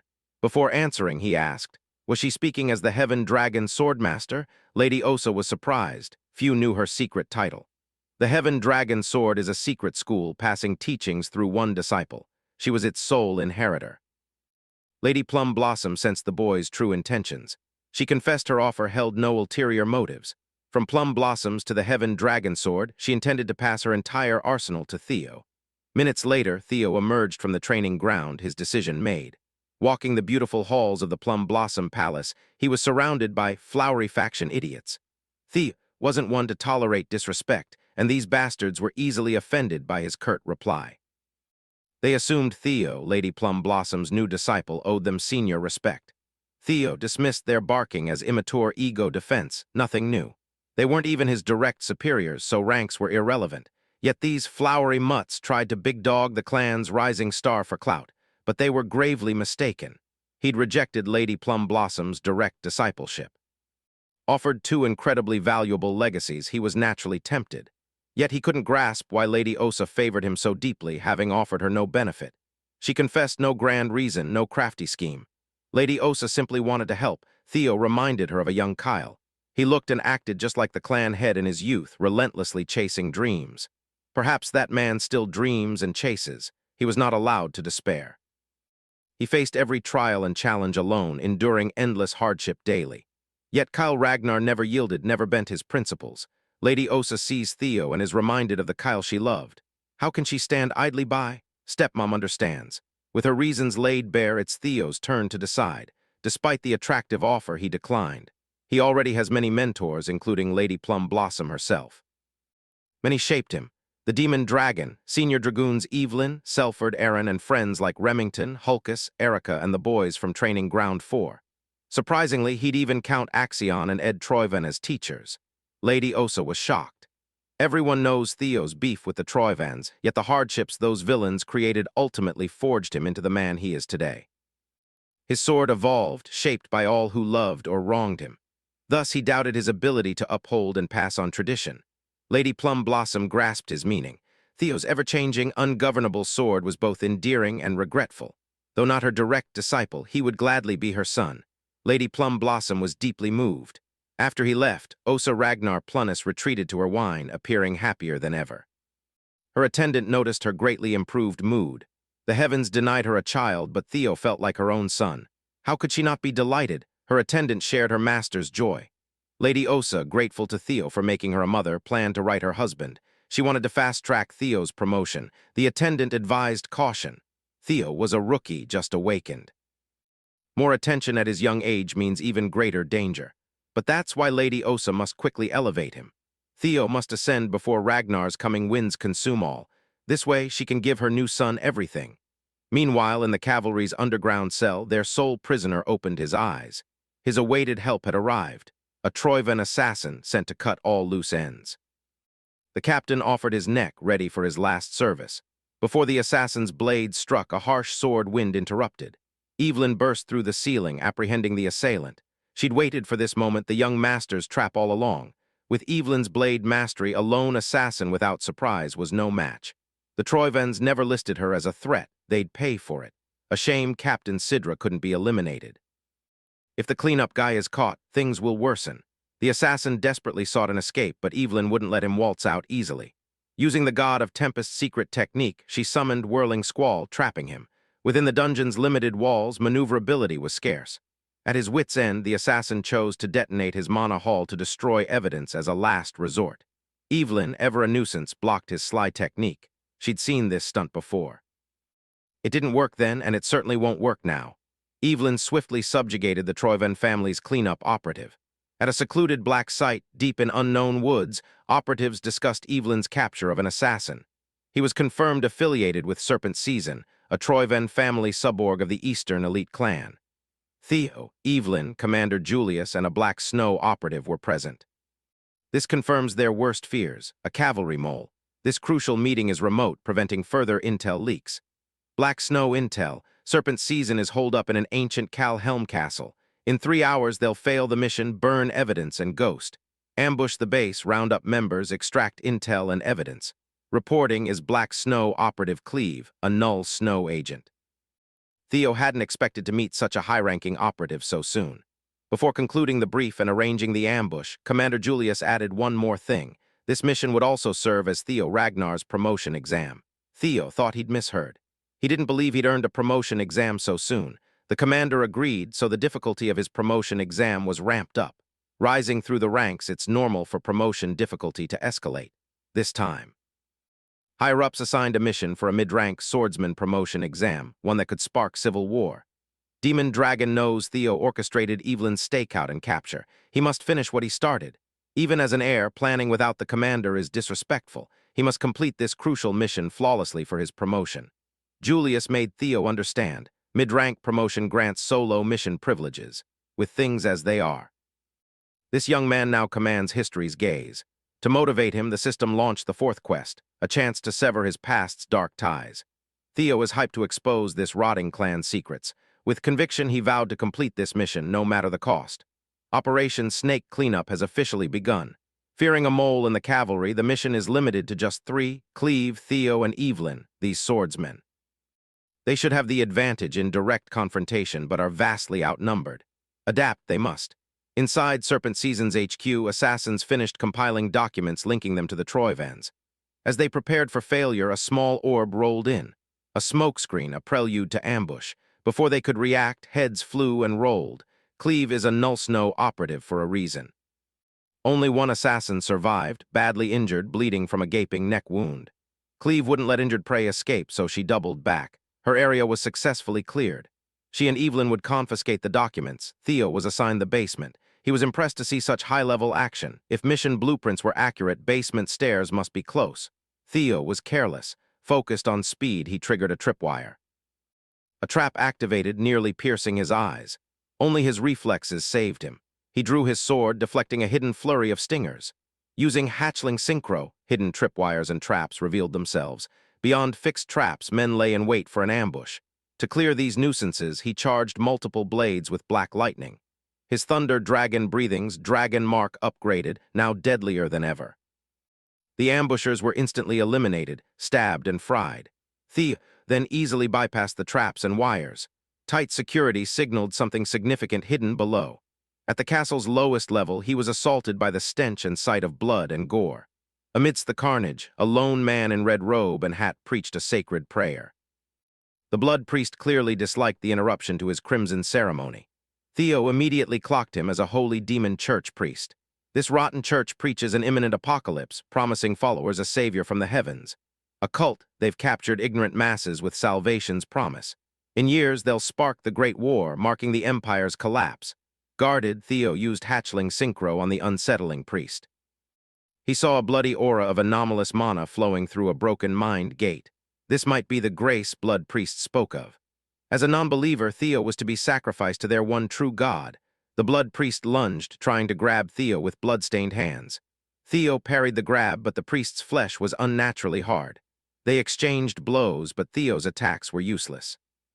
He felt the weight of every movement. One grapple and he's finished. His sword caught by the blood priest's bare hand. A full-powered swing stopped so easily. Blade out of the picture, the priest sent him crashing into the basement walls. Blood priests, supposedly the lowest rung of the holy demon church, are this powerful? Theo's options are few. Tripe Dragon's Claw here would bury him alive, but his mana attacks aren't working. What can he do with his sword now? Time slowed. He remembered the demon dragon's lesson: explosive, destructive power, death. But the sword dragon taught him swordsmanship's true core: life and death. The crazed priest charged again, intent on spilling his blood. Theo clumsily dodged at the last second, persistently evading death blows and frustrating the priest. It was then he had a breakthrough in his martial theory. Life and death are not opposites, but a natural cycle. Death awaits life's end, yet life blossoms from death's catalyst. They seem distinct, but are one. Theo's power was too dispersed. A focused flash of light would be far more refined and devastating. Confident in his invulnerable skin, the priest fearlessly met Theo's next attack. Theo tested his theory, instantly mastering Dragon Flash. The priest chortled, unfazed by the blade's louder impact. Then panic struck as his invincible skin was shredded. The technique, a living force, rampaged through his body. Theo sent the pale bastard crashing into the wall. The priest branded him a forbidden evil born of slaughter, but Theo didn't give a damn about his yapping. He was ready to throw hands. Gripping the blood priest's face, he used hatchling synchro to delve into memories. This was his chance to uncover the holy demon church's strange power. His world swirled as consciousness was sucked into another dimension, a familiar feeling. His soul drifted through a vast, infinite void. This was unlike any memory read before. Suddenly, his system glitched, spewing a garbled, ominous message. Overloading, it warned of an enemy far beyond his level. "Run for your life," it urged, but where could he run? Only endless darkness surrounded him. Then a primal voice, shaking his very being, boomed, "Who and what are you?" Zooming out, the infinite darkness was a mere sliver of an eye, belonging to a being beyond comprehension. Theo is fucked. He just woke the universe's final boss, the god worshipped by the holy demon church, who now knows he exists. Irritated by his silence, the god demanded an answer. Confronting the grace cultists raved about, Theo froze. It was as if, seeing through his very soul, the god spoke his name. Theo Ragnar. This entity hunted him, a blight to this plane. Its infinitely stretching body writhed, engulfing Theo's soul. It bent, twisted, squirmed into incomprehensible forms. As Theo's soul was consumed, a golden light flared, shielding him. Lodbrok, ancient dragon's avatar, tore through the primordial god's flesh, freeing Theo.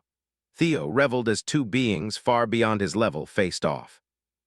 Lodbrok, calling him significant other, sternly warned, "This entity is beyond his current power. Even Sigurd Ragnar's level wouldn't guarantee victory. For now, Lodbrok would handle this cosmic disturbance, tail-slapping Theo's soul back to reality." Theo had many questions, but was forced back to the bloody basement. The young man still shivered from the ancient terror that tried to consume him. Lodbrok has faced such horrors for eons alone. As Theo processed, the blood priest crashed out. How could Theo, a non-believer, receive the Lord's grace when he dedicated a lifetime unrecognized? Theo finished the job beheading the bald bastard. That thing might be called a god, but it wasn't his god. Crucially, he was certain the Holy Demon Church worshipped the nameless sovereign Lodbrok hinted at. Protecting the world from that presence had long been her duty. Without her heart, Lodbrok has 3 years at most. In 5, the Great War erupts. The guardian dragon's death, the beginning of the end. Ed Troiven's rebellion spearheads the holy demon cult's rise. It's all connected. It makes sense now. Theo stumbled, mind reeling from his out-of-body experience. Thankfully, Evelyn offered her shoulder. Cleve was impressed. Young Master took out a blood priest solo. That feat proves him ready for promotion. With all threats cleared from the castle, the trio investigated the damning documents.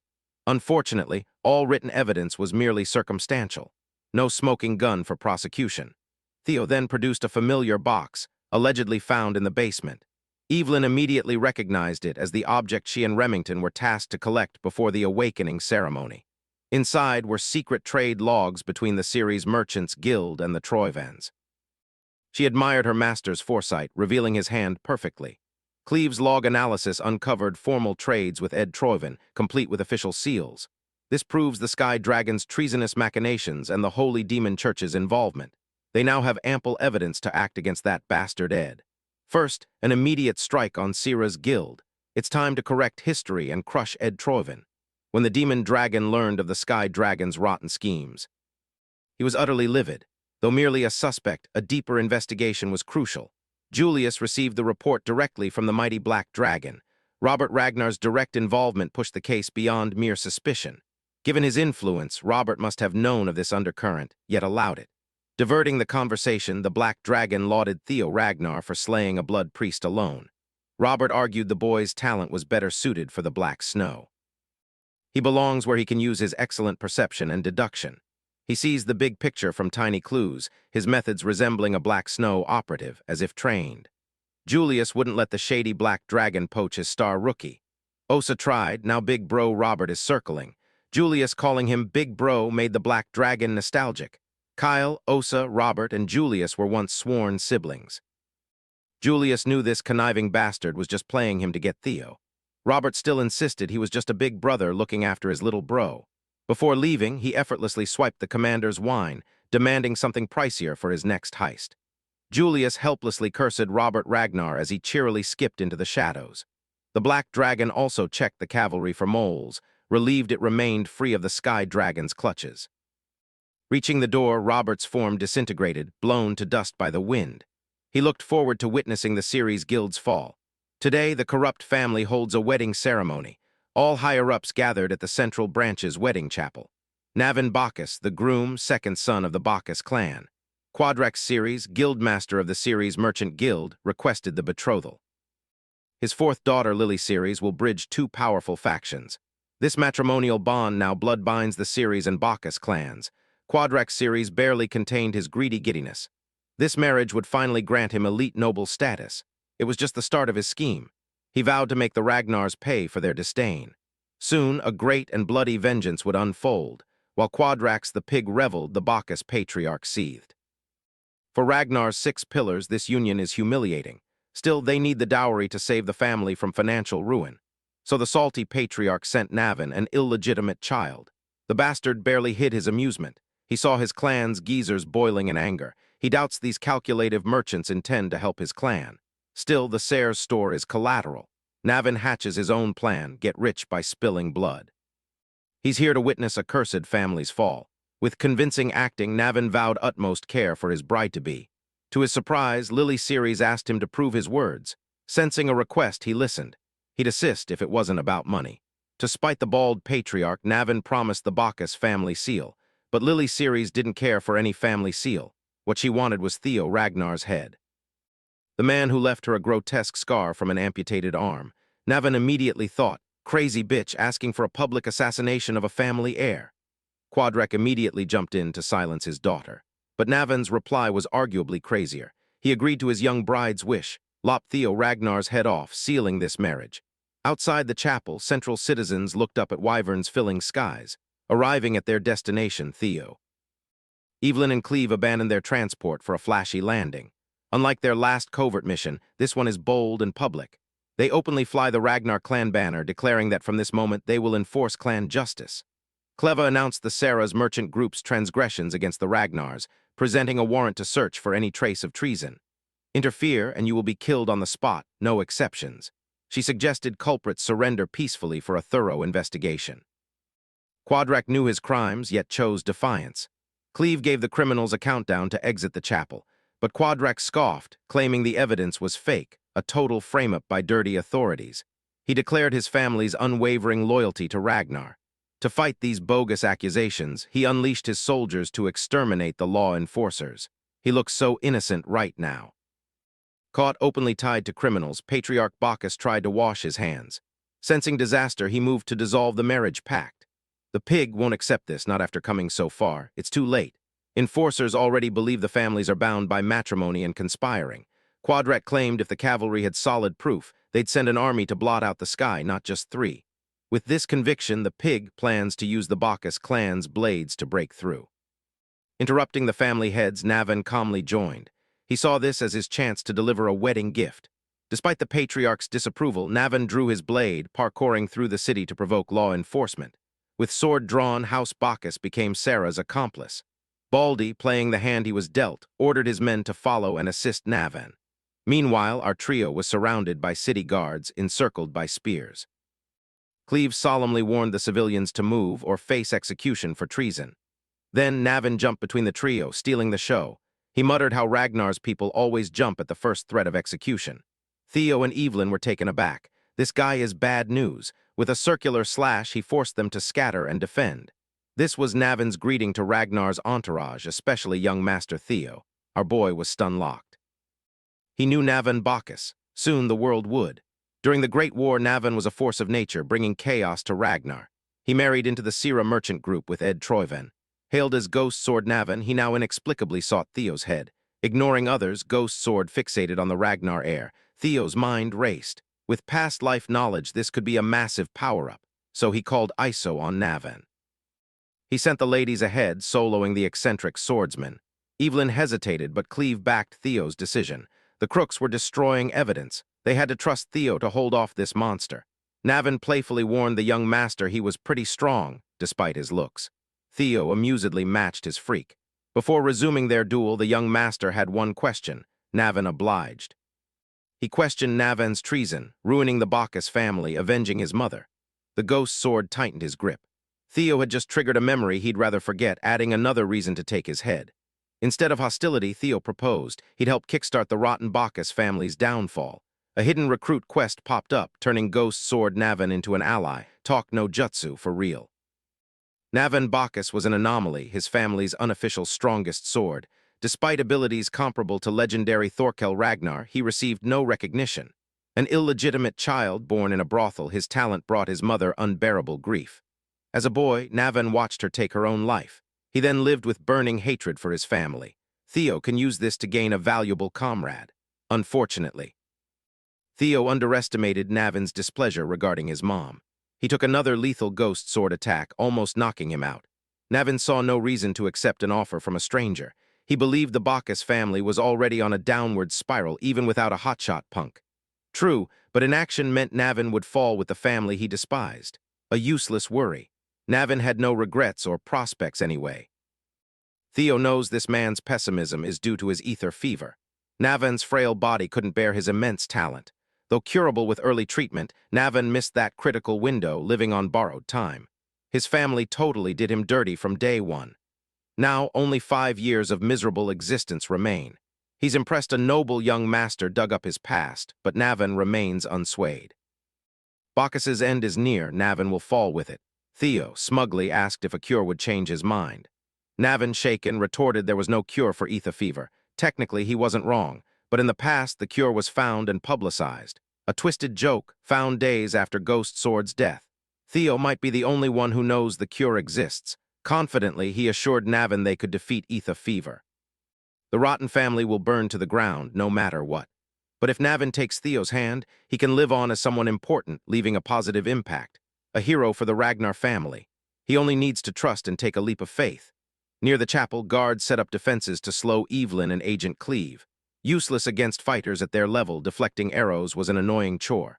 From afar, they saw Theo and Navin had stopped fighting, talking instead.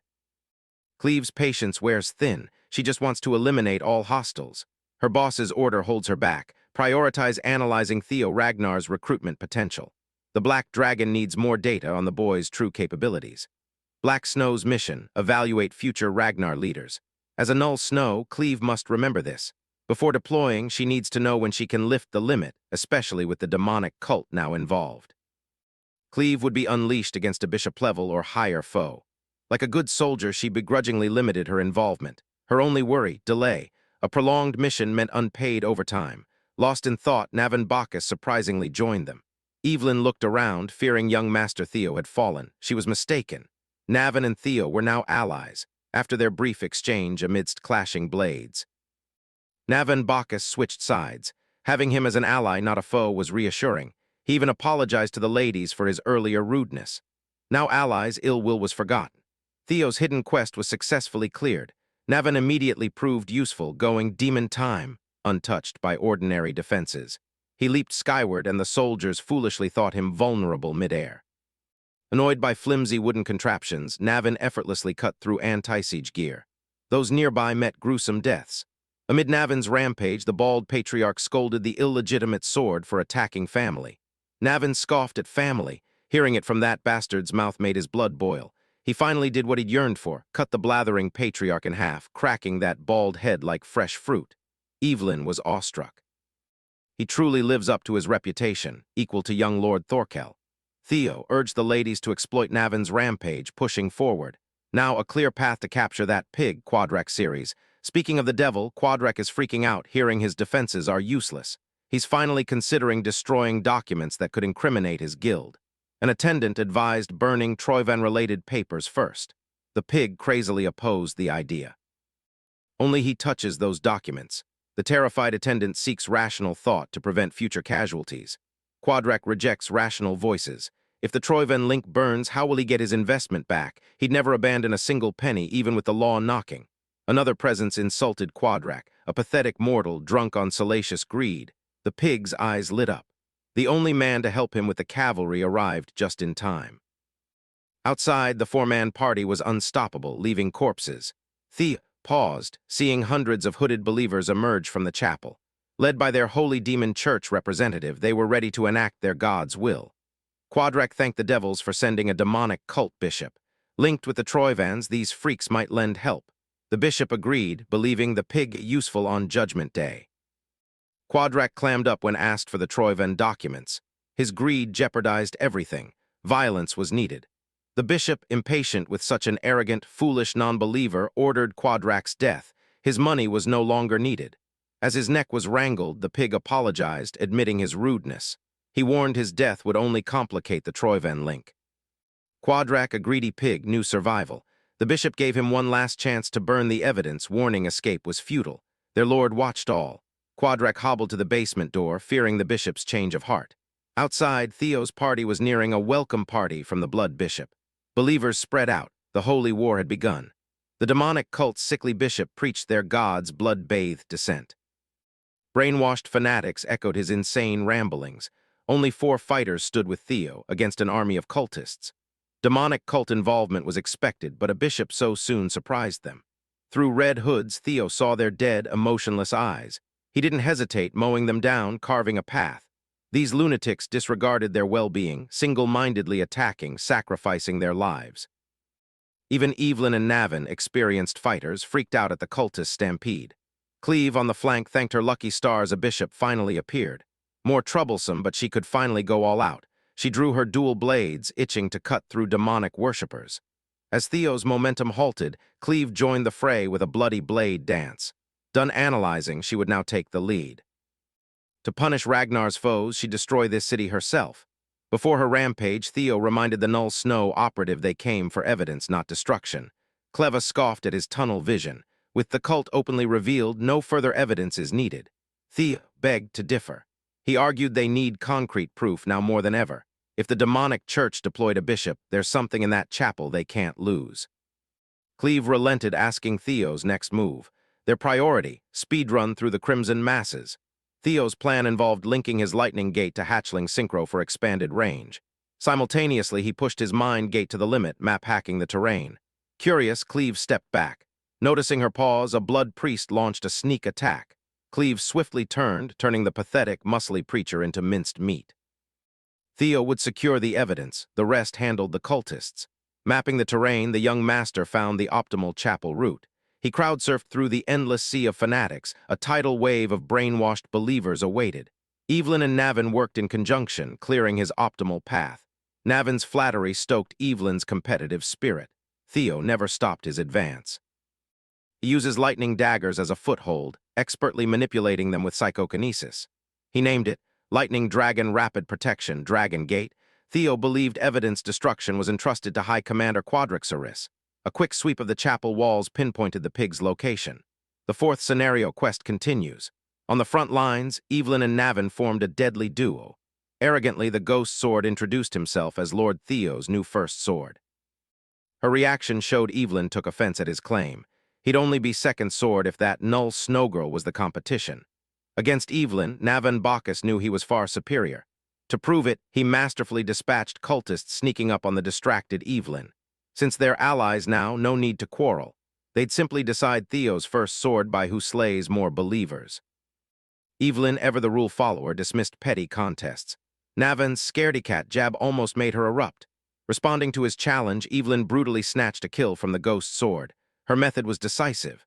Navin realized he'd bitten off more than he could chew.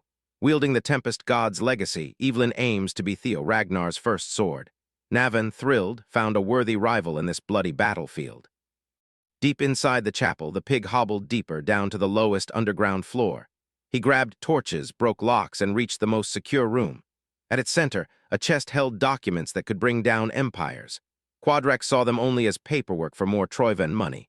Burning them might reduce treason charges, but his greed wouldn't let him destroy his supposed payday. He'd already sunk so much into the Sky Dragon's plans. He couldn't stomach the revenue loss, the bishop's threats. That freak wasn't playing. Money was good, but his life was better. Quadrex dropped the torch. Like dark lightning, Theo struck, preventing the evidence's destruction. Quadrex saw Theo Ragnar, a harbinger of death. Dread hit him. Theo was here for more than just the pig's daughter's arms. The corrupt, resilient businessman realized his predicament and begged for mercy. Theo ignored his empty words. Electric energy filled the room. Quadrixoris was sentenced to death for rebelling against the Ragnar clan. With him gone, Theo's fourth quest, Ties of Evil from a Past Life, was complete. Scouring the paperwork, he couldn't see how these documents justified mobilizing a demonic cult and a bishop. The secret ledger given to Cleve was enough to sentence Ed Troyven. Even so, he believes the Sky Dragon is just a tale the Troyven clan would abandon for survival. Theo wants complete victory over that traitorous clan. A library's worth of evidence could implicate the entire clan.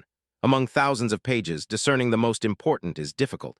Yet, by instinct, one book caught his eye. The Rose Palace Investigation Report. It detailed primordial dragon relics.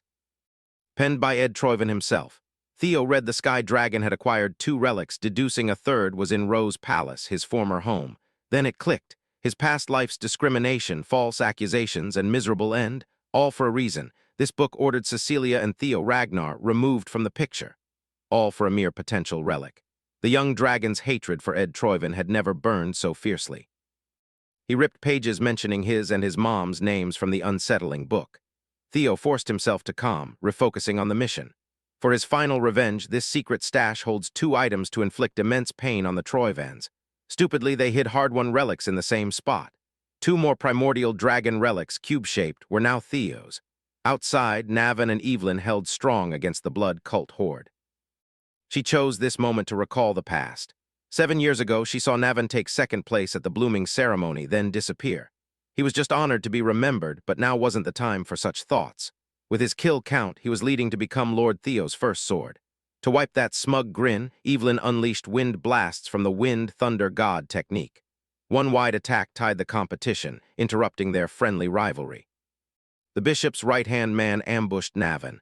Almost pulverized, he barely escaped. Axe in hand, the cultist wouldn't let his god's plan be disturbed. Navan and Evelyn agreed, kill this freak, win the competition. Evelyn, empowered by the Wind Baron's legacy, and Navan, the forgotten genius, greedily lunged for the kill. Before a winner was crowned, Selford and his wyvern partner crashed the party, crushing the enemy. Under the tight grip of a giant wyvern. The right-hand man groaned in agony. Selford relished his badass entrance, yet only drew hostile looks from Evelyn and Navan. Their prey stolen, the 2 monsters erupted in anger. Selford's white-armored dragon cavalry 5th platoon followed. Notified of the cult and Ceres Guild's collaboration, they were hastily deployed. Ceres Central Square became a war zone, dragoons, cultists, and bloodthirsty wyverns now clashing. The fanatic's numbers meant nothing. As his people fell by the dozens, the bishop prayed for a new sun in the blood-red sky for the end of times. The freak preached his twisted gospel as Cleve caught her breath. She deserved a break after going all out. The Null Snow operative crippled the bishop unseen, driving the fool insane. With cavalry's arrival, it took mere hours to clear the gunk and restore peace. Now everyone. Evelyn, among others, was relegated to paperwork for citizens affected by the short-lived war. The dragoons, who just heroically cleaved cultists, now preferred killing over this mind-numbing desk job. Everyone felt tortured except Erika Lanka. She looked savage but was surprisingly organized. Her brother, Hulkus, also enjoyed compensating for property damage. Evelyn, however, was nearing her breaking point. Everyone pestered her for task help, driving her nuts. She finally snapped, flinging subordinates into a whirling storm. While the cavalry handled admin, Cleve and Theo compiled mountains of saved evidence. From Ragnar's relics to detailed treason plans, everything was recorded. For his indispensable work, Cleve was first to congratulate Theo on reaching intermediate rank. She knew he'd flourish in Black Snow. Theo awkwardly dodged Black Dragon recruitment. Cleve had more good news. The Sky Dragon capture began. The last ledger was proof enough, so Black Snow's elite arrest team is now en route to the capital. Before they could celebrate, a messenger burst into camp with an urgent update. The elite arrest team faced a rude awakening. Ed Troivan had been hiding his true power, now with no reason to hide. The Sky Dragon is finally letting loose. He knows showing all his cards now wasn't smart. But by stacking bodies along his path, he could cripple Black Snow significantly. Ed Troivan congratulated Theo Ragnar for forcing him to this desperation. The Camellia Palace Axion, the Dragon Slayer sword, and now the Ceres Guild. Everything Ed built was lost, thanks to that imbecile. Ed Troivan is finally hitting that insane anime pose, his sanity slipping away after catching L after L. A hater at heart, he'll let Theo celebrate, but the Troivan plan continues. Dragon Slayer lost, Ed secured a replacement, now seeking his father's aid to turn the tide.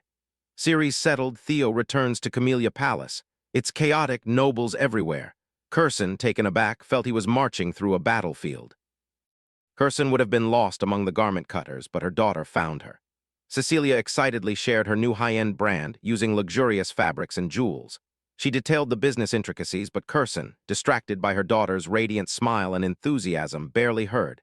Cecilia's happiness outshone any jewel in the estate. Curson had actually come to deliver news. Whispers about the Rose Palace had reached her. Cecilia's anxious mind immediately feared the worst. Curson's heart broke seeing her daughter's anxiety about her son. She quickly assured Cecilia, "I bring the opposite of bad news." Emil, that vile woman, was found dead. Her entire camp wiped out, their heads now adorned Rose Palace walls. Cecilia felt the world's weight lift. She was more than relieved it was finally over. Though she never showed it, every moment had been like walking on knives. Framed, blamed, threatened. She endured assassination attempts, all thanks to vile Emil. She dared not seek help, fearing her son's implication. With that rotten mistress gone, her suffering finally ends.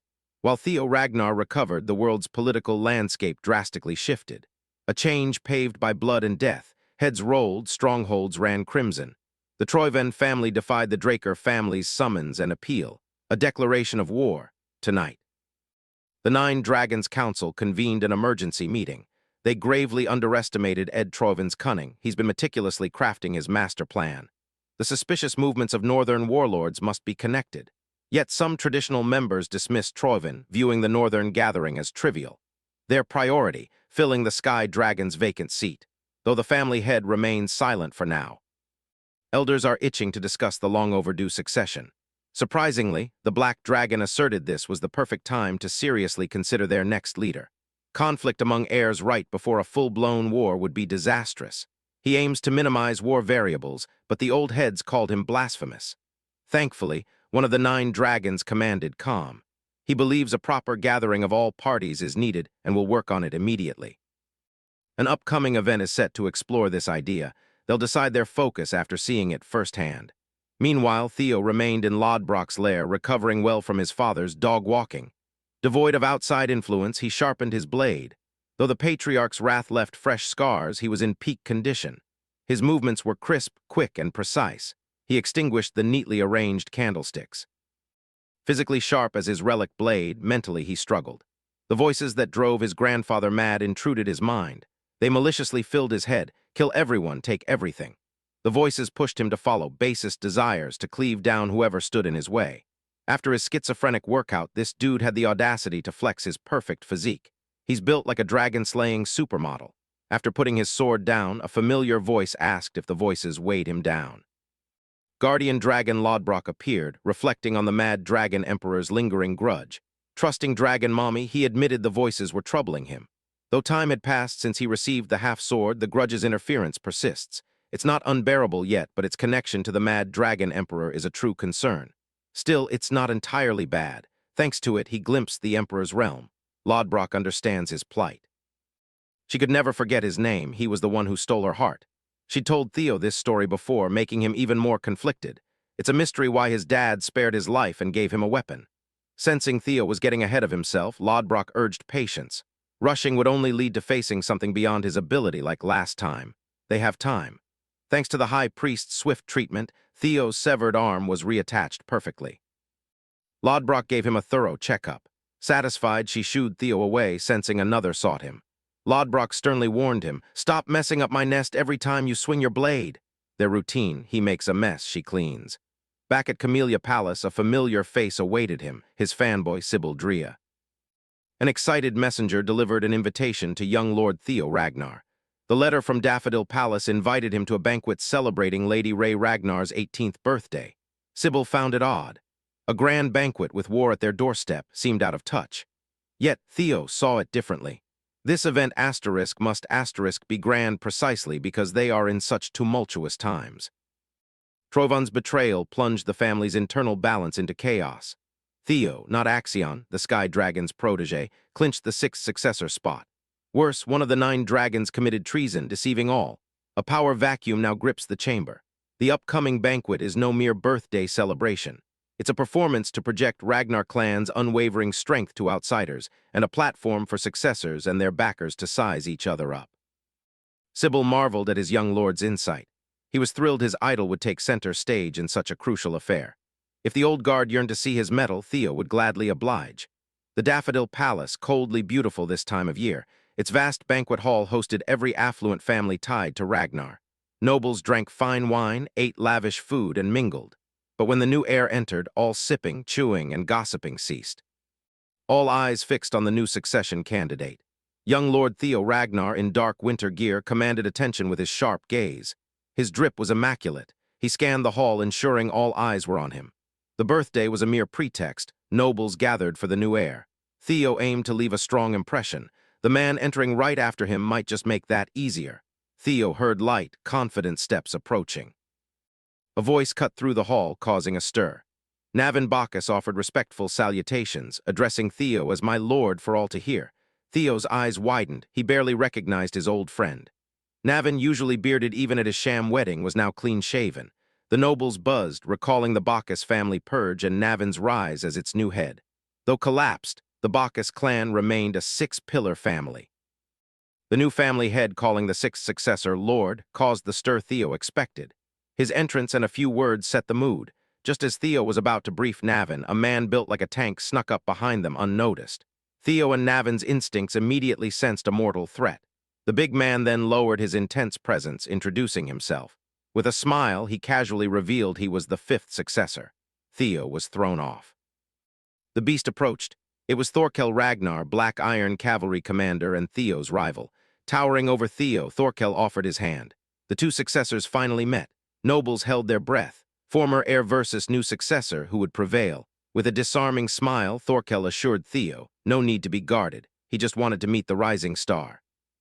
He even laughed, relieved the childish Axion got slimed, and a more fitting candidate received the patriarch's blessing. His words were casual, believable, yet Theo remained cautious. In Ragnar, where only strength is respected, only a fool would genuinely welcome a rival. With utmost caution, he took Thorkel's hand for a respectful shake, offering platitudes about meeting the famed Black Iron Cavalry commander, mentioning his White Dragon Squad affiliation. Thorkel was amused by the kid's subtle words, drawing a line. Tightening his death grip, Thorkel's aura surged, suffocating Theo. He demonstrated their power gap, forcing the family's youngest hotshot to kneel, framing it as proper etiquette for all. Thorkel urged the kneeling Theo to relax and call him Big Brother. This is how a Ragnar heir moves, devious, unfathomably strong. Yet in a contest of strength, Theo won't just lie down like a loser. To Thorkel's surprise, Lilbro has the juice to counteract his smothering aura. Back on his feet, fighting well, Theo gladly called Thorkel brother. Across the banquet hall, the lanky siblings arrived. Hulkus already complained about wearing a suit. His sister was trying to rehabilitate their barbarian family name, but he wasn't making it easy. As Hulkus melted in discomfort, another familiar face entered the grand hall. Remington Narcio, the Silver Lion, strolled in to greet old comrades. The West's pretty boy had made quite a name. Rumor has it he's even challenging the Ascendant Dragon, yet Remington remained the humble knight. He journeyed north to catch up with Lord Theo, asking about the white-armored dragon cavalry. Imagine his awkwardness when the birthday girl overheard. The Silver Lion, a guilty kitty, profusely apologized to Lady Ray. She merely laughed. Ray knew this gathering's true purpose. Suddenly an aura showdown erupted. Two distinct powers clashed. The Hounds of the North knew Theo was involved. No one caused a scene like him. Theo and Thorkel exchanged a polite handshake, sizing each other up. Yet no one dared approach. Their auras swirled, vying for supremacy as guests kept their distance. Thorkel withdrew his hand, laughing. He jokingly admitted defeat to his little bro, surrendering. Matching his casualness, Theo insisted he won only because Big Bro guided him. Thorkel mused excessive modesty could be insulting. His surrender was sincere. He believed if they'd faced off at the same age, it would be one-sided. Theo recognized this high praise from the clan's most decorated genius. Thorkel genuinely rejoiced at such an interesting, magnificent little brother. He turned to the cautiously watching nobles, urging them to toast Ragnar's newly rising star. As merriment resumed, Thorkel asked his little bro if the successor's debut he arranged was satisfactory. Theo thanked him, swiftly realizing Thorkel was not just strong, but shrewd. His praises and casual attitude were a mere front. By showcasing martial prowess, he solidified his position. Acknowledging his new rival, he won the crowd's favor. This overshadowed Theo's planned atmosphere with Navin, supplanted by a grander display. He easily swayed public opinion. Thorkel Ragnar, despite his sociable, roided physique, is a ruthless opponent, viewing the throne race from every angle. After that pissing contest with his brother, Theo joined his batchmates. They shared wine, laughing the night away. Unbeknownst to him, eligible noblewomen had him atop their bachelor list. While everyone socialized, an old boomer seethed from upstairs. The elder dragon planned to use the half-breed's foul behavior to expel him. If that clueless fool, Thorkel, hadn't interrupted, this party would have been his agenda. He can't stomach a mere bastard stirring up the hierarchy and family affairs willy-nilly, since he couldn't go after the big fish. He sought trouble. This old fossil was bored. He watched Captain Evelyn Naravel enjoying herself with peers. The elder dragon's hateful gaze lingered. He felt it was his right to judge who belonged here. Tonight, Evelyn ditched her armor for a stunning dress, accentuating her beauty. Her comrades showered her with compliments. They rarely saw their captain out of uniform. Unused to cute, every cell screamed for her to ditch the dress and don her armor. Tonight was for celebration, but some bastard dared to douse Evelyn with wine, soaking her dress.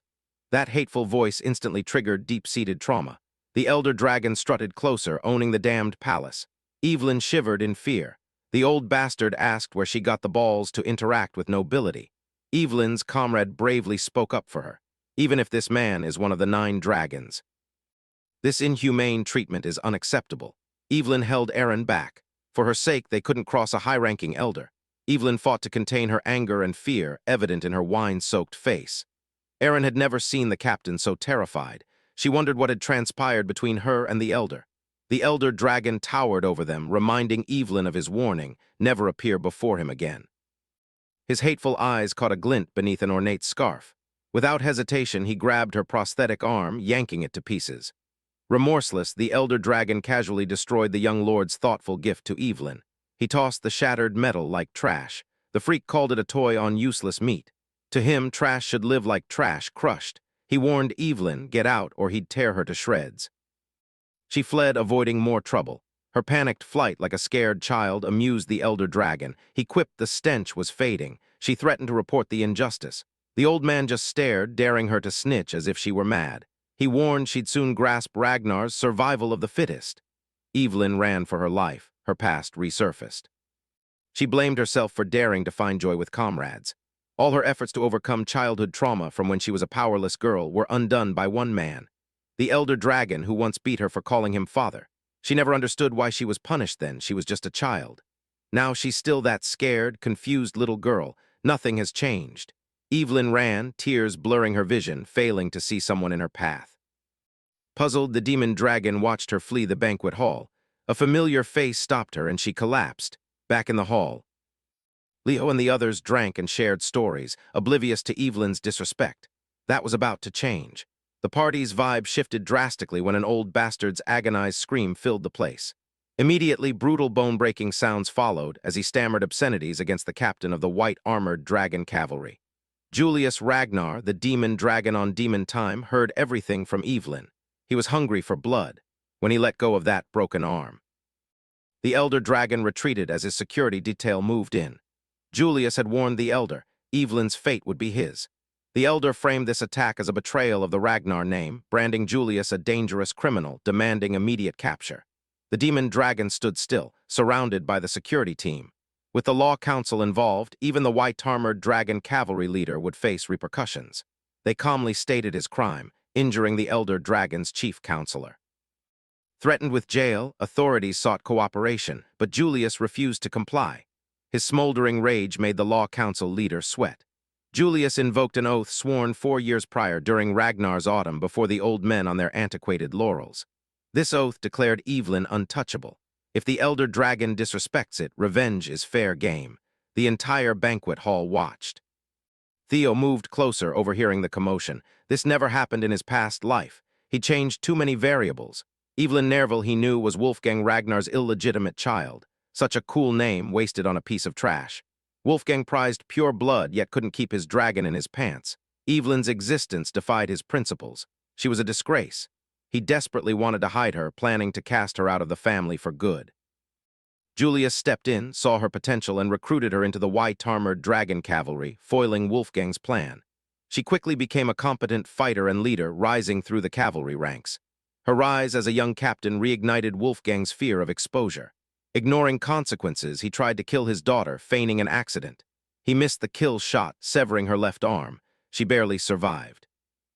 The loss of a limb made it impossible to hold the reins. Evelyn was forced into untimely retirement, managing the 4th training hall, never again involved in noble affairs. But meeting Theo Ragnar redirected her life to glory. This entire commotion, a direct result of Theo's actions post-regression. So it's only right he sets things straight himself.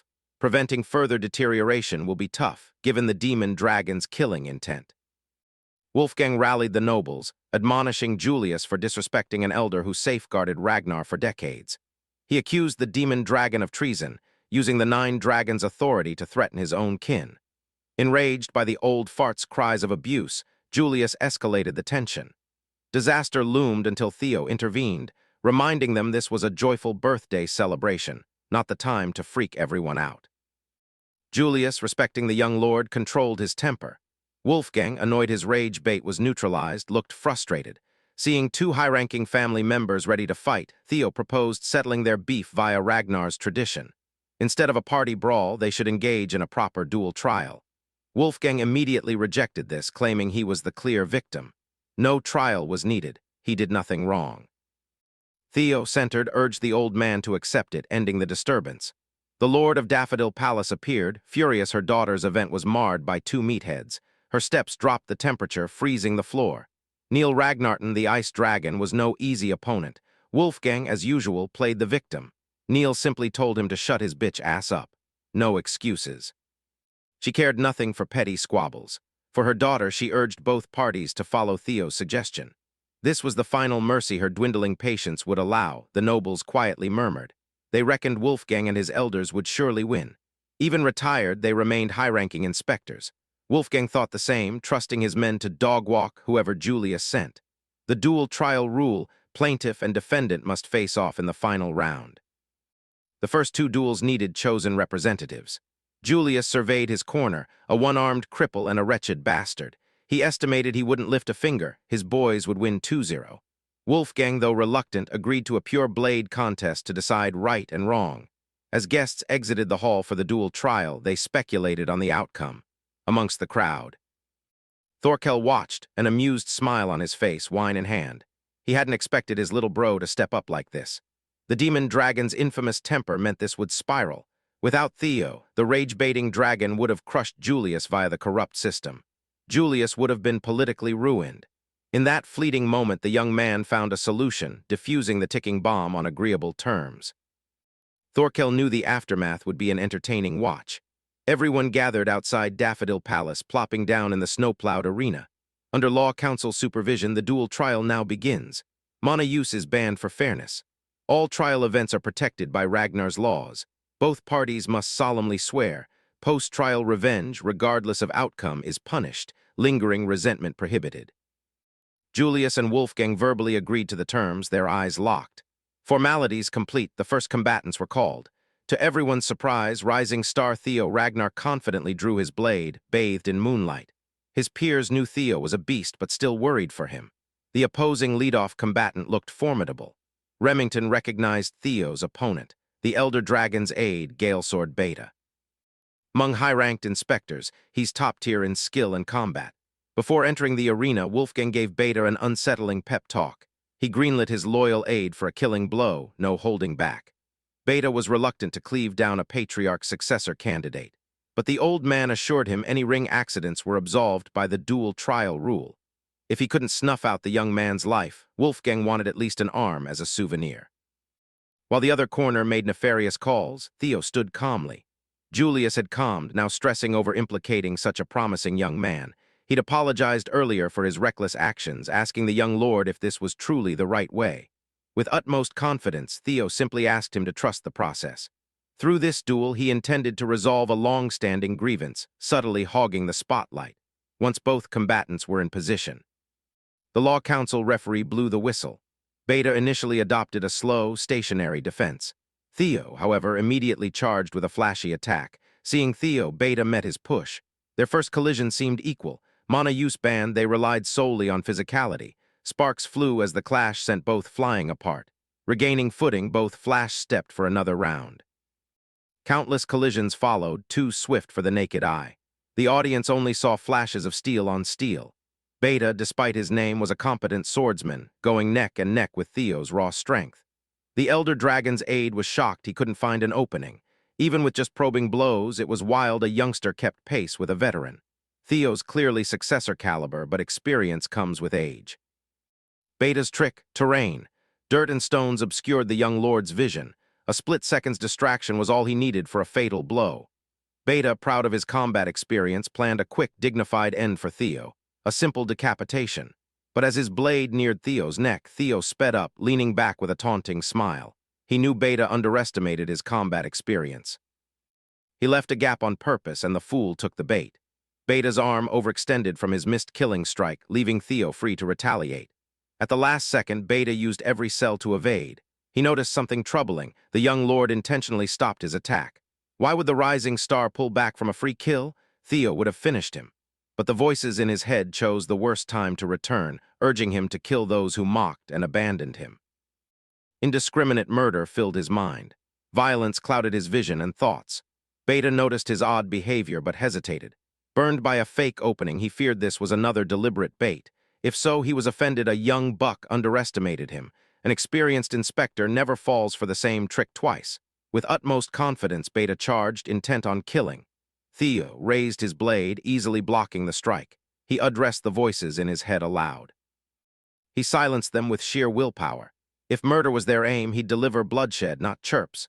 Theo's pace surged. He unleashed chaotic slashes, severing Beta's arm. One arm down, panicking, Beta reeled from pain, desperate to save his remaining limbs. With his remaining arm, he brute-forced an escape from an unhinged Theo. The young lord turned Beta's last stand into a joke, sending the fool careening off the arena. Those on the other side would have become collateral damage if the ice dragon hadn't shielded the nobles. Feeling the attack's force, she quietly praised the young man's talent and power. Without mana, he destroyed the arena in a single slash, an absolute monster. Poor Beta lay flat in a crater, armless and unconscious. Half his drip was ruined. Bro got absolutely cooked. The Law Council referee took one look at the combatant and ended round 1. Theo Ragnar was the undisputed victor. Amidst the cheering crowd, he battled a growing hunger for the kill. He regained control over the maddening urges just in time. The grudges he felt today were profoundly different. A strange sensation, as if something greater guided him towards an unknown fate. He unleashed untold power only by embracing that odd feeling. Entrusting himself to past grudges is a slippery slope. Danger is real. If mastered, his combat power will skyrocket. He could double his strength instantly. After clearing debris and patching the arena, round 2 began. Fighters were called. Surprisingly, Theo declared they'd opt for consecutive battles. The referee accepted his round 2 participation, representing the defense. Wolfgang was furious, finding this decision arrogant. He sent out his most trusted fighter. The Sword of Mystics and former Dragon Gate Swordmaster Paige Grayson. The lanky siblings were hyped seeing an old man wield a massive sword without mana. Beside them, Remington's anxiety spiked. The lanky siblings told him to chill. Silver Lion insisted. Unlike round 1, where they sent an inspector to save face, Paige Grayson is a renowned elder. Anyone with sense knew Wolfgang's corner aimed to kill Lord Theo. Given his recent victory, Theo's loss seemed unimaginable. Yet as the referee's whistle signaled round 2, Theo politely raised his hand. Instead of clashing swords with another elder, he simply waved the white flag, forfeiting. Everyone, especially Elder Paige, was stunned. Theo humbly explained that a mid-ranked inspector like him couldn't possibly match an established elder. He recognized the gap without even fighting. The Sword of Mystics was frustrated, denied a fair fight. The referee was taken aback, announcing the winner. Theo's clever move earned applause, removing a thorny variable for free. Remember, the final duel pits plaintiff against defendant. Wolfgang, laser-focused on the successor, was blindsided by this simple maneuver. Now he fights with a broken arm, in all her years. Evelyn had never seen her deadbeat father so shaken. When Theo approached, she apologized for dragging her into problems. He responded like a true comrade, reassuring her. His warm words reminded Evelyn of all the good in her life. Julius Ragnar, an upstart cavalryman, was the first to recognize her burgeoning talent, inviting her into the squad. Even after losing her arm, the demon dragon remained her friend, reminding her she could make a comeback. Then, she met Lord Theo, who transformed her dead-end life. Swearing to be his sword, she found new purpose and courage to fight for her dreams. Her painful past is now overshadowed by people who genuinely care. How could she remain trapped, unable to move forward when they believe in her so much? It's time to slay the villain. Before Julius could step into the arena, Evelyn spoke up. She's done being the victim. For the final round of the dual trial, the Law Council referee called plaintiff and defendant forward. Broken arm in a sling, Wolfgang Ragnar still looked menacing, strutting into the ring. Internally, he cursed the wily successor for cornering him, his reputation unsalvageable. He'd accepted Julius would likely kill him, but was determined to take an arm in return. He loves chopping arms off. After discussion with the referee, the defense's request to change their third-round fighter was accepted. Wearing a form-fitting dress, blade in hand, the one-armed captain confidently entered the arena. Seeing his crippled, unlawful daughter enter, Wolfgang burst into mocking laughter. He asked if she'd beg for mercy one last time. His weak-ass trash talk was entirely ineffective. Evelyn brandished her rapier, eyes fixed on her disgusting target. She only needed one word to drive Wolfgang mad. This bum loathes being called father. The audience was stunned by her forbidden word, unaware of the elder dragon's link to Evelyn Nerville. Rumors of an illegitimate child circulated but were largely dismissed.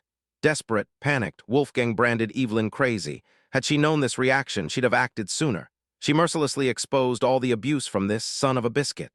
She recounted how he nearly beat her to death as a child, then tried to kill her again after joining the white-armored dragon cavalry to protect his image. Enraged, Wolfgang's true colors finally surfaced. He asserted that, as an esteemed elder of House Ragnar, he had every right to clear his history. He was rage-baited so hard he practically confessed to his lowly crimes. The watching nobles felt bad for Evelyn, disgusted with the old fart. Who'd have thought the high and mighty elder, always fussing about bloodlines, was guilty of spreading his seed outside the family? Those aware of Wolfgang's shameful proclivities stayed silent. They'd warned him this day would come. The old fart knew he was tarnished. Julius and Theo watched the drama unfold. The demon dragon still wanted to fight to spare Evelyn grief, but the young lord insisted she handle it. As the whistle blew, Evelyn launched an aggressive offense. With her severed arm and Wolfgang's broken limb, the clash was relatively equal. More experienced with her handicap, Evelyn dictated the tempo while the old fart focused on defense, when she deemed the timing was right. She finally unveiled her new weapon. Veteran Julius felt her stance and the atmosphere shift. She used the Wind Thunder God technique, Dachart. With pure technique, she literally kicked up a storm. Old heads recognized the Sword of Windstorm, a lost art Evelyn had somehow deployed and mastered. The Wind Thunder God technique lived up to its name. At the center, she moved like the eye of the storm. She effectively blocked Wolfgang's sword, continuously pressing him back. Rare to see such youth match a top swordsman like Wolfgang. Theo watched this unfold with delight. Since the dual trial forbids mana, pure swordsmanship thrives. With magic removed, refined technique truly shines. Above all, Wolfgang is a fraud carried by his pureblood lineage. Without that crutch, he's mediocre at best. Suffocated by Evelyn's aggression, the elder dragon brute forced his way out. Though a bum, he was once a premier family fighter, wielding a sword like a brute. Creating an opening, he rushed Evelyn with overwhelming force. Overcoming her initial display, he regained confidence, trash-talking. He swore to beat her until she begged for mercy and came to her senses. Evelyn had enough of his hateful rhetoric. She now had the strength to fight back, since the old fart wanted a contest of strength. She would gladly beat him at his own game. Once her horrible father was her world, her greatest fear. But now, with trusted allies and unwavering belief, those fears are shed, leaving a woman in control, no longer a clinging child. Now a warrior, the weak, abused child has the strength to finally cut the bastard who made her life hell, taking down the monster of her own blood. Nobles, witnessing the cathartic beatdown, were moved by Evelyn's resolve. The bout ended. She won the final dual trial. She got her revenge, severing one of the scumbag's arms. Beaten fair and square, Wolfgang still refused defeat. He lunged, but ice restraints detained him. Thankfully, Lady Neil, the ice dragon, sprang into action. She berated him for disgracing the 9 dragons and acting out of line. When the referee called her name, Evelyn grasped reality. The dual trial verdict, not guilty. Returning to her corner, a world of weight lifted. Evelyn Nerville was finally free. Julius and Theo proudly received their comrade. She could now flourish, free from long-held fear. She attributed this W to her lord and the cavalry captain. Meanwhile, Wolfgang's lackeys rushed in, retrieving their defeated boss for medical aid and recovering his sword. Failure on his blade enraged him. He shoved lackeys, grabbed his sword, menacingly marched towards Evelyn. Wolfgang roared her name like a slur, calling her wretched, swinging his weapon like a madman. This garbage clearly meant to cleave her down. Julius intervened before he could even get close. The demon dragon grabbed him with his only hand, making him sit like a good boy. Wolfgang was consumed by rage.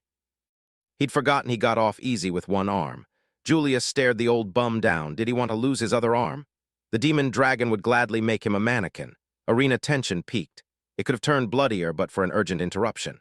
A messenger announced, Troyvan invasion. Everyone to posts immediately. Julius clicked his tongue. Worse timing. He'd wanted serious damage, but that would have to wait. With immense willpower, he turned and let go. He summoned his trusted aides. War was declared. The white-armored dragon cavalry would lead the charge. Wolfgang, ever the fool, still missed the point, yapping about the unfinished duel. No one listened. The ice dragon resorted to cold violence to silence him, giving a final warning. Shame the 9 dragons again, and her ice blades would gladly make him a refrigerated pincushion.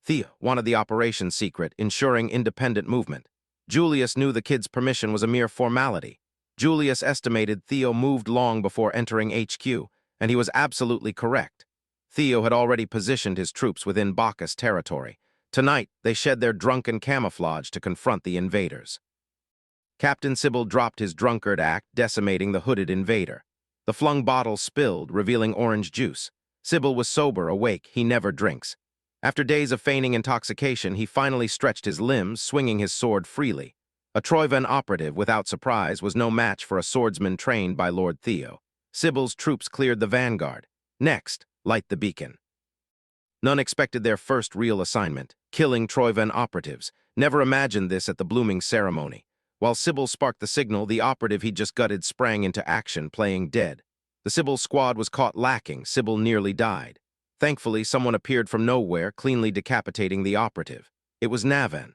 He admonished them for letting their guard down. If any got hurt, how could he face Lord Theo? Realizing his blunder, Sybil straightened, paying respects to the Bacchus family head. Navan told him to chill, but true relaxation meant fulfilling the Lord's orders first. Sybil, smiling, resumed lighting the beacon. Navan liked these boys, they matched his vibe. As Navan's walls lit, crossbowmen lined the rampart, ready for the next wave. Navan casually watched from the castle's highest point. As predicted, enemies crawled tonight. How could Theo foresee the Troyven's attack so perfectly? He's built different. Fire exposed the Troyven rats. Sybil roared, "Defend Bacchus Castle!" As hooded invaders scaled the walls, thousands of arrows rained down. A bloodbath ensued. Theo, arriving on his Viper Wyvern Umbra, found battle raging. He was just in time to watch his boys fight. He sped up, excited to see familiar faces again. Bacchus Castle saw sunrise over land littered with Troyven corpses. Lord Theo's mission to defend the territory was complete. Sybil was rightfully proud. Theo knew the boy could be loud, but this report was extra rowdy. Must be adrenaline from slaughtering an entire battalion. The exceptional defense of Bacchus territory was worthy of praise. A single compliment brought Sybil to tears. His comrades envied their captain. Navan was surprised by Theo's personal visit. Thankfully, Theo didn't need to interfere. The reinforcement squad ensured a smooth operation, surprising even Navan. Theo recruited his fanboys into the Camellia Palace Guards, delighted by their rapid progress. They even impressed Navan, though the family head had low expectations initially. They were intermediate inspectors with little experience, yet they delivered when it mattered. Their skills are still raw, but they are trustworthy. Hearing Navan praise his boys so highly made Theo feel like a proud older brother. Since Navan held Sybil and the boys in such high regard, Theo suggested they fill the Bacchus family's vacant night order. If Ghost Sword Navan trains them into a proper night order, Sybil and the others could truly flourish. He seemed receptive. It's been a long time since Theo felt such anticipation. His subordinates found a good home to further his agenda. No longer needed here, Lord Theo bid farewell. He'd seen what he came for, now to his next destination. He's bound for the floating archipelago for a thorough investigation. Navan thought he'd be used to Theo's boldness, but he still gets surprised. The archipelago is notorious for its hostility. Entry itself is a challenge. Luckily, Theo had his ways. After smooth sailing, he reached the port city of Dion. Hooded to blend in, he went straight for the pub. Trouble immediately found him. A man twice Theo's size deliberately bumped him. Aggressive, the brute met Theo's cool insult. Swiftly, Theo grabbed a pint, smashing it against the troublemaker's head. The pub erupted, eager for a fight. Brawls were common here, service continued undeterred. Beyond the hallway door, a neat office waited. The establishment's leader hears a subordinate's report. They're pressured to regularly supply Troyvans with gunpowder and steel. These goods are the rental fee for the dragon-slaying sword. Antonio Spinola, next Spinola Patriarch, was furious. The Troyvan's letter was a request, but truly a bloody threat. They stole the sword, now demanding resources to lend it back to its owners. Antonio refused to acknowledge the report. Yet ultimately, they have no choice. Without the dragon-slaying sword, the floating archipelago sinks. Had they not lost the legendary blade, they wouldn't be at the mercy of exploitative overlords. He grappled with the thought, is there no hope? Just then, rowdy sounds leaked through the door. Pissed at being ripped off, Antonio kicked his office door open. Customers want a drink? Drink quietly. Under the hood, Theo smirked. The man he wanted finally showed himself. He just needed a nudge to leave that office. Antonio Spinola was key to his next phase. After causing a scene and being escorted to the pub's liquor storage, Theo immediately declared his desire for the floating archipelago. He wanted to tag along on Antonio's ship as a combatant. Sea monsters were popping up more often, he argued, so he'd lend his sword. His skill was proven upstairs. The Spinola family was also short-staffed. A total win-win. Antonio acknowledged some truth. They needed crew. Still, he refused this shady young man on his ship. For an alleged mercenary, his gear was too clean, showing no wear. He caused trouble in the pub then, just happened to know a ship was archipelago-bound. Antonio wouldn't risk such an unknown variable. Theo chuckled. He'd have been disappointed if Antonio hadn't seen through his sloppy ruse, now knowing the man wasn't an idiot. Finally, business. He slid a coin, mentioning the Black Skull armed resistance for the floating archipelago. He came to this port city to deal with their leader, Antonio Spinola. Antonio felt threatened by the young man's knowledge, but that's not important. It's not how he knows, but what asterisk. He knows Antonio is stressing about the dragon-slaying sword. As soon as Theo uttered that blade's name, Antonio immediately branded him a Troivan dog. Theo merely laughed, reminding the businessman to maintain composure. Antonio checked his hostility, waving off his security detail who'd approached. Theo then hinted he possessed the dragon-slaying sword. Antonio scoffed, believing the Troivan dogs held it securely. But Theo challenged this, suggesting they merely claimed ownership. There's no concrete proof they truly have it. The Troivans never even showed the ransom item, his judgment clouded by the archipelago's fate. With nothing to lose, he'd hear the stranger out. Antonio calmed his tits, sitting as Theo began the infamous floating archipelago's legend. The tale began with the hero, Kriemhild. This legend, dear to Antonio, he kept the storybook. Kriemhild supposedly sealed the ocean-ravaging sea dragon beneath the waves with his sword. He knows this fairy tale is historical fact. Many claim the floating archipelago floats by mysterious currents, but that's false. In reality, Kriemhild's sealed dragon lies deep beneath that land. Its immense mana waves create an updraft strong enough to support the islands. The dragon-slaying sword maintains the seal. It's a mana stabilizer. Since the Troivans stole that blade, mana flow has grown unstable. Without the dragon-slaying sword, the archipelago faces disaster. Islands will sink, taking their inhabitants. Antonio's people's lives are at stake. He cannot fail. If Theo truly possesses the dragon-slaying sword, Antonio would grant him any wish for its return, but merely giving it back isn't a true solution. The crafty Troivan goons would just steal it again, and Theo wouldn't give up his extra power. When the young man wanted to talk business, Antonio gladly opened negotiations. If money was his demand, the Spinola family would pay any amount. Thankfully, Theo had a plan: keep the dragon-slaying sword and save the archipelago. All he needed was passage to those mystical islands. Desperate, Antonio caved. Theo was welcomed aboard the ship bound for the floating archipelago. He snagged a boat from Dion, smooth sailing. From afar, the floating archipelago seemed an average port. This cluster of rocks is a renowned merchant federation boasting unique history and traditions. The emperor recognized their autonomy, but in Theo's past life, the Great War hit different. Troivan occupied it, erasing its history, reducing it to a war supply base. As the Great War ended, the archipelago sank, vanishing from maps. For Ragnar and its people, Theo vowed to expel those invaders. Antonio was promised his homeland's salvation, yet he distrusted Theo. The young man's plan to move the entire landmass seemed ridiculous to Antonio. Theo confidently assured the nervous businessman it was feasible. After all, the sea dragon, sealed beneath the archipelago, guards another ancient relic. Before sailing, Theo consulted his guardians about the dragon-slaying sword. They confirmed it was an ancient relic.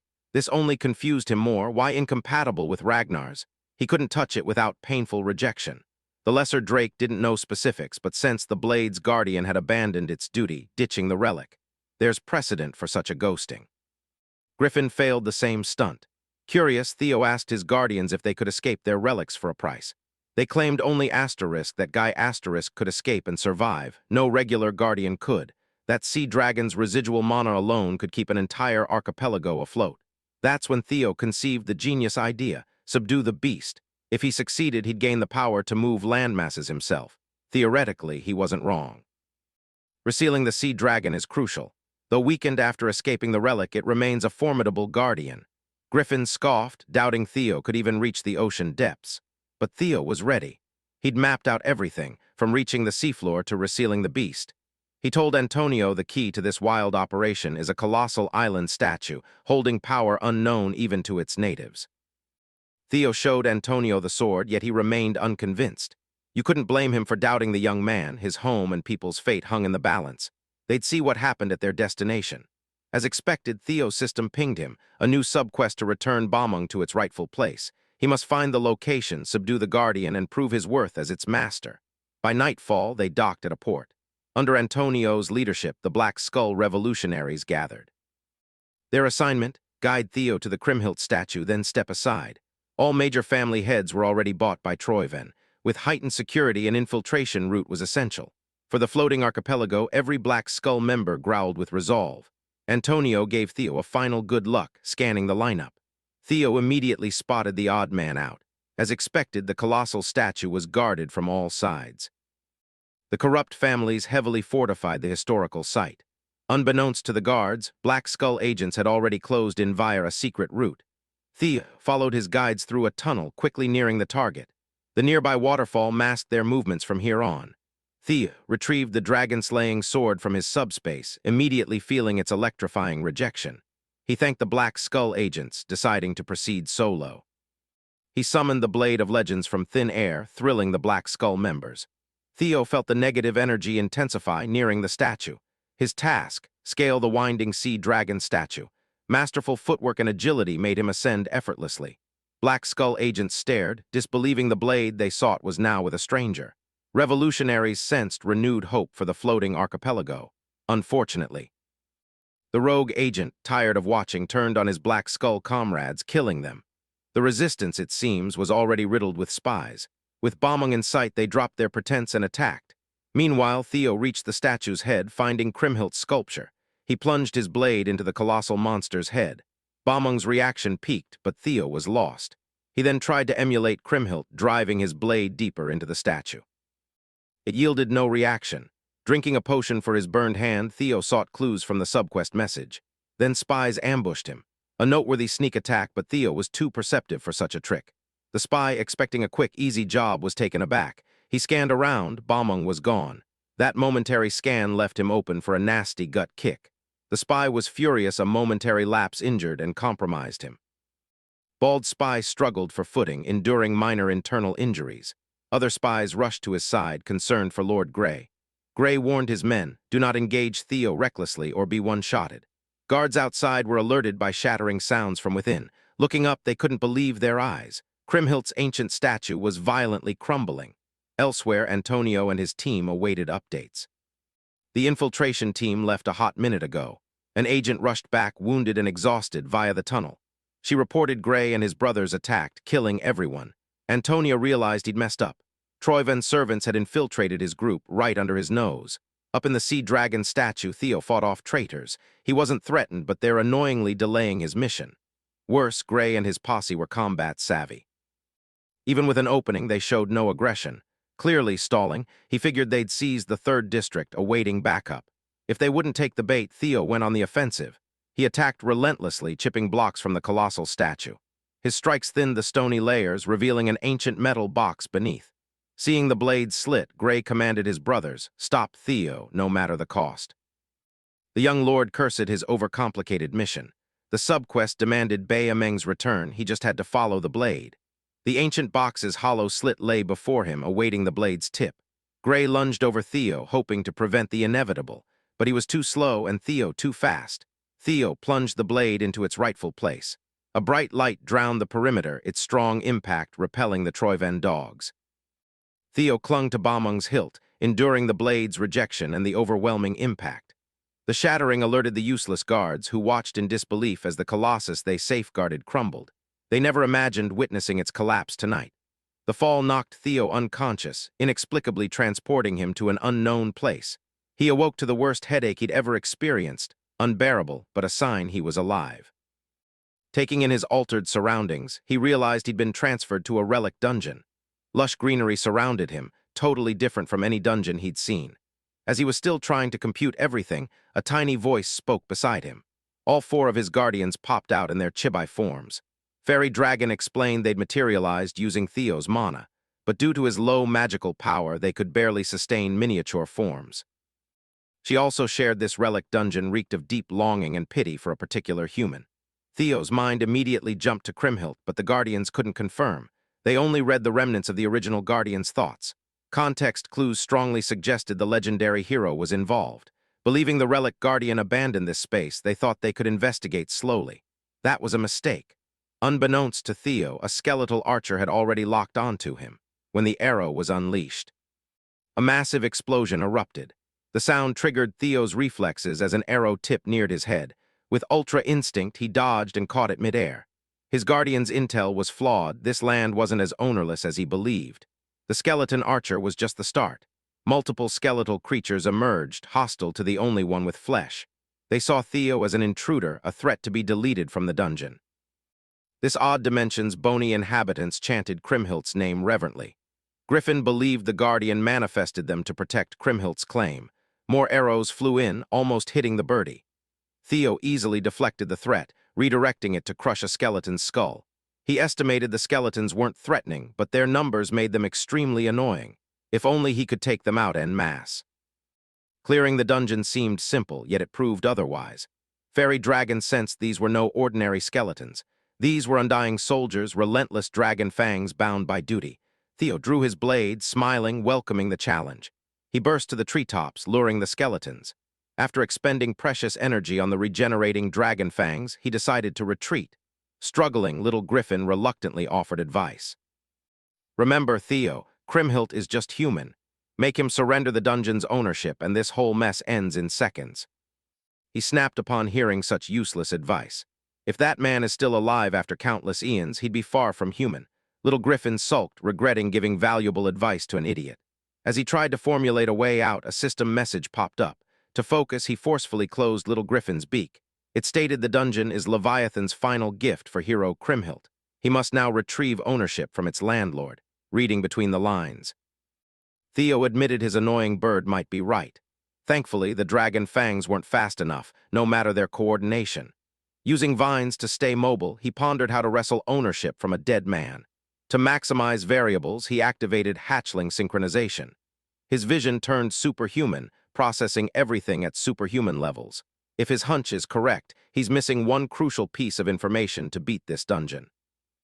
Hatchling synchronization revealed a lone dragon fang, separate from the aggressive pack. Its aura differed from the usual skeleton nightmares. As the dragon fangs bum-rushed him, one turned and fled. Now certain he only needed to hunt that odd one out.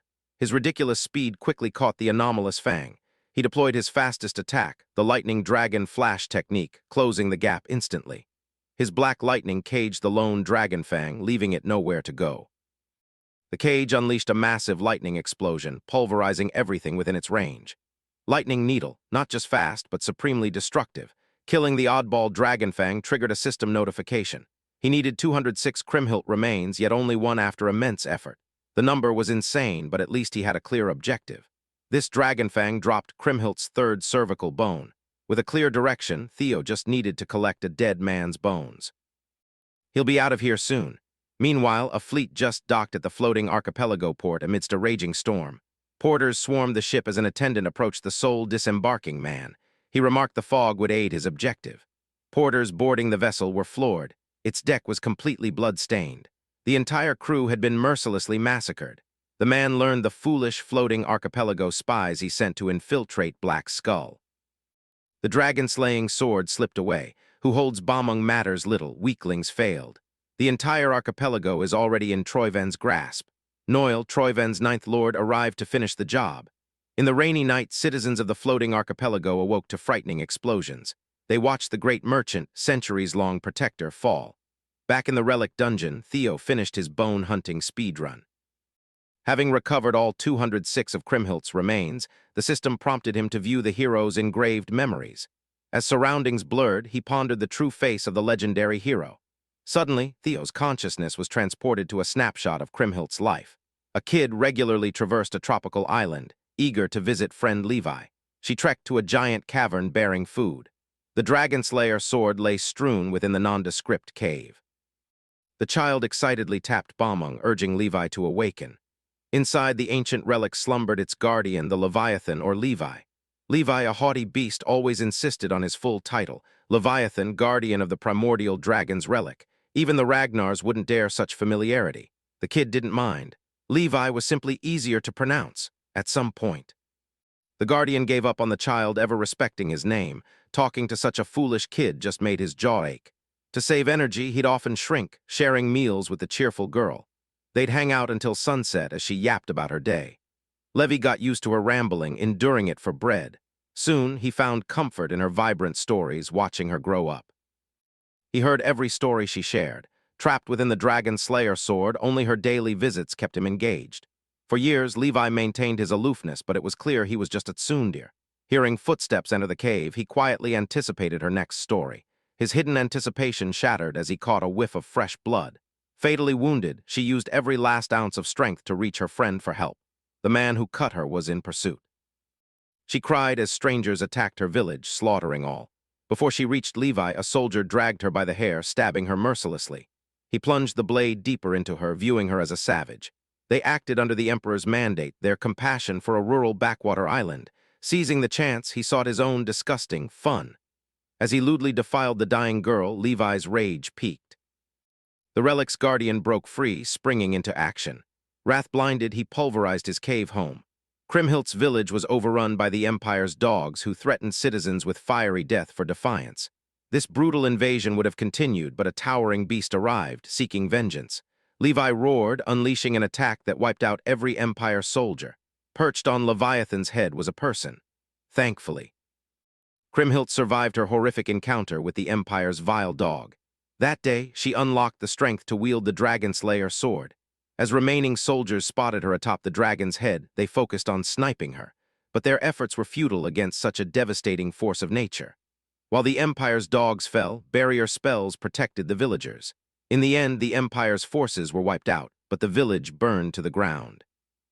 Kriemhild profusely apologized to Levi for taking the sword, believing she messed up by not waiting for the chosen one. Levi comforted her, assuring Kriemhild things turned out well. He surrounded her with the barrier protecting the villagers, then gently presented the hero to her people. Everyone chanted her name, praising her for saving them from the Empire's greed. Levi admitted he might have forsaken his sacred duty, yet felt at peace with his choice. For the first time in his long life, he acted by his own will, not the primordial dragon's. To protect Kriemhildt's bright smile, Levi would gladly disobey his creator. News of the mighty Empire army's defeat by a savage girl commanding a sea dragon reached bigger threats. The Emperor refused an L on his record, dispatching royal guards to reclaim his land at once. The Empire's royal guards miraculously pulled off the impossible, wounding and restraining the Leviathan. They resorted to dirty tactics. The villagers were kidnapped, threatened with death if Levi resisted. The royal dog singled out Kriemhild, demanding the secret to kill the beast. Levi urged her, "Confess, save yourself. He's an undying guardian. Death is just a deeper slumber. The Dragon Slayer sword's magic from his emergence can put him to sleep." For Kriemhild and the villagers, Levi would gladly take the fall. Their shared time compared to his life was short.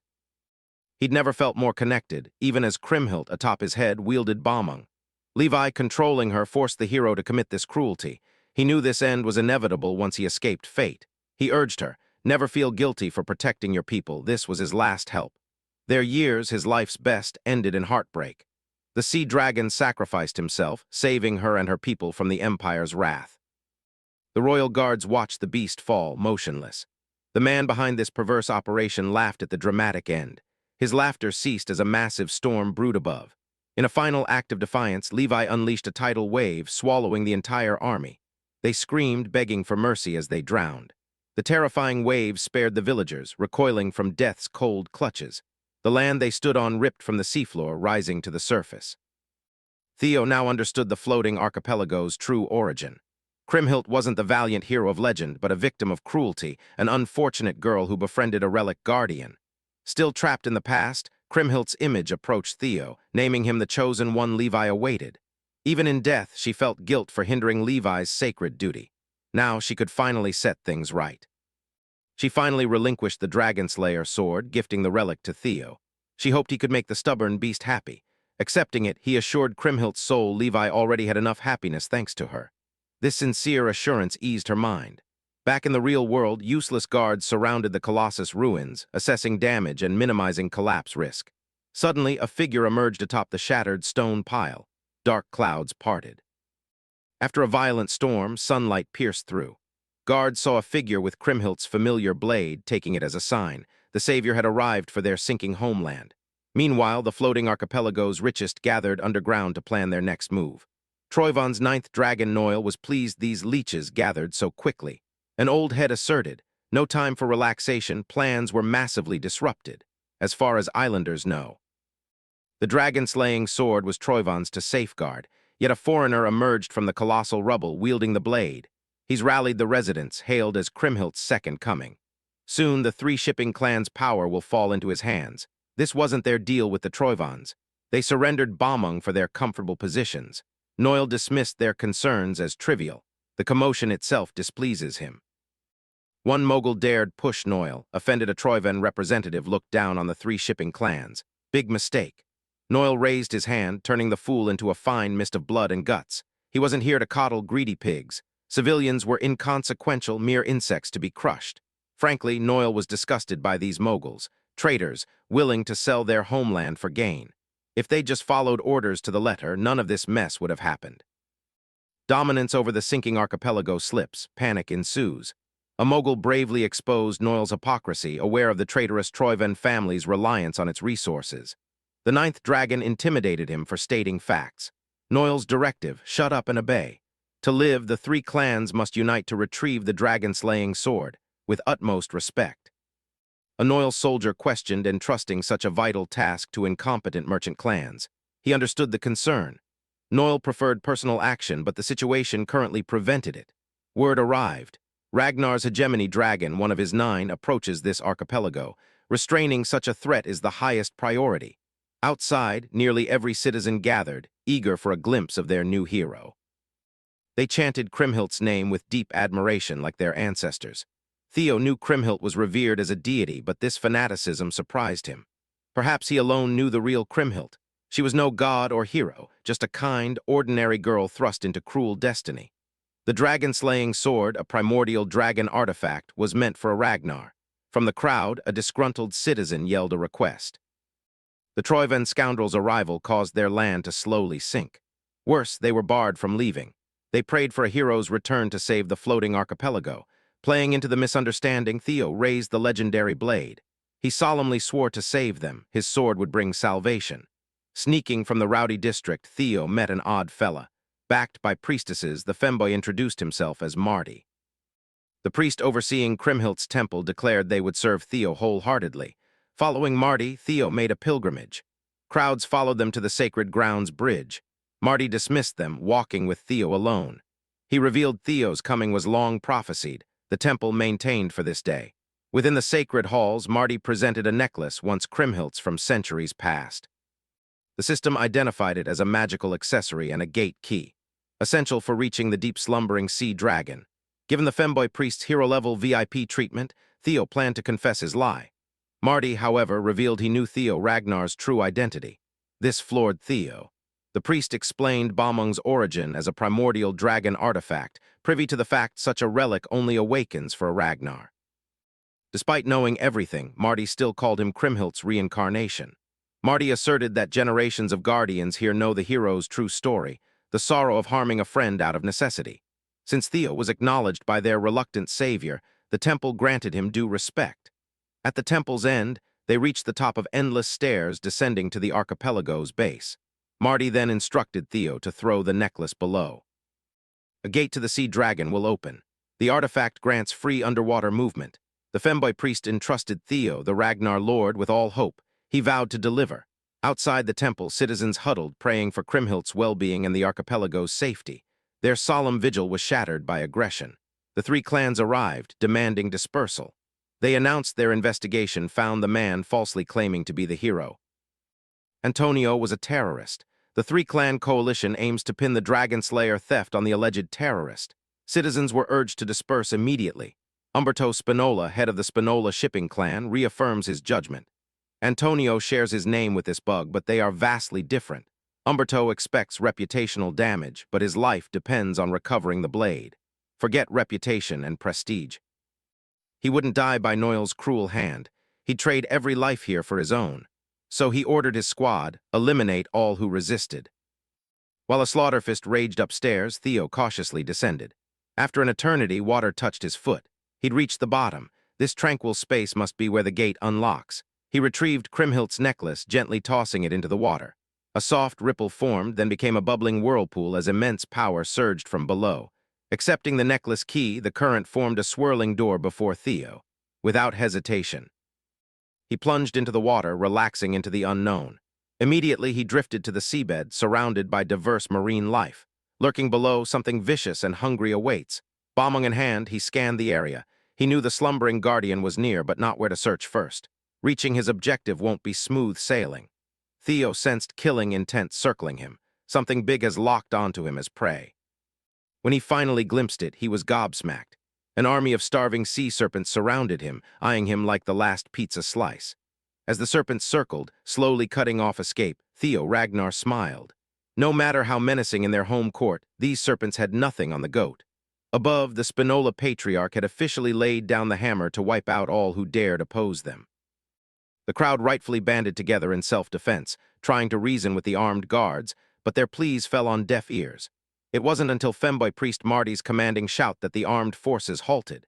He was offended these knuckleheads accused the temple and civilians of terrorism on zero grounds. Marty asserted his escorted man was clearly Kriemhildt's reincarnation. He swore it upon the honor of generations of priests. If anything, they should be explaining themselves. It was the three clans and their hired thugs. Marty exposed the shameless Spinola Patriarch for bringing Troivan mercenaries into the archipelago's sacred sanctuary. Hearing these same people who stole the dragon-slaying sword were causing mayhem again, the masses were enraged. Their fury escalated the confrontation into an all-out brawl. Their wrath and dissatisfaction were justified. The temple's devout believers formed a barricade, risking their lives to protect their hero. Umberto expected to crush the masses easily, but underestimated their faith. Even his own people urged him to stop being so cringe, suggesting they retreat and plan their next move. His local soldiers refused to fight their fellow citizens, so Umberto tasked the Troivan mercenary corps. These goons had no qualms spilling innocent blood for pay. Quick, vicious, and efficient death squad. A travesty. A massacre outside a holy sanctuary. Umberto's aides desperately tried to dissuade the senile old man. Such force would only fuel resentment, ruining their family's name. The cruel patriarch argued he was simply doing what was necessary. Others must keep up. Reputation means nothing when you're dead. Once the floating archipelago becomes the Troivan slop factory, the three clans must adapt, becoming perfect hunting dogs. Unknowing soldiers deployed to catch a terrorist watched in horror as comrades butchered civilians. Troivan mercenaries plunged into the crowd, killing with vile glee. Marty stood firm. He must fight with the citizens now. Civilians, too, held their ground, refusing to budge against certain death. They yearned to fight this bullshit tyranny, but staying tough is hard with a spear aimed at your heart. Thankfully, the prodigal son, Antonio Spinola. He arrived to thwart his insane father's stunt, his armed resistance, the Black Skull, picking off Troivan mercenaries. Umberto, shocked his son crashed the bloody party, threw a tantrum like an overgrown baby. Gigachad Antonio slowly advanced, parrying towards his father. Umberto couldn't fathom his son abandoning the coveted succession for protecting his people. Antonio was furious. He's disgusted his father would sell the country to villains, murdering innocents for Troivan scraps. Driven by rage to correct his father's sins, Antonio commanded his Black Skull soldiers to subdue every Troivan dog, keeping citizens safe. His war cry boosted morale, but they are outmatched and outnumbered. If this conflict drags, they won't hold long. Their only hope is currently under the sea, encircled by hungry sea serpents. Theo Ragnar eyed the numerous sea serpents warily. Despite ample openings, they showed no hostility, they merely watched him. He surmised the Leviathan's aura from his dragon-slaying sword subdued them. Following his gut, he gently petted a serpent's snout. The system immediately notified him. The sea serpents recognized him as their master, who knew his wyvern taming skill applied to underwater draconic creatures. He felt a familiar sensation like taming Umbra. Emotions flowed through his dragon heart, forging an intimate bond. Through the sea serpents, Theo tapped into the Leviathan's sinking emotions. Curiosity, fear, awe. Levi's experience was complex. Drawn by its power, the serpents eventually claimed the area as their territory. No wonder they came to observe Theo, who carries the legendary relic Guardian's aura. With sea serpent communication unlocked, he finally understood this unfamiliar place's plight. Theo knew he had the tools to restore order. He mounted a sea serpent. The army guided their new master to his destination. Theo found currents grew stronger with depth. Alone, navigating these waters would be impossible. Due to twisting, warped mana, he activated hatchling synchronization to see details in the dark. Once deep enough, strong currents subsided. Theo finally saw one of existence's strongest relic guardians, the Leviathan. As expected, it rested at the deep sea bottom. Even in slumber, its overwhelming mana and gargantuan size were absurd. But unlike other guardians' purity, the Leviathan's mana flow seemed strange. This must be the issue the sea serpents warned him about. Griffin emerged, cringing at their fellow guardian's rotten state. Even the usually tactful fairy dragon agreed with Griffin. She thought Theo, bearing a similar aura, had already pinpointed the problem. Indeed, Levi the Leviathan has succumbed to prolonged demonic corruption. With Levi compromised, wild currents beneath the archipelago now produce massive coastal waves. In a many-islands house of worship, a wicked meeting began. Noel, Troyvon's ninth vassal, arrived to confront a rival about the colossal war. Though adversaries, they had much to discuss privately. Barian, his co-conspirator, smiled unseriously. It had been ages since Noel and this jacked, shoeless vagrant last met. That ridiculous grin instantly flared Noel's annoyance. He had no time for pleasantries. They allied out of necessity. Barian was to seize northern territory while Troyvon forces clashed with Ragnar. In return, the archipelago's annexation would be discreet. The homeless strongman recalled no broken pledges, but Noel's anger suggested complications. The ninth vassal's temper neared its limit. He suspected Barian feigned ignorance. That outsider, Theo Ragnar, somehow found the archipelago to meddle. A fellow heir like Barian couldn't miss a rival's moves. With a thinly veiled threat, Noel implored Barian to speak plainly. To show he wasn't messing around, the ninth vassal unleashed bubbling murderous intent. Since the mischievous heir played stupid, Noel ended their arrangement. Meanwhile, under the sea, Theuragnar grappled with the Leviathan's condition. The seemingly indomitable guardian was infected with demonic sea poison. Its body is nearly consumed by a vile toxin. Its subdued savagery suggests reasoning is gone. Theo, lacking proof, suspects the Troyvon bastards orchestrated this poisoning. Fairy Dragon noted, with the dragon's sword drawn and its seal undone, the Leviathan should have awakened to defend the archipelago. She was more intrigued by how mortals poisoned a relic guardian with such potent demonic sea poisoning. Only a grotesque technique could have done this. The Leviathan, tainted by demonic presence, is moments from rampaging, poised to cause immense damage. Theo remains unnoticed, making a safe distance and planning the logical move. Yet the chosen one, Bamung drawn, rushed forward, aiming to seize this opportunity before the beast could perceive him. He activated Hatchling Sync, locking onto the poison's origin. With enhanced perception, he pinpointed the spot, atop the guardian's head. The toxin's concentration had already seized control of its brain. Destroying the source of its suffering might salvage the situation, halting the contamination. Bamung's tip neared the crystallized origin of the sickness with lethal force. Centimeters from contact, a powerful force halted his attack, repelling Theo. Helplessly pushed out of range, the repellent force showed no mercy, forcing the chosen one to eat rocks, a foolish decision. The culprit installed a protective ward, sustaining the contamination. Good news, he's found the weak point. Bad news, the massive dragon noticed him. Theo was almost crushed by the ward, fending off a Leviathan's full rampage, not smart. It moved through the seafloor, whipping up a current storm. They'd poked the beast. Escape was impossible. Theo's only move was another gamble, striking his forehead. Failure was not an option. The plan was simple, yet daunting. That beast was a whole-ass Yu-Gi-Oh card. He desperately sought an escape from this gargantuan mess. Before he could think, the Leviathan opened its jaws, coalescing unimaginable power. It unleashed a blast of pure energy, capable of wiping out cities. Theo barely escaped its radius, feeling the Guardian's full power. An idea sparked. He leaped back, creating distance as the Leviathan pursued. Thankfully, an ally appeared, aiding his tactical retreat.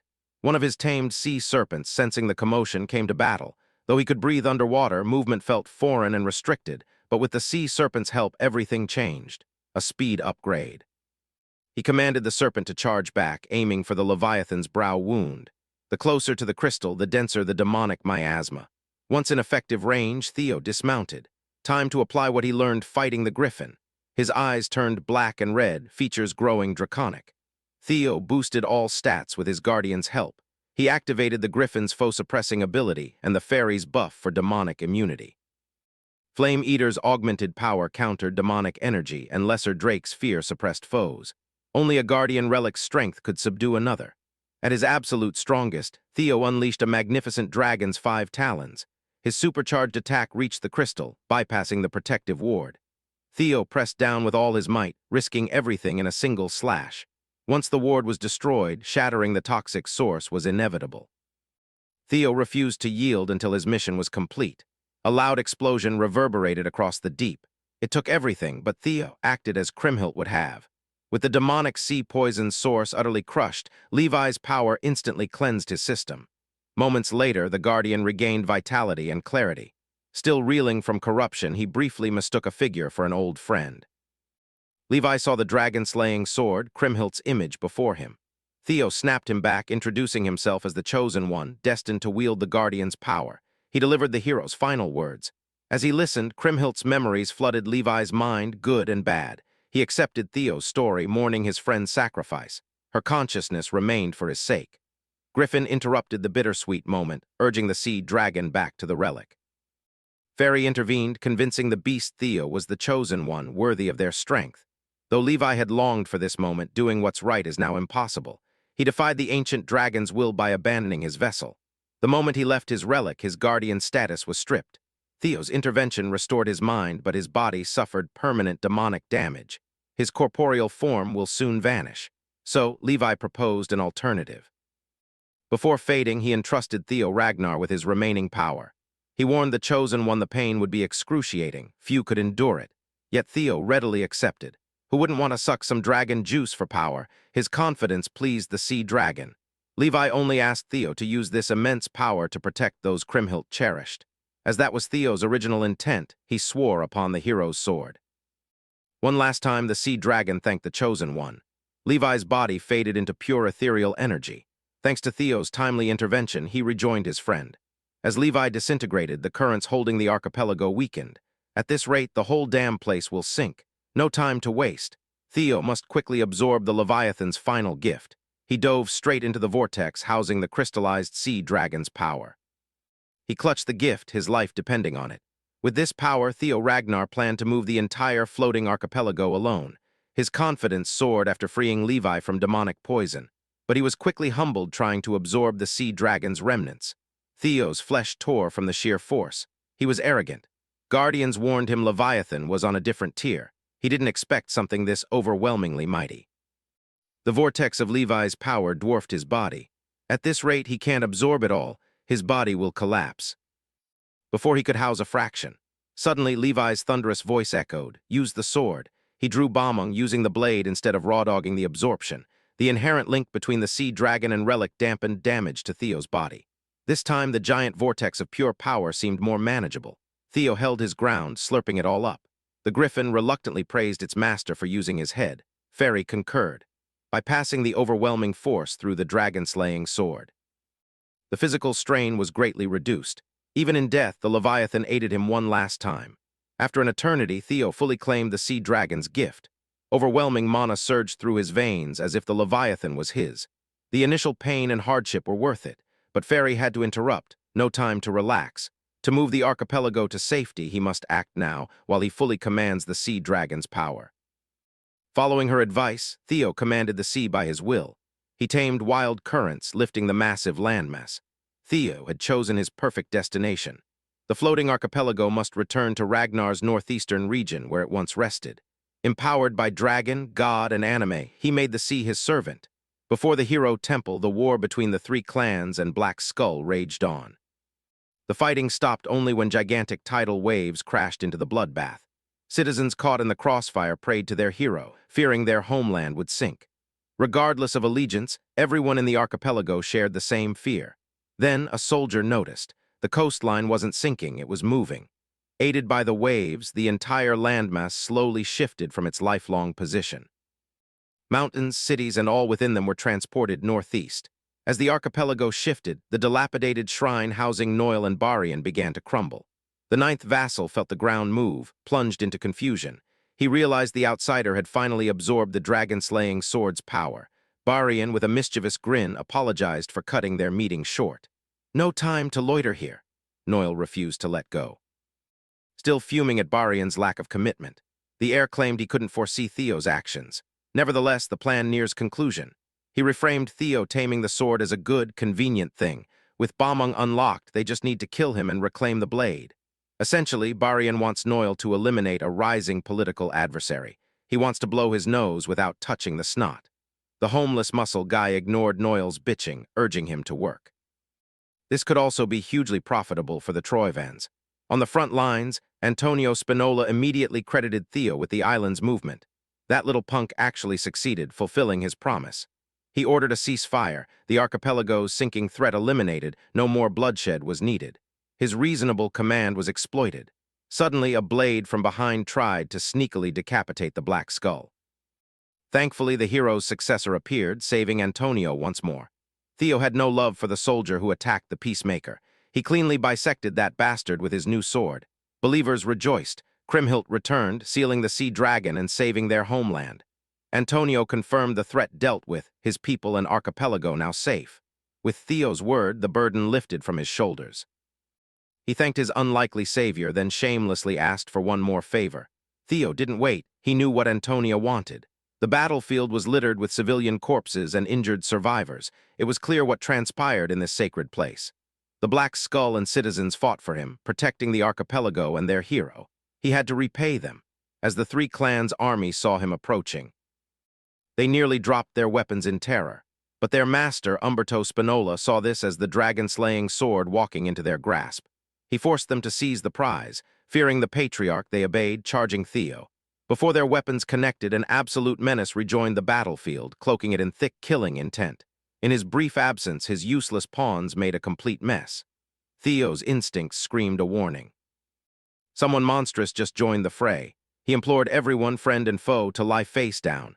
A single, clean slash traveled across the bridge. Victims never saw it coming. Time seemed to stand still. First, the bridge's banisters were cleanly cut. Next, the scalps of every soldier who ignored Theo's warning. At least they kept half their brains. The already bloody battlefield was painted a deeper, thicker crimson. In a split second, the three-clan coalition was annihilated. Only Theo's followers survived, thanks to his intervention and their trust. Nobles and soldiers were massacred, utterly helpless. The culprit, Noel, Troivan's ninth vassal. He cursed those worm-like pirate bastards for failing to eliminate one brat, letting chaos erupt. Among the dead was Umberto Spinola. Like all others, his head sliced open. He kept his mustache, though. Antonio hated his father with a passion. His father's corpse still filled him with dread. Theo snapped him back to reality. The Black Skull leader needed to compose himself, evacuate citizens. The archipelago needed him for the rebuild. Antonio cast emotions aside, springing into action. While others retreated to the temple, Theo bravely stood his ground, sizing up the slaughterer. Noel's displeasure with the Ragnars ignited.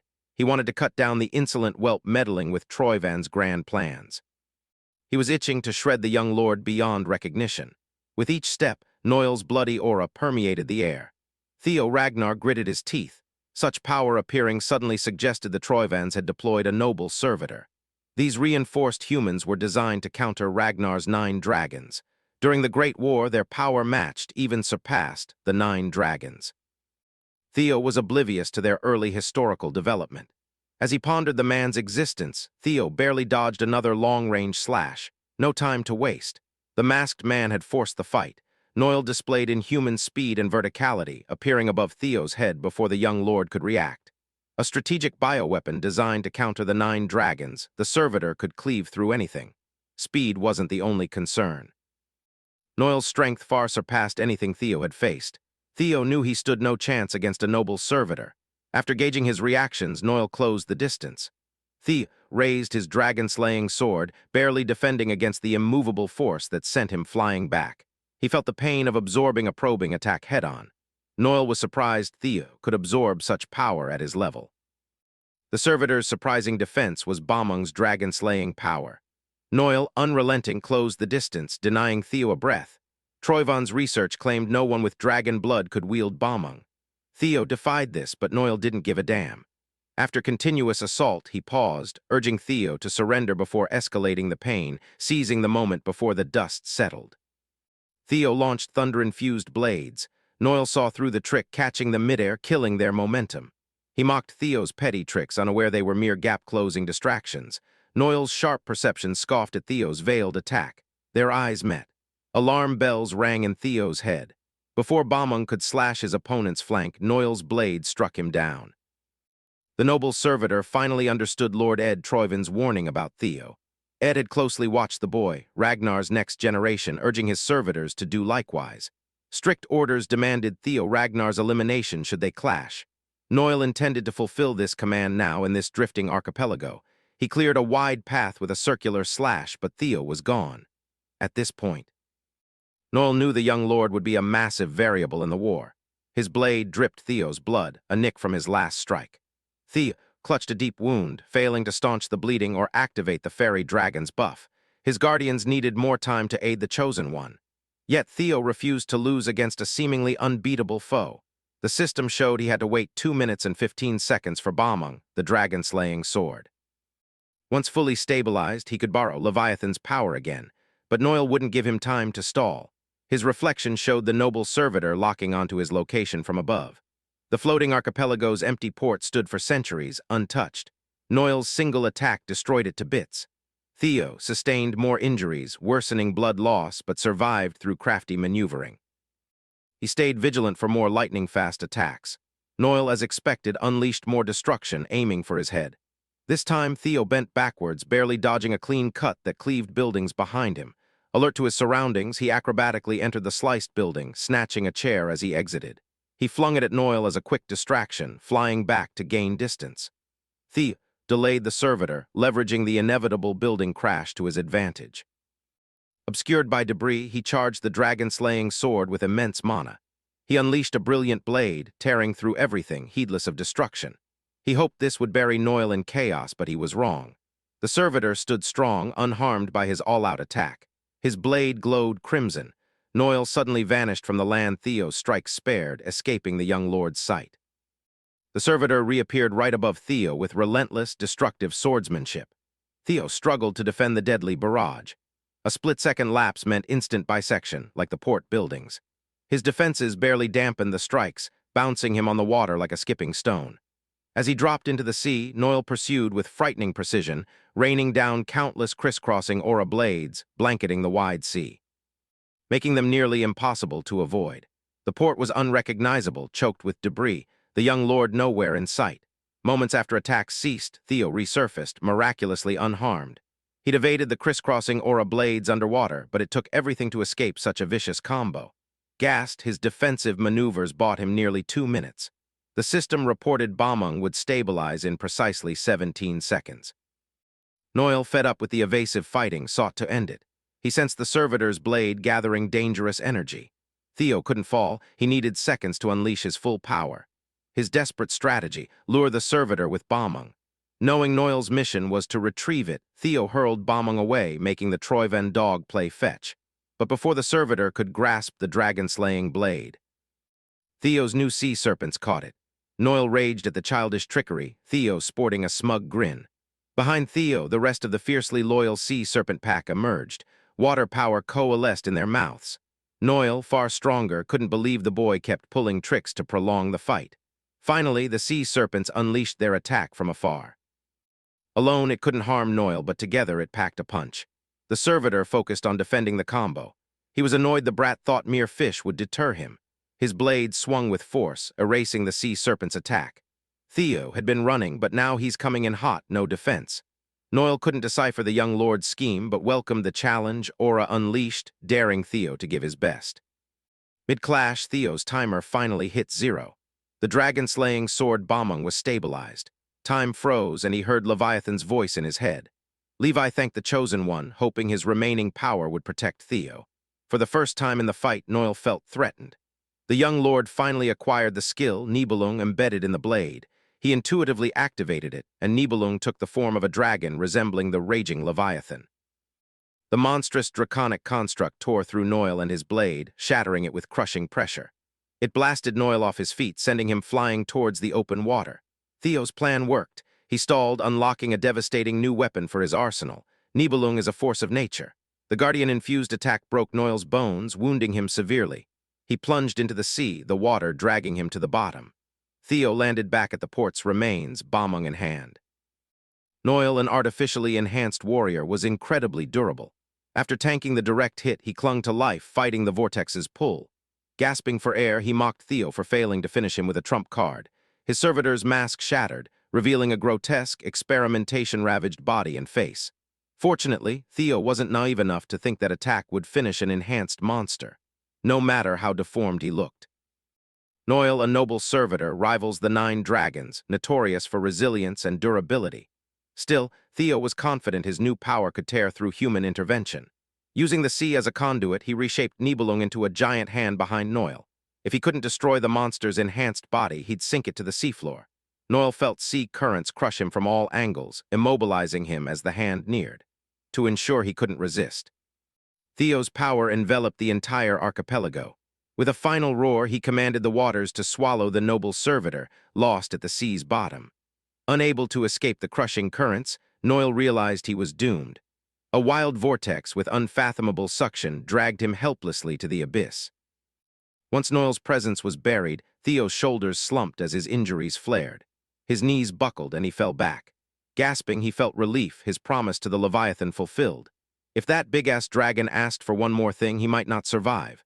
After the fight with one of Troyven's 9 noble servitors, Theo recovered, then steered an entire archipelago to safety. From afar, his navigator, Antonio Spinola, carefully calculated their route. Moving at 2 knots, hitting shore shouldn't be an issue. Days ago, the young lord's declaration to move the floating archipelago seemed absurd to Antonio, unbelievable. Even now, witnessing it, it's hard to grasp. Citizens questioned why move the landmass when legend claimed sealing the dragon was simpler. Theo understood, but today's incident could recur if the archipelago remained unchanged. He convinced the masses, immediate peace has a cost. Troyvens will endlessly pursue the dragon-slaying sword. It's better to eliminate the risk of the archipelago sinking entirely. From now, the floating archipelago will settle in Ragnar territory's shallow northeastern bay. There they can rebuild and regain stability. Since their home won't float, they may need a new, fitting name. Watching Theo passionately aid his people, Antonio felt horrible. He bowed before the young lord, seeking forgiveness. Antonio confessed his organization, the Black Skull, orchestrated the series' Merchant Guild hostage incident. The white-armored dragon cavalry suffered heavy losses. Though the Troyvens coerced them, Antonio took full responsibility for the travesty. Theo placed a hand on Antonio's shoulder, agreeing he must face the consequences. Antonio accepted accountability, even if it meant losing his head, instead of execution. Theo wanted to promote him. Antonio Spinola, a great Northern Maritime Alliance leader. The Ragnars purged the series' Merchant Guild, leaving no large distribution hubs in the north. Theo believed the floating archipelago's new maritime alliance could perfectly fill this void. Before Antonio could protest his unworthiness, Theo turned to the citizens for their opinion. The temple priest was first to raise a hand, highlighting Antonio's sincerity. Others quickly followed. Soon after, all surviving citizens unanimously voted Antonio their new leader. He saved lives and championed them. Theo anticipated this outcome. Though flawed, Antonio will be a great leader in these trying times. The Northern Maritime Alliance will prioritize supplies and capital for Ragnar. In return, Theo vowed to ensure the archipelago's autonomy and security. Under Ragnar's honorable name, he swore an oath until the end. Antonio recognized the young lord's boundless generosity towards him. On behalf of the Maritime Alliance, Antonio Spinola vowed utmost cooperation and service to House Ragnar. With a gentleman's handshake, an unshakable bond was forged. Citizens witnessed their land's rebirth thanks to young Ragnar. Just then the land rumbled. Their destination was finally reached. The archipelago slotted seamlessly into the nearest island, as the people of the famed landmass celebrated. The waves raged. Theo's whirlpool trap, beyond control, weakened. Noel miraculously survived. Drifting to land, the noble servitor gasped for air. Battered by elements, lungs full of seawater, his greatest injury was wounded pride. He yearned to tear Ragnar Bratt's limbs, chew his guts. But Noel's rage was doused by a familiar voice, mocking servitors' claim to rival the 9 dragons. His supposed ally, the tyrant dragon, eyed Noel's pathetic state with deep disappointment. Noel protested, insisting the plan could still be salvaged with Buryan's help, perhaps giving the abomination more credit than he deserved. Noel remained oblivious. From the start, Buryan intended to seize the archipelago, merely toying with the Troyven dog. He wanted the entire landmass. Buryan planned to reframe the incident as a taking back what was stolen campaign. It had a great ring. He could have eliminated the annoying brat but overestimated Noil. This modified worm couldn't even handle one dragon brat. Threatened and offended by the tyrant dragon's criticisms, Noil raised his arm. It grotesquely twisted, transforming from within. He declared the era of the 9 dragons over. The true power of the 9 noble servitors would prosper. Noil's skin tore apart, replaced by a monstrous blade of bone and flesh. The tyrant dragon made him regret his trump card instantly. Buryan's single punch atomized the servitor's upper body. He scoffed. Easter fools always talk, never fight. The 9 dragons' geezers might be soft, but Buryan's a different beast. He figured the old man or that lizard would struggle with these enhanced freaks. Amidst the chaos, the tyrant dragon found Theo Ragnar fascinating. Up in the snowy north, Troiven's soldiers tore through the Ragnar camp. With Ed Troiven leading, battles were lost before they began. Remaining Ragnar soldiers cursing the traitors were beaten and tied. Lord Ed had no patience for those vocal about Ragnar's pride. He slashed their throats to silence them. He cold-heartedly chopped off their heads without a blink. He'd grown sick of hearing the same final words, while busy with executions. Urgent news arrived. The floating archipelago operation failed, and contact with Noil was lost. A noble servitor emerged, apologizing for the defective piece of shit's failure. The masked servitor recognized losing their main distribution hub could shift the war's tide. Ein, the top Troiven servitor, aimed to seize this chance to rectify the egregious error. He was surprised when his master decreed the archipelago's abandonment. They had already secured the landmass's vast capital. The financial hit was secondary. It couldn't blind them from their true priorities.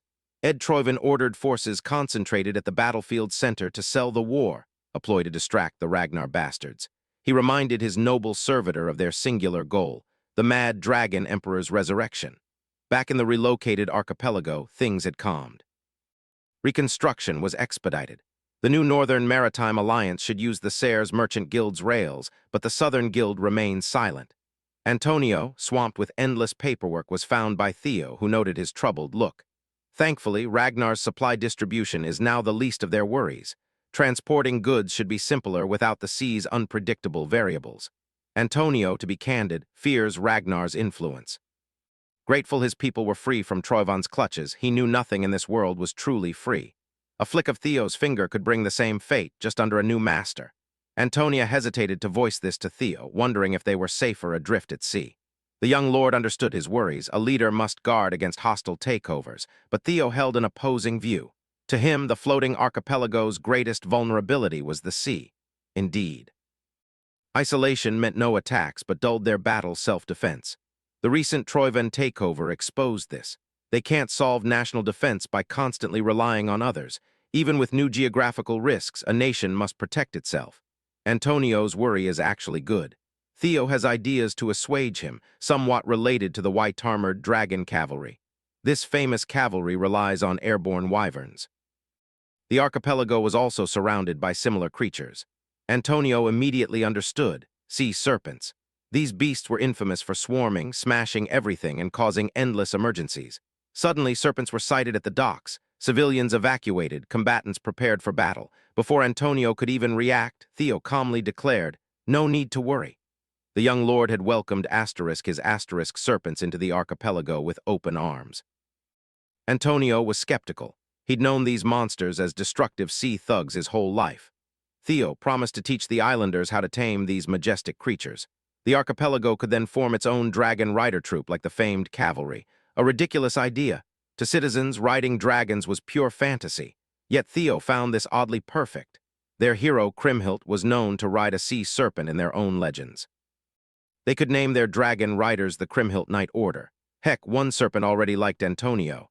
As he watched citizens interact with the sea serpents, a messenger informed Theo a guest awaited. In a dockside warehouse, Theo found someone rifling through documents. She found it absurd the young lord achieved so much in days. Black Snow operative Cleve felt a headache coming on. Supposedly. Only Null Snow ranks in Black Snow knew the archipelago's top secret. She revealed her team was already investigating the Troiven's suspected floating hub and cash cow. They knew losing the archipelago would harm the war long-term, yet did nothing. Before he could ask more, a man burst in, asking for Theo Ragnar. It was Barian. The 9 great dragon lords wouldn't shut up about the kid. He had high expectations. But seeing the boy wonder in person, he just saw a pretty boy who couldn't do squat. Theo immediately recognized the tyrant dragon. Dante rolled to Ragnar's, Baryon to others. Theo saluted. Dante bade him relax. Cleve expected him. The tyrant dragon half-heartedly apologized for his tardiness. Cleve then reprimanded Lord Dante for the archipelago's worsening situation, unreported to Black Snow. Theo realized Black Snow and Tyrant Dragon were behind this top-secret operation. Cleve blamed Dante for putting the organization in a tough spot. He hated her attitude. He unleashed his suffocating aura, paralyzing Theo and Cleve. Instead of apologizing for his screw-up, he brought them to their knees without lifting a finger. The pressure in the warehouse shattered the windows. Theo knew Tyrant Dragon was strong, but this power was simply absurd. He finally understood Ragnar's past failure to liberate the floating archipelago. Despite his bum-like appearance, his aura was the real deal, overbearing. After borderline torturing Theo and Cleve, he reigned in his aura and laughed. He claimed he was just messing around, missing the intel report timing. He alleged he'd observed the Troyven camp's movements the entire time. Dante felt the 9 dragons shouldn't bother with small stuff. He'd planned to let the problem fester, then swoop in for the glory. But the Ragnar kid, Theo, unexpectedly handled it. A light-hearted slap nearly floored the young lord. The tyrant dragon Dante feigns calm, but his irritation is palpable. Dante Roll, a top-tier figure even among the 9 dragons, is obsessed with power. He joined Ragnar solely to further this ambition, leveraging every ounce of authority for greater control. In Theo's past life, Dante Roll's immense financial power now makes sense. He must have seized the floating archipelago. He's undoubtedly one of the trickier 9 dragons, best to play along. Theo, playing the humble soldier, apologized for getting in the tyrant dragon's way. Dante laughed, saying no harm was done. Dante was impressed by Theo Ragnar, the 6th heir candidate, in their first meeting. He offered his hand, giving Theo the nod as a new heir candidate. Yet the more Theo interacted with the eccentric musclehead, the more his true intentions puzzled him. Theo gladly took his hand, offering humble pleasantries. Dante appreciated his humility. Interrupting them, Clevo arrived with Theo's new directive: archipelago mission complete, deployment unnecessary. All operatives are now ordered to the central front line. Dante approved. The kid belongs on the front lines. Dante was ready to shed blood protecting the home base. But before leaving, he had something to settle. The tyrant dragon tensed, asking Cleve if interrogation orders about the archipelago scouting mission came directly from the Black Dragon. With thinly veiled hostility, he called Black Snow's boss, that damn Robert Ragnar. Feeling crushed by the pressure, Cleve confirmed. Dante then wanted her to deliver a message to that black rascal. If Robert wanted answers, the bastard should have come here himself. Theo answered the call, joining comrades in the northern war against Troyven, the Central Plateau's main battleground, the Blade Mountain Range. Blades clashed, sky bombardments roared. Aboard his trusty Umbra, Theo Ragnar, in white-armored dragon cavalry uniform, plunged into battle. He swiftly flew, wreaking havoc on the Troyven vanguard. Side by side with his brothers and sisters, he cleaved through heads without mercy. High above, Captain Evelyn Nerival commanded, monitoring the Great Fear debuff. Spotting an opening, white-armored dragon cavalry followed her lead, descending. From afar, another troop watched. Black Iron Cavalry Commander Thorkel Ragnar smiled at the flying unit's efficient carnage. His vice commander yelled, "You're making our soldiers and horses feel bad again." Thorkel laughed, insisting he was just teasing, slowly donning his helmet. He assured his vice commander his men were not insecure, superior to those glorified birds. The light-hearted Thorkel vanished as his helm was donned. He commanded attention, his directive simple: crush all in their path, destroy today's enemies, a better tomorrow awaits. Spearheaded by the Empire's sharpest tip, the Black Iron Cavalry charged, life disregarded. Lord Thorkel immediately proved effective in all-out war. With each spear swing, Troyven's soldiers fell by the dozens. The battle maniacs smiled, beheading countless foes. Ragnar's aerial and ground cavalry collaborated, ensuring a swift end to the day's battle. They gained ground. By nightfall, bodies burned in pyres. Celebrations echoed from temporary camps. Thorkel visited his little brother's tent to praise him.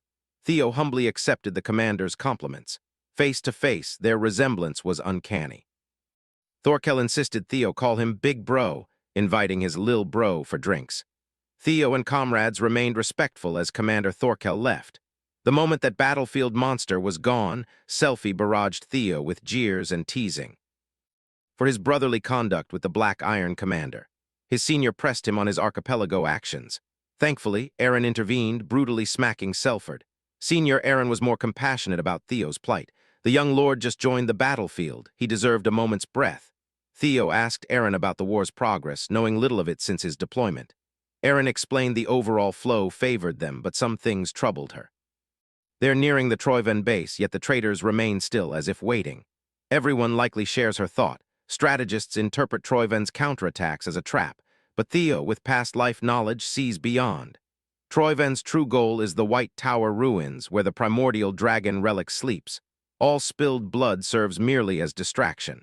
Speaking of blood, a lone fighter slips through the dark night, effortlessly killing Troyven's soldiers in their camp. He looked up, wishing to encounter one of the 9 servitors. He's tired of butchering small fries for days. With a woman, he cleared an entire platoon with ease. This was typical for Ragnar candidates 3 and 4, Ancio and Jishar Ragnar. Ancio called out her brother's lie. She knew he enjoyed picking on unsuspecting soldiers. A familiar face strode in to back her up. The tyrant dragon, Dante Roll. Dante had reprimanded unruly Jishar for his mindless blade-wielding and rash habits. Jishar called Dante master, noting someone else took credit for his archipelago work. The tyrant had moved on, viewing it as the ticket price for a fun show about to unfold. He warned Jishar someone would soon rise through the ranks. Jishar assumed his master meant Thorkel. Ancio, though, knew he spoke of heir number 6. Fresh meat excited Jishar. With the tyrant dragon as master, he believed they'd never be surpassed. Dante Roll suggested Theo Ragnar might be the chosen one.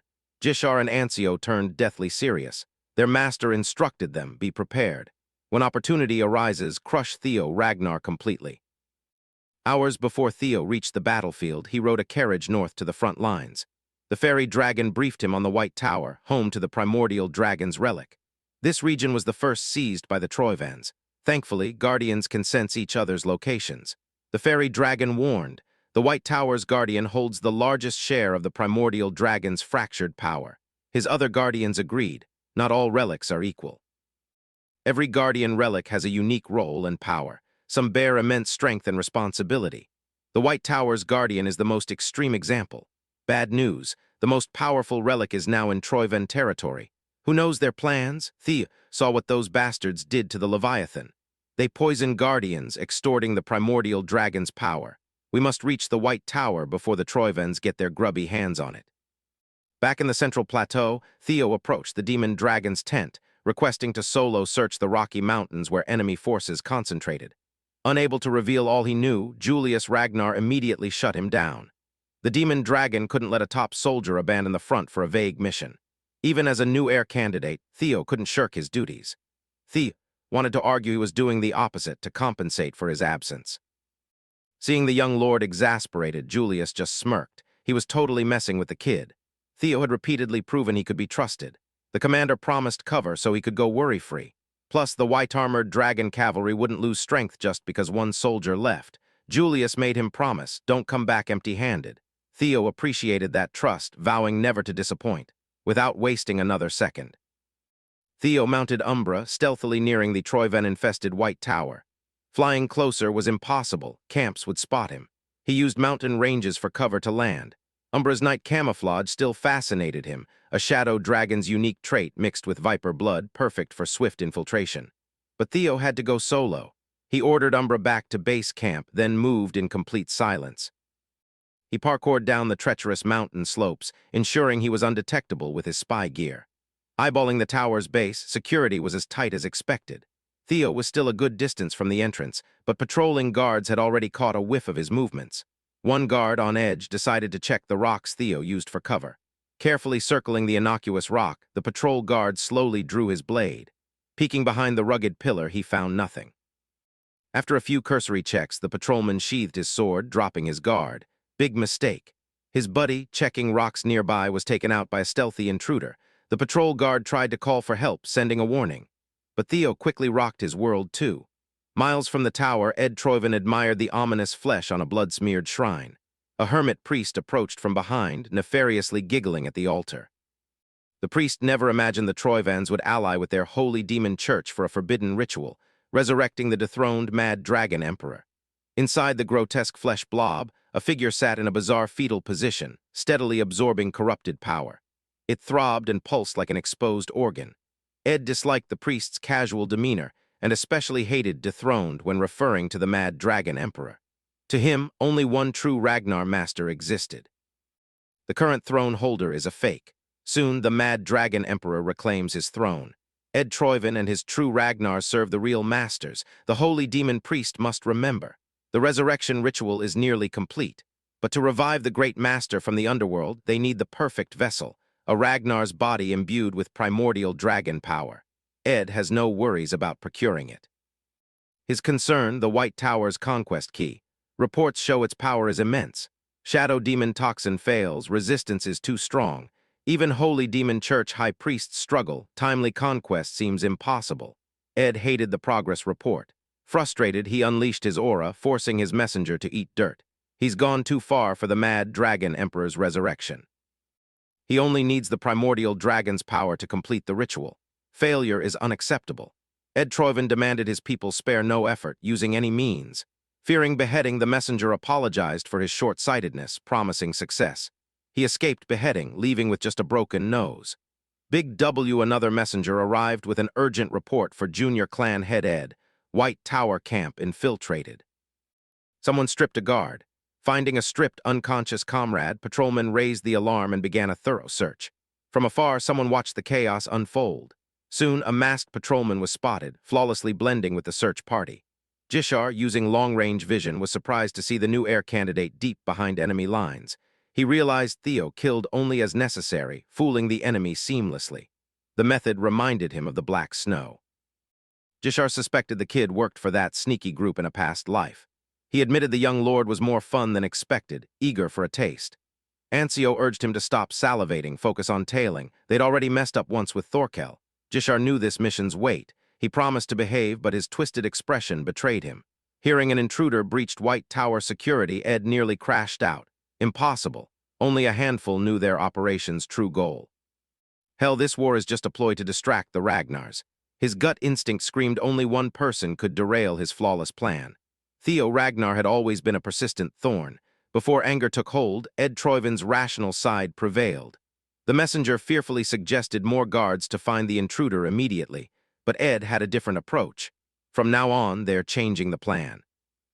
Ed ordered a full retreat from the White Tower, leaving only minimal forces. A bizarre mandate, risking the primordial dragon's power to any intruder. But that's precisely what Ed Troiven wanted. He was certain the intruder was that pesky Theo Ragnar. Given the kid's progress, he'd surely conquer the tower and claim its power. With a wave of his hand, Ed summoned his most trusted troops, his noble servitors. If the White Tower is unconquerable, they'll just steal it from the kid. He assigned his number 1 Ong to ensure perfect execution. His number 2, Swai, a Goliath with a hefty warhammer, joined Ong. Damie Mommy, the big-titty Nazi, and his number 3, Dree, completed the team.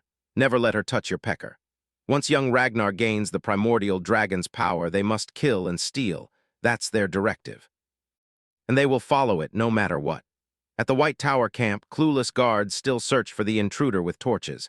With few people left after the retreat, the captain split his forces, one group for the tower, the other for the south side. As expected, Theo joined the White Tower search team. These fools didn't even question his mask. Theo felt suspicious about how easily he got through. It made his job easier, though. But a nagging thought persisted. Those supposedly well-trained soldiers used no password, and his expected reinforcements never arrived. Security was far worse than his initial scout. It was almost as if he was being led straight into the tower. As he neared the entry, his system pinged, a primordial dragon's relic, a trap, highly likely, but for Theo, it simply didn't matter. Touching the tower's ancient, draconic walls, his blood stirred. Trapped or not, he'd claim the primordial dragon's power before Ed Troiven. He dropped his torch, stepping through the gate the White Tower willingly opened. The White Tower's trial began. Outside, his pursuers made their move. Their master spoke of the White Tower, but Jishar never expected a genuine primordial dragon relic here. No wonder the tyrant dragon's been clashing with the Troivans. Jishar cackled, seeing the Chosen One effortlessly enter the tower. Ancio admitted the Chosen One's title was enviable, but titles mean squat when cornered. The twins snagged Theo's discarded uniform. They'll use it to stir up some shit. Still, this convenience felt like a bait. Baited or not, it won't matter. For now, they must retreat, set the stage before the Chosen One returns. Jisha refused to leave, insisting on waiting for Theo outside the tower, much to Ansio's annoyance. The battle maniac was too curious about the Golden Boy's expression when killed by a fellow Ragnar. Inside the White Tower, the blinding light faded. Theo's eyes adjusted, revealing a massive, pure white superstructure, inlaid with countless pillars and rooms. Sensing the tower's threat, Theo swiftly drew his white moonlight blade. Expecting a ferocious guardian, heir to the primordial dragon's power, Theo gripped his blade, ready for anything. Suddenly, a draconic figure with burning red eyes emerged from a door. Imagine his shock. The White Tower's guardian was a tiny guy with cute, beady eyes. Tearfully, the tiny guardian grumbled about weirdos trying to infect him with demon shadow toxin. Stopping them was supremely annoying. Theo felt pranked, speechless, staring at the flailing lizard, wondering if he'd entered the wrong tower. He summoned other guardians to confirm if this was the feared one. The fairy dragon implored him not to judge the guardian by appearance. The griffin chimed that Theo, a pretty boy himself, was no awe-inspiring chosen one. Seeing his guardians tremble, Theo's worries lessened. Apologizing for his distraction, the little guy introduced himself as Keratosicus, Corrado, the great primordial dragon's most loyal subordinate and primary inheritor of his master's power. He's protected the Pantheon Gate since ancient times. Theo had never heard of it. Corrado explained it's where gods dwell. The primordial dragon's relics are fragments sharing his power. In the past, the master of all guardians had countless duties. One of them guards the Pantheon's gate to the mortal world. That duty falls to little Corrado, the big boss's loyal subordinate and power-preserving vassal. Theo, knowing gods only from ancient texts, was shocked they were real. He sought more info, but the cheerful lizard just stared with a dumb smile, spaced out. Then Corrado slowly repeated his full name, Keratosicus. Theo echoed it. And the little guy seemed to restart his engine. He's a weird little critter. Every guardian Theo's ever encountered can't just be normal. He asked Keratosicus if God really exists. Corrado happily answered that they do. The Chosen One should already be familiar. They've been sending him messages only he can see. Every breakthrough, trial, reward, and system notification he's received were messages from God. Up in the Central Highlands, Ragnar executives convened a critical strategy meeting. The Black Dragon led, foregoing pleasantries. All understood their presence on the front lines. 7 of the 9 dragons, including Robert Ragnar, attended. Troivon's 9 servitors had prolonged the war beyond anticipation. Thus, the 9 dragons were summoned to join the fight directly. The Black Dragon stressed the urgent need to brief everyone on the current war status. Questions were welcome. Before Robert could speak, the Tyrant Dragon interrupted, claiming crucial matters beyond the battlefield. He gestured and Ansio Ragnar, a disciple, entered. She apologized for the abrupt intrusion, presenting an urgent matter. Ansio presented a white armored dragon cavalry uniform to the 9 dragons. She alleged Theo Ragnar's betrayal, the uniform in her hands, glaring evidence. As expected, the elder dragon seized the chance to slander the heir candidate. He was the first to declare discarding a Ragnar uniform treason. The other dragons reacted with far more reserve. The demon dragon was conflicted, trying to deduce Theo's intent in discarding his uniform. As higher-ups debated, their subject felt profound existential dread. If Corrado was right, the blue message window, his constant guide, was God's communication. The little guardian shrugged, confirming it without a doubt. Theo asked if all chosen ones saw the same, but Corrado was certain he was a special case. When the guardian tried to explain, Theo heard only a muffled screeching, nearly knocking him off balance. Corrado scratched his head. The chosen one wasn't meant to hear that yet, information filtered by powers above. Theo pressed for clarity, and Corrado's cute smile twisted dubiously. He'd long awaited his duty. Suddenly, a massive stone door emerged before Theo. The weird guardian stated, "The world's truth demands effort, a sacred duty, bestowing the trial of the Pantheon on the chosen one." Theo knew nothing of this trial of the Pantheon or its purpose. Corrado explained the trial would explore his soul's depths, revealing his true self.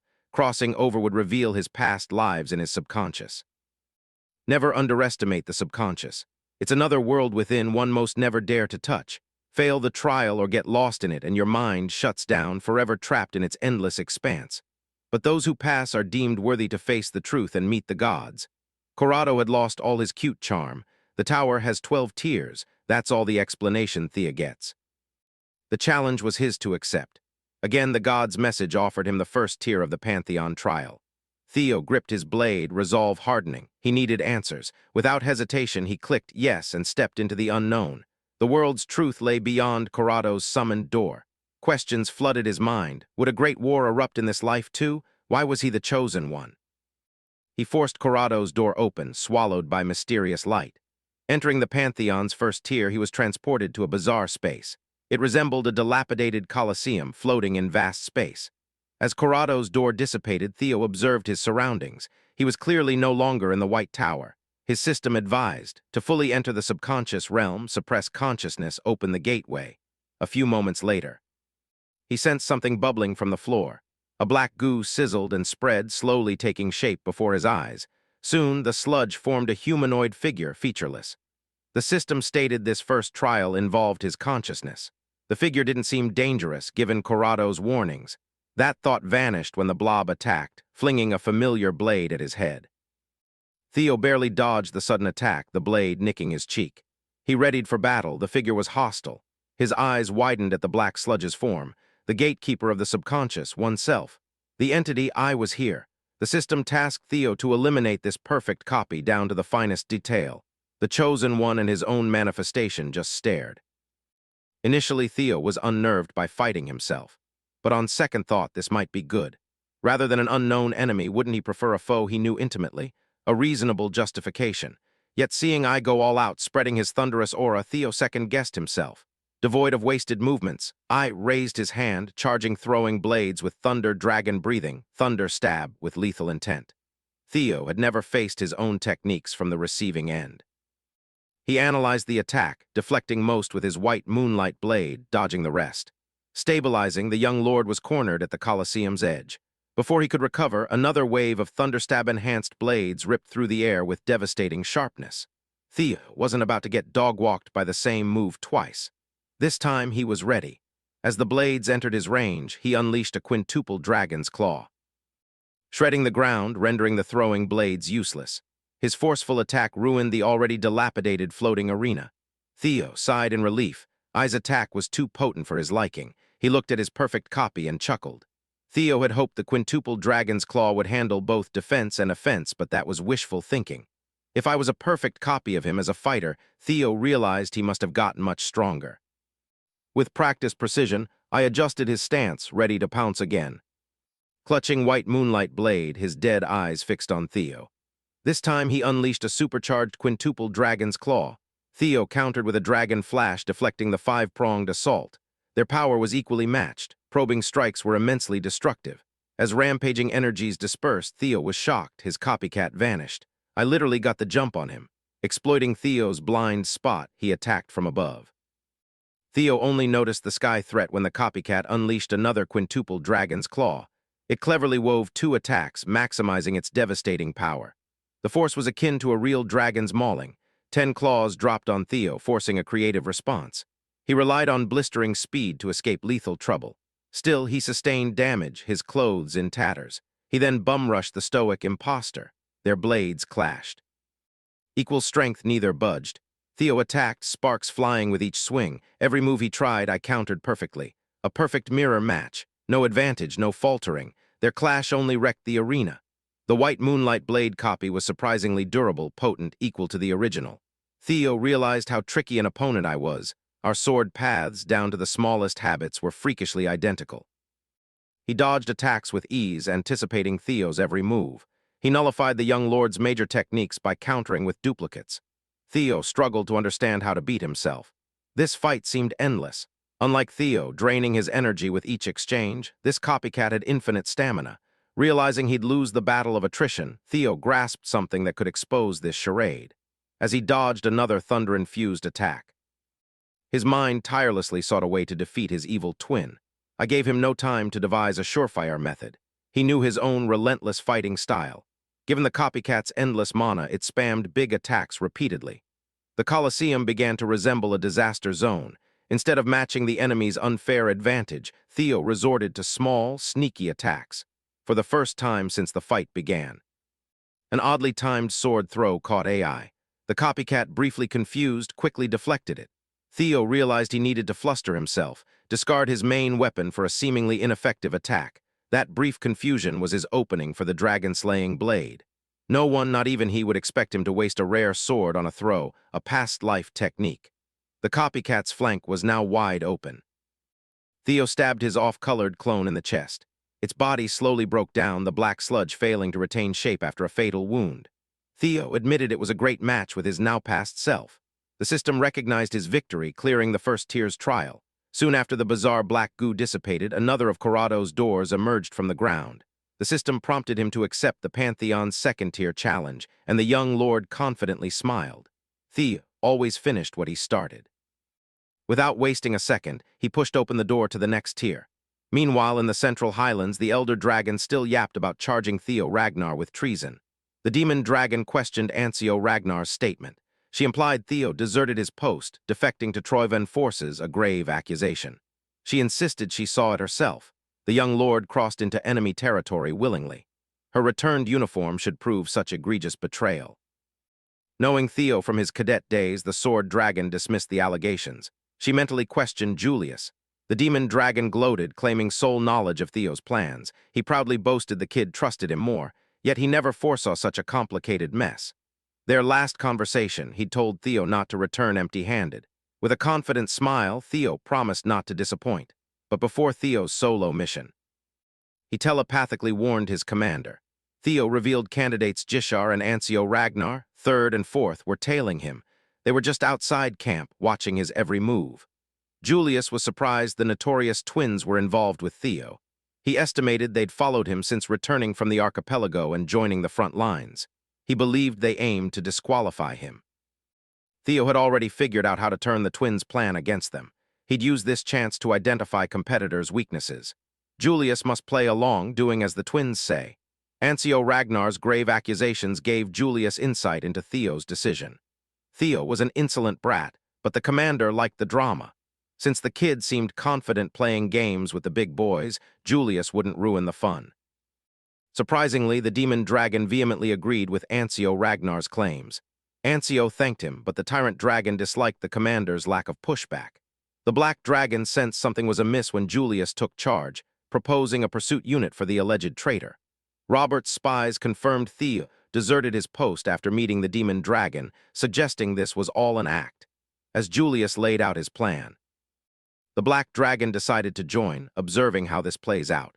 Black Snow will now brand Theo Ragnar a deserter. He accepted flimsy evidence for Ancio's claim, committing his organization to assemble an elite pursuit unit. Things are messy. Theo orchestrates a move, forcing the 9 dragons to follow. Meanwhile, the suspected traitor faced otherworldly trials beyond imagination. Entering the Pantheon's second tier, Theo didn't know what to expect. He never expected to be transported to the Burning Rose Palace from his past life. The second tier's trial, like the last, was a path to the subconscious. Pulled back to the past, Theo's eyes narrowed at a gratingly familiar voice. The scumbags who killed him stood before him, calling him Ragnar's imbecile.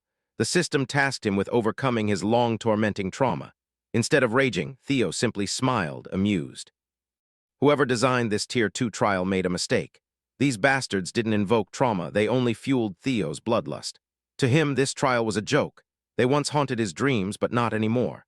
Axion cursed his casual reaction, believing they could cleave Theo down. Before they could embarrass themselves, Theo dashed behind them like lightning. He nonchalantly lifted his blade, hacking the first bastard in half. He'd already dealt with his corrupt instructor. Doing it again? No biggie. Theo aura-farmed, abs out, bathing in enemy blood. More than killing, he sought the bastard's grimace. A quick clear for Tier 2's trauma challenge, advancing him to the next. Pushing the third door, climbing ranks, Corrado's beady, all-seeing eye watched Theo. The little guardian, intrigued, wondered how high the young one would reach. Another entity awaited Theo's ascent, the god of causality. Theo blitzed through the next floors, starting with the third tier, battling the persona. Trial 4, victory over his shadow self. The 5th trial against the collective unconscious he also conquered. His rise was inevitable. At the 10th tier, he defeated the primitive, instinct-driven ID. Battered from his rapid climb, it was no big deal. Each floor took less time to clear the higher he climbed. Only the first tier against the copycat truly challenged him. Entering the 11th tier, he taunted Karatasuchus for a real challenge. The Guardian heard his cocky provocation, assuring him the real deal was starting. The 11th tier transported him to the Cave of Origin, a cavern imitating birth. He must ascend against the flow of life itself. Unlike past tiers, this wasn't a monster den. The challenge was simply traversing the passage. Its atmosphere was starkly different from previous clearings. The system hinted, to reach the source one must return to the void before birth. As origin is retraced, life's senses vanish one by one. This unique challenge Theo never expected. Halfway through, he lost his sense of smell. He could no longer perceive the world. With another step, the fishy odor permeating the damp cave's shallow waters suddenly vanished. A few more steps and Theo's senses vanished. Hearing gone, then touch, leaving 4 of his 5 useless. Finally, sight faded, plunging him into total darkness, unable to perceive the world. Worse, with all senses blocked, mana usage restricted. Theo was caught off guard by this mana disconnection, feeling like a shapeless entity adrift in infinite darkness. The cave felt impassable in this state, but he'd faced similar trials before. It echoed the day his father's heart sword cleaved him. Perhaps he could conquer this bizarre void just like then. He called Griffin, Fairy Dragon. He called Desert Worm and Lesser Drake for aid, but got no response, plunging deeper into the void. His formless figure shattered, dissipating into endless darkness. His consciousness, the only real thing, began to slip and scatter terrifyingly fast as senses vanished. Without his guardians, Theo was lost. The only answer lay within himself, fighting to prevent his existence from erasing itself. His guardians watched his body, worried sick. Even the usually nasty Griffin showed genuine concern. Corrado entered the Cave of Origin to explain, stopping others from uselessly calling the catatonic Chosen One. He explained Theo's senses and mana were blocked. Their voices wouldn't reach him, no matter how loud. All living beings perceive space and time through senses. When these are stripped away, one thing becomes exceedingly clear. In nothingness, only primal fear is tangible, abandonment by one's world. For those in the Cave of Origins, self and world are one. Theo's self will soon be deleted, a state no different from death. Corrado thought this Chosen One would be different, given his swift rise to the 11th tier, but alas, just another disappointment. As he prepared to abandon Theo's lifeless body, the boy's mouth began to open. Muttering "kill," a foreign power seized the catatonic vessel, restarting Theo with nefarious intent. A thick, bloodthirsty aura erupted from him, demanding everyone's blood. Even Corrado was stunned. Theo rose from the cold ground, his posture like a wild animal. Fairy believed their boss was mad. The mad dragon emperor's lingering ego, planted by the Ragnar patriarch, had seized control of the Chosen One. Given the Cave of Origins, this was inevitable. Instead of fear, Corrado was fascinated by the young lord's mad method of gathering his fading mind. In the void, Theo's remaining sanity was enticed by the mad dragon emperor. To overcome the trial, he must steal, violate, and destroy all in the emperor's name. He simply takes the hand, offering the world to his dormant ego. But instead of taking the easy way out, Theo's will crush the external influence, thwarting its dark lure to slaughter. With a confident smirk, he crushed the mad dragon emperor's will. The old monster felt played. Theo awoke only by the power the emperor himself injected. Despite the emperor's ego, Theo scraped the wisp from his consciousness. Honorably, he returned all monstrous energy to the mad dragon, then annihilated him. He told the old demon to consider his earlier help a grandfather's kindness. The mad dragon emperor laughed maniacally at his defiant grandson, warning Theo he'd remember this betrayal. Theo triumphed over the void. Senses and mana restored, self-awareness expanded qualitatively. Theo regained sanity, clearing the Pantheon's 11th tier. He wasn't sure if offending the mad dragon emperor would bite him later, but that was a future problem. His guardians' worried calls snapped Theo from his worries. His adorable relic guardians rejoiced, swarming him and playfully tackling him to the ground. Desert Worm and Lesser Drake openly showed relief. Griffin and Fairy Dragon feigned indifference. As Theo wrestled the critters, the next trial's door glowed behind him. He just had to traverse the Cave of Origin, following the resplendent light. Knowing he was finally out of the woods, Theo sat basking in the refreshing light. Ready, he entered Pantheon's 12th trial tier. To his surprise, Theo woke in an unfamiliar body. He slid from the soft bed, his feet meeting cold wooden floors. Plushies on the bed curiously resembled his relic guardians. Theo recognized nothing, yet an odd familiarity lingered. He found a mirror walking over. He saw the face from his last weird dream. Why this man kept appearing, he couldn't fathom. Failing to understand, a brutal headache struck. After brief agony, the system cleared him for the 12th trial. Notification: the primordial dragon's relic, the White Tower, was conquered. As a reward, he gained entry to the 13th and final floor, the Pantheon itself. One moment, a bizarre bedroom. The next, he gazed at countless stars drifting in the vast expanse of space. He subconsciously ascended invisible stairs, focused on an ornate gate. Beyond this giant doorway lay the pantheon of gods. Conquering the White Tower had strengthened his mind gate. Before nearing the mysterious gate, a flirtatious voice gliding through infinite space caught his attention. Lodbrok awaited Theo. The ancient dragon's avatar, his sworn significant other, looked fine. Her twins were healthy as ever. Theo questioned how she reached this space, trapped in her nest. Her real body remained in her lair. Theo saw only residual thought manifestation. Theo's expanding mind gate now lets her wander outside via residual manifestation, using him as a conduit. His software update deepened his Lodbrok connection, enabling communication anytime, anywhere. Strengthening his mind gate must have significantly boosted his rank. Still, she never expected him to hit the Pantheon's peak this fast. She knew Theo's grind to such heights. He humbly dismissed his achievement as nothing special, just Lodbrok so doing his job.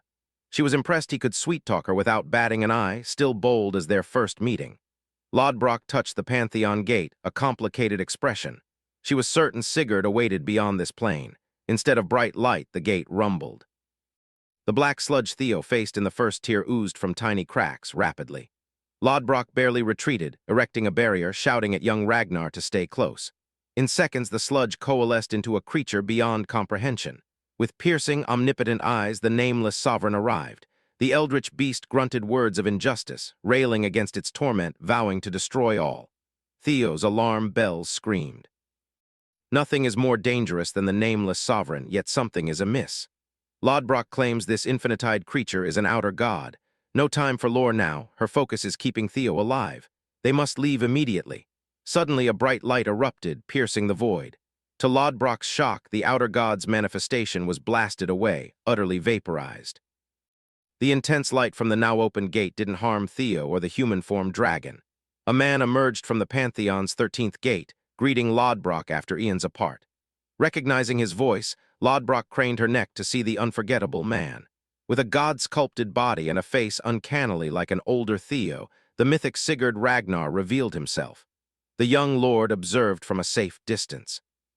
Sigurd, the Ragnar clan's supposed progenitor, looked like a supermodel, not an old man.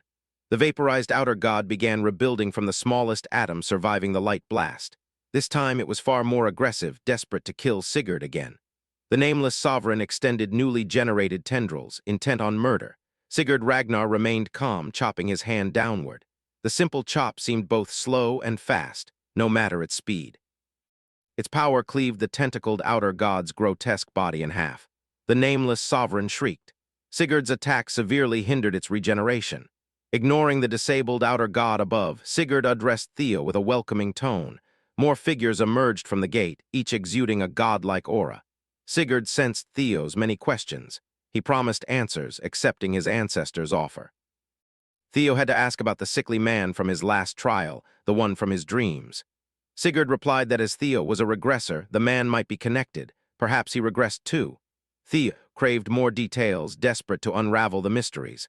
Unfortunately, Sigurd's knowledge was limited.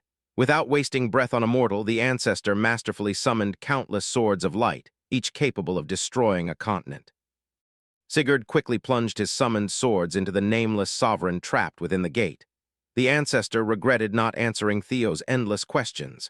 Someday in the Pantheon, Theo would find his own answers. Seeing Sigurd return to the gate, Lodbrok protested loudly. She wouldn't let him leave without explanation again. The dragon pursued her former contractor but was blocked by another godlike entity. Lodbrok recognized the inconceivable god of causality.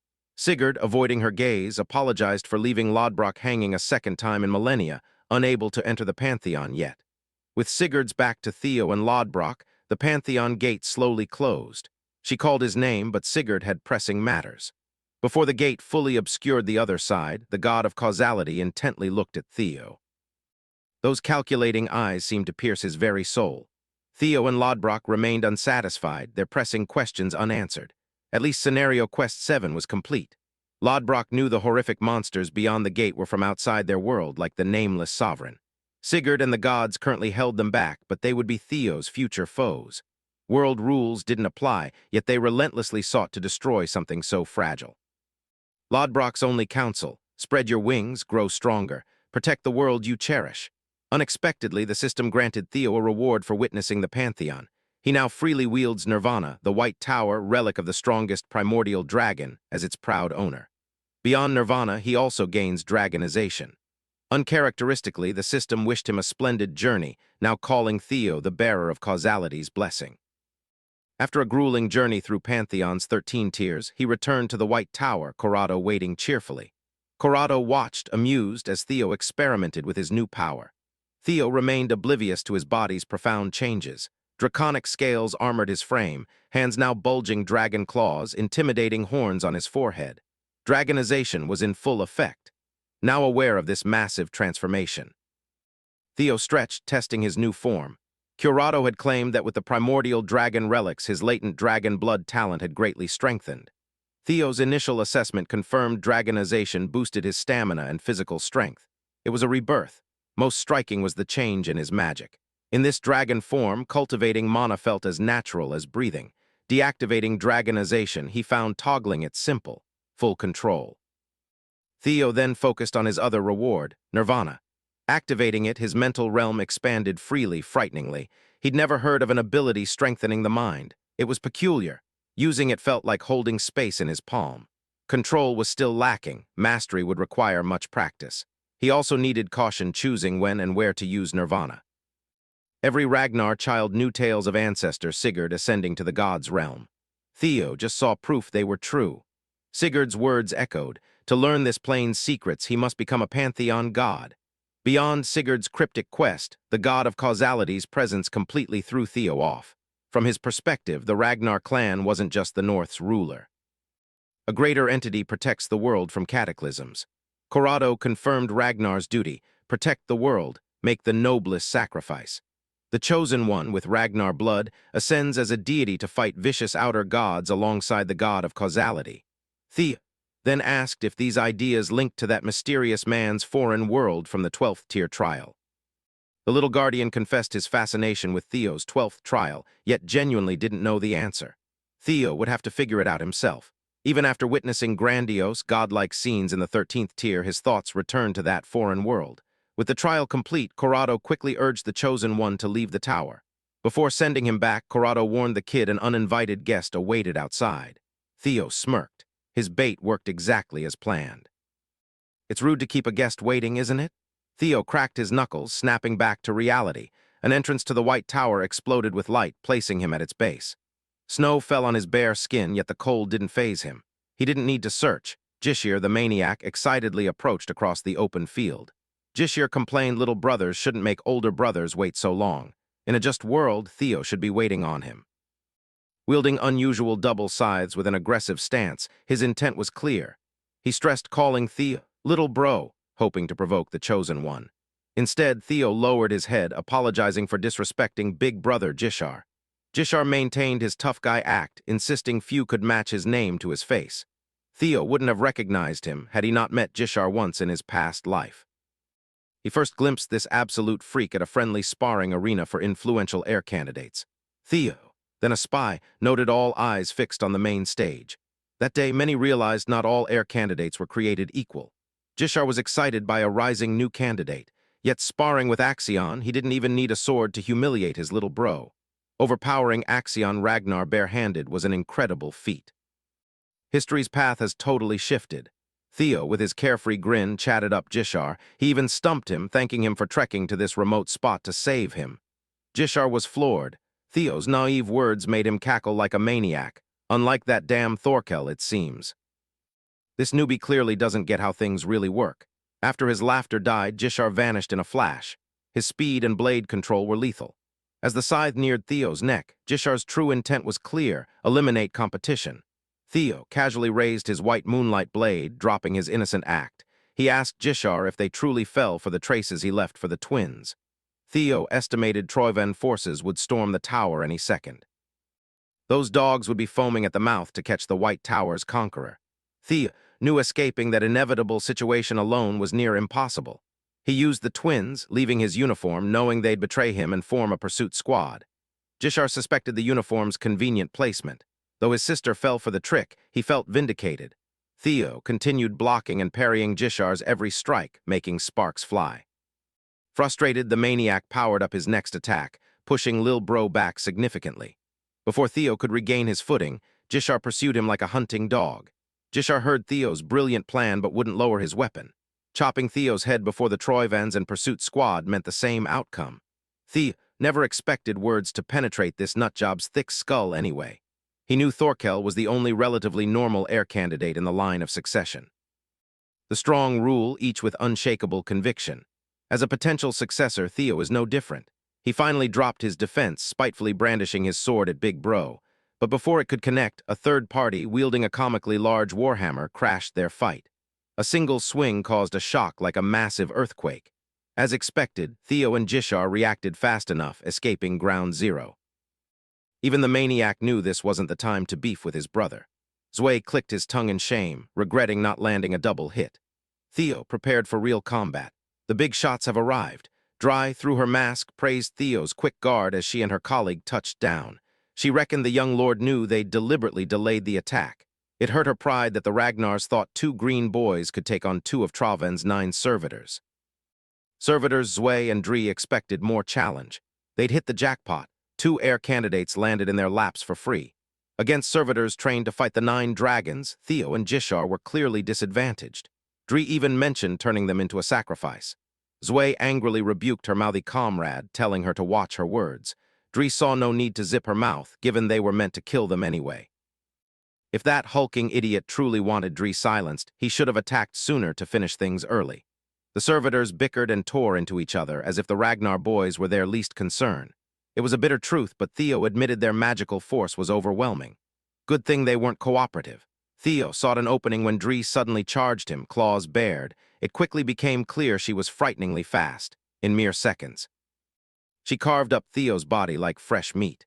He barely limited the damage to shallow wounds, counting 30 attacks in a brief lapse. The final, stronger strike nearly took his neck. Dry seemed impressed he survived her opening move. She genuinely aimed to decapitate him. Then she remembered. Theo was the kid who took out Noil on the archipelago. Dry grumbled. That failure should never have been deployed to such a crucial mission. Had she been given the job, things might have unfolded differently.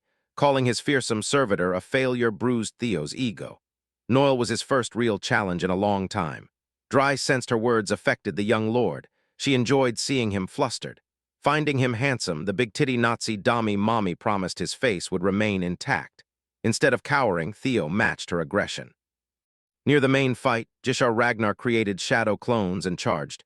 Reaching his target, his real body and shadows unleashed a coordinated multi-angle attack with a flying shadow sword. But Dree was too fast for the maniac's flashy sneak attack. She effortlessly dodged, trying to provoke the freak into attacking his brother instead. Despite their beef, their blood, Jishar must cherish his little brother even just a little. The edgy maniac eyed her with a murderous gaze, warning the wench to shut up and stop stealing his prey. Dree wasn't fazed. Loved triangles, hard pass. She just wanted alone time with her honey Theo. Some other brat, who cares? To make him scram, Dree closed the distance, scratching. Her inhuman pace made Jishar struggle to follow. Worse, number 2 finally joined, smacking him with that big hammer. Dry narrowly dodged the reckless attack, flying clear of the hammer's path. Landing, she switched tactics and targets. Friendly fire was now active. She scaled the brute's shoulder, her sharp claws tracing his neck with a warning. Stop screwing around unless you want to die first. Sui was merely trying to be efficient, first kill, first prize. Dry loathed her teammate but could only hurl curses for now. Theo watched, confused by the servitors' bickering and threats. Their behavior reminded him of an older brother who wanted him dead minutes ago. Luckily, Jishar's wrath for Theo completely shifted to the servitors. He unleashed the Shadow Sword's long-range 1,000 ink daggers. Jishar had murder in his mind, calling dibs on the big one. Dry watched, teasing the brute to beware the pissed-off Ragnar brat. She returned the favor, keeping the muscle-bound target in position. Once Jishar got close enough to unleash his 1,000 ink daggers. Dree playfully retreated, leaving Zwei to the deadly predicament. The wench giggled, stoked to finally solo the handsome young lord. Their blades would resume their conversation, picking up their unfinished business. Theo adjusted his approach, factoring in Dree's abnormal speed. He raised his blade, anticipating a direct attack. He effectively blocked both of Dree's claws. Theo realized this fast-paced fight was far harder than any brute strength contest. One mistake, one lapse in judgment, and he'd be minced meat. He was sure this woman was faster than Navan, her breakneck speed precisely targeting his vital points. Theo devised a risky plan. He deliberately exposed a vital point, a tempting target. As expected, Dree's body instinctively reacted, leaving her massively overextended. With the wench exactly where he wanted her, Theo gripped his sword, burning mana, combining two powerful attacks. Dragon's Claw and Dark Thunder, their range and power now exponential. His lethal slashes, however, were too slow for direct damage. She was nicked by Dark Thunder's secondary effect, though. Now she knows Theo wields lightning-infused sword energy. Her dodge was flawless, yet paralyzing shock infiltrated her. As the last sword energy passed, Dree saw Theo's true goal. The boy, quick-witted, wrecked the terrain to slow her. A last resort, it seemed. Yet the rugged terrain proved no hindrance to her speed. Flat or uneven, her agility was always leveraged to maximum efficiency. Dree now used protruding rocks as platforms, making her approach even more unpredictable. From afar, the third servitor assigned to this mission gave Dree a satisfactory grade. An incomplete specimen, perhaps, but she wields 30% of the Black Dragon's power. Ong meticulously recorded the life-and-death conflict, treating it as a scientific study. The servitor, Ong, was surprised Theo Ragnar briefly countered Dree, then pulled another unexpected move. Ong sensed the coming minutes would be epic. Dree gathered speed, luring Theo with deliberate openings, hoping to ensnare him with his own tactics. But the young lord remained patient. He stayed hidden in the dust as she taunted him to come out. Dree griped, "I hate men who make women wait." So, like a gentleman, Theo summoned his dragon construct, Nibelung, to bite her head off. Even without footing, Dree flexibly pivoted, dodging the attack. As the dust cleared, she saw the young lord and froze in disbelief. Their master had warned them of this. The boy could use dragonization. Theo thought he could cheese her midair. It failed, but a good try. Dree watched Theo's draconic form, blushing at his wild side. In this state, Theo easily matched her absurd speed. As they ramped up the pace, Dree playfully accused Theo of shady dragon experiments just like the servitors. She admitted she liked this look way more than his plain human one. He was totally her type now. Theo warned her. Things were about to get even more fun. He'd infused his blade with much more dark thunder. Combined with his heightened speed, Dree was cornered. Theo slashed, leaving the swift servitor to bear the brunt. His draconic eyes fixed, a mocking smile played on his lips. For the first time, he made Dree bleed. Ain scaled a nearby cliff for a better view. He was impressed by young Theo's performance. This was his first glimpse of dragonization. The boy, once barely reacting to Dree's speed, now clearly overpowered her. Ong knew Theo's current form surpassed the 9 servitors. They teetered on a dangerous slope, yet Ong found beauty in the peril. After wounding Dree, Theo grew bolder, relentlessly worsening her injuries. Dree fell silent, realizing complacency meant death. Before further injury, she resolved to end the young lord in one strike. If prior attempts were scratches, Dree's next attack was a bomb. From his private deck, Ain mumbled.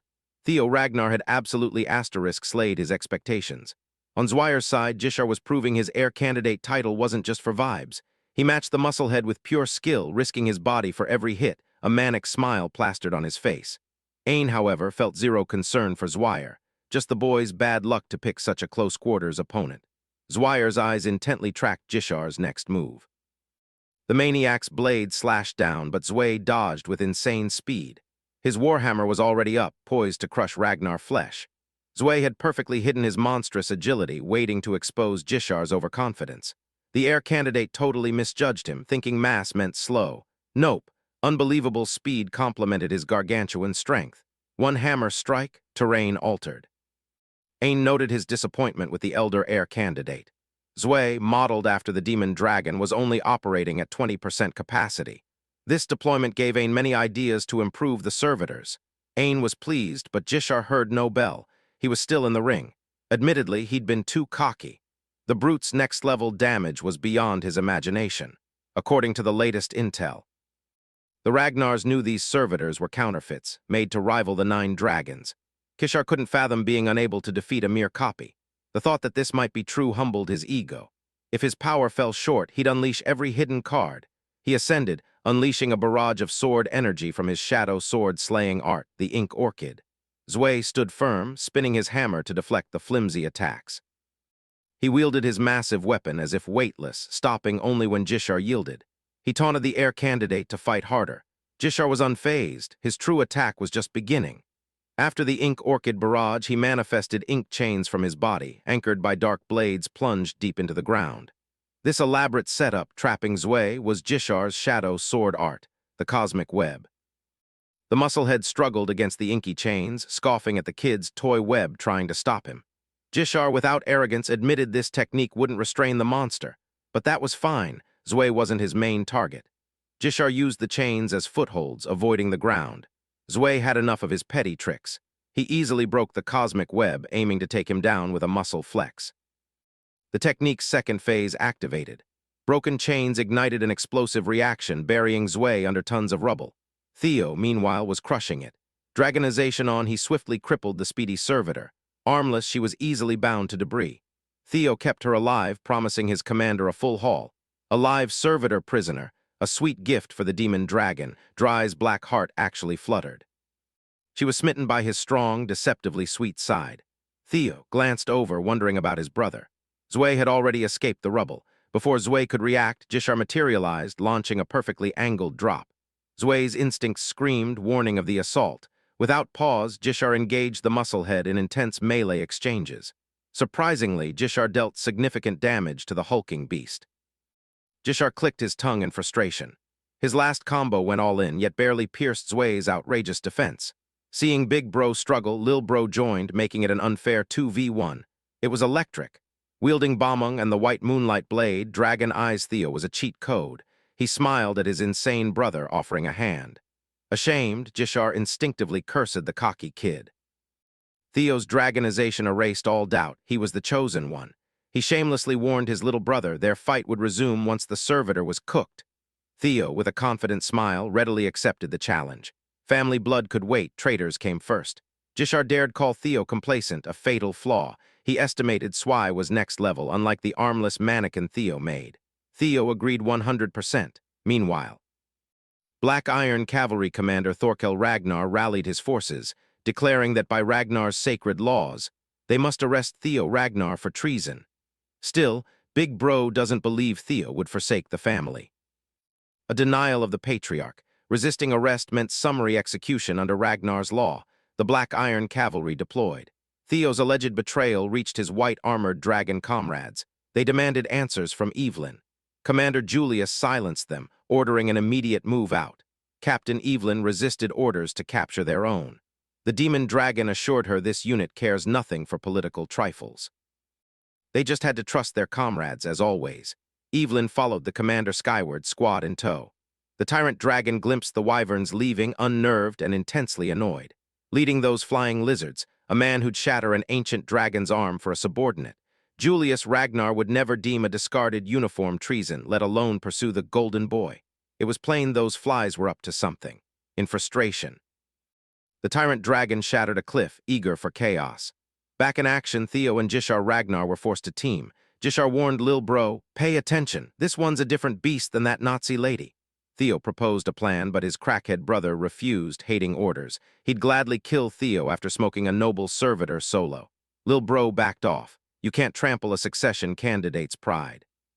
Gishard refocused, gathering power, then vanished. Reappearing, his dark assassination technique unleashed. Dark heavenly daggers swarmed Zwei, cornering him. The blades exploded on contact, yet Zwei stood firm, batting every dagger aside. Barrage over, Zwei went on the offensive. Gishard faced impossible speeds despite its size. It was like fighting prime LeBron James. Taking that Warhammer head-on meant certain death. Gishar's defense had limits. Deflecting forever wouldn't secure the W. He waited for a momentary stance break. To make matters worse, Zwei trash-talked the Gale Dragon. Theo honored Gishar's wishes, chilling on the sidelines, but the fight dragged. He decided to interrogate his prisoner. Before the captive Nazi lady stood Ain, the plague doctor, number one of the 9 servitors, nerding out over Theo's perfect chain and dagger. Theo had never felt such ominous alien mana. Ain conceded 30% of the Black Dragon's power was insufficient for dragonization. The 9 servitors project created human-modified monsters rivaling Ragnar's 9 dragons. Subjects were numbered by power level. Dre, Subject 3, housed 30% of the Black Dragon's power. Theo found this 30% nonsense pathetic, angering the masked woman. In response, Ain injected Dre with a mysterious substance. A giant syringe plunged into her neck. Dry's pleas for mercy were futile. The substance grotesquely deformed her body. In painful moments, she exploded in guts and gore, a boom from mana whole backflow. Theo had seen this before. Ong revealed the syringe held 40% of the Black Dragon's power. They've already perfected powers rivaling the original. The experiment's bottleneck was a vessel for such power. Theo Ragnar Ain believed was the perfect frame. She vowed to make him stronger than the Patriarch. Their talk was cut short by a background fight. Jishar had surprisingly whittled Dwi down, stripping that freak. The crazy bastard was feeling himself. Ain stepped in, flicking a finger to order Zwei to get up and finish it. Despite the beating, the second servitor rose like a zombie. Distracted, Jishar was skewered by Zwei's aura spike. Ain's mission, kill Theo, seize ancient dragon power. For now, she'd settle for a lesser candidate and depart. Even Theo was bamboozled by the rapid events. Sensing uninvited guests, Ain melted into the dark, reminding the young lord the offer still stands. Big bro Thorkel was first to find the missing Theo. He almost canceled Ain's bailout teleportation, but his spear was a tad too late. Thorkel's charge devastated the terrain. Theo approached his brother for a pursuit, but was instantly cut off. Thorkel officially arrested him for treason. Soon after, the Black Iron Cavalry caught up. Almost simultaneously, Julius and the white-armored dragon cavalry arrived.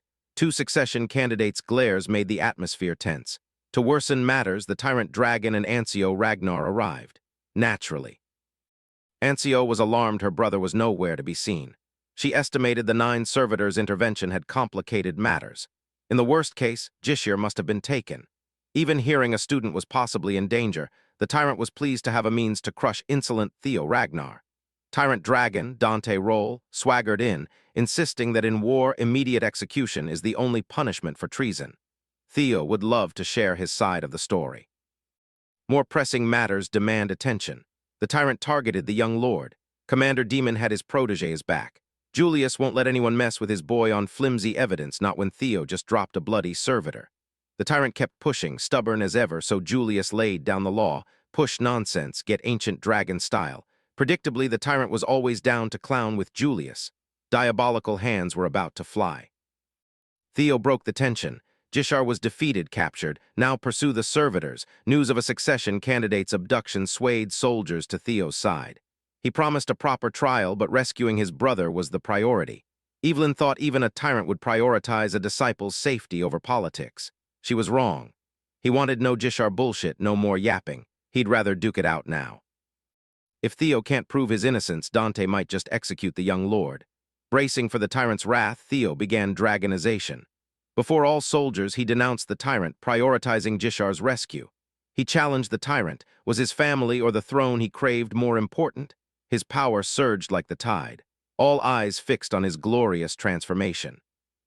Theo Ragnar solidified his legendary ancient dragon descendant status, displaying guardians to his hostile family. Griffin disliked being used this way. Theo used Nirvana to mimic a glass domain. At his level, he could only manifest a guardian's image. They looked mighty, mythical, but lacked power to subdue the tyrant. Theo sought no fight, preferring to sway public opinion against the aggressor. The true ancient dragon descendant's mighty display, commanding guardians, would surely sway a dragon-centric family. Both cavalries cheered for the true descendant and his noble decision to save a fellow Ragnar. With momentum shifted, Theo could spearhead a rescue mission. But the tyrant saw through his flashy illusion. In one punch, Dante shattered his mimic glass domain into 1,000,000 pieces. The illusory dragon guardians melted with the broken domain. The tyrant ensured all heard him discredit Theo and those illusory lizards. He ranted, calling the family pathetic worms, easily fooled by childish fairy tales and parlor tricks. He slipped, branding his own soldiers stupid and gullible. A stunned silence fell. Everyone stared as if he'd just soiled himself. Even the venerable elder dragon bristled at being called a lizard. Theo wisely kept silent, letting the hot-headed fool dig his own grave. Without another move, the fool just made his job easier. Dante Roll's true feelings were laid bare.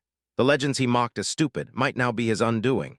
Knowing his fellow 9 dragons, the tyrant doubled down, pushing with greater force. He conceded, if these legends were so impressive, surely they could withstand his attack. Theo failed to grasp how unhinged this dude truly was. Midway through the flagrant attack, time froze.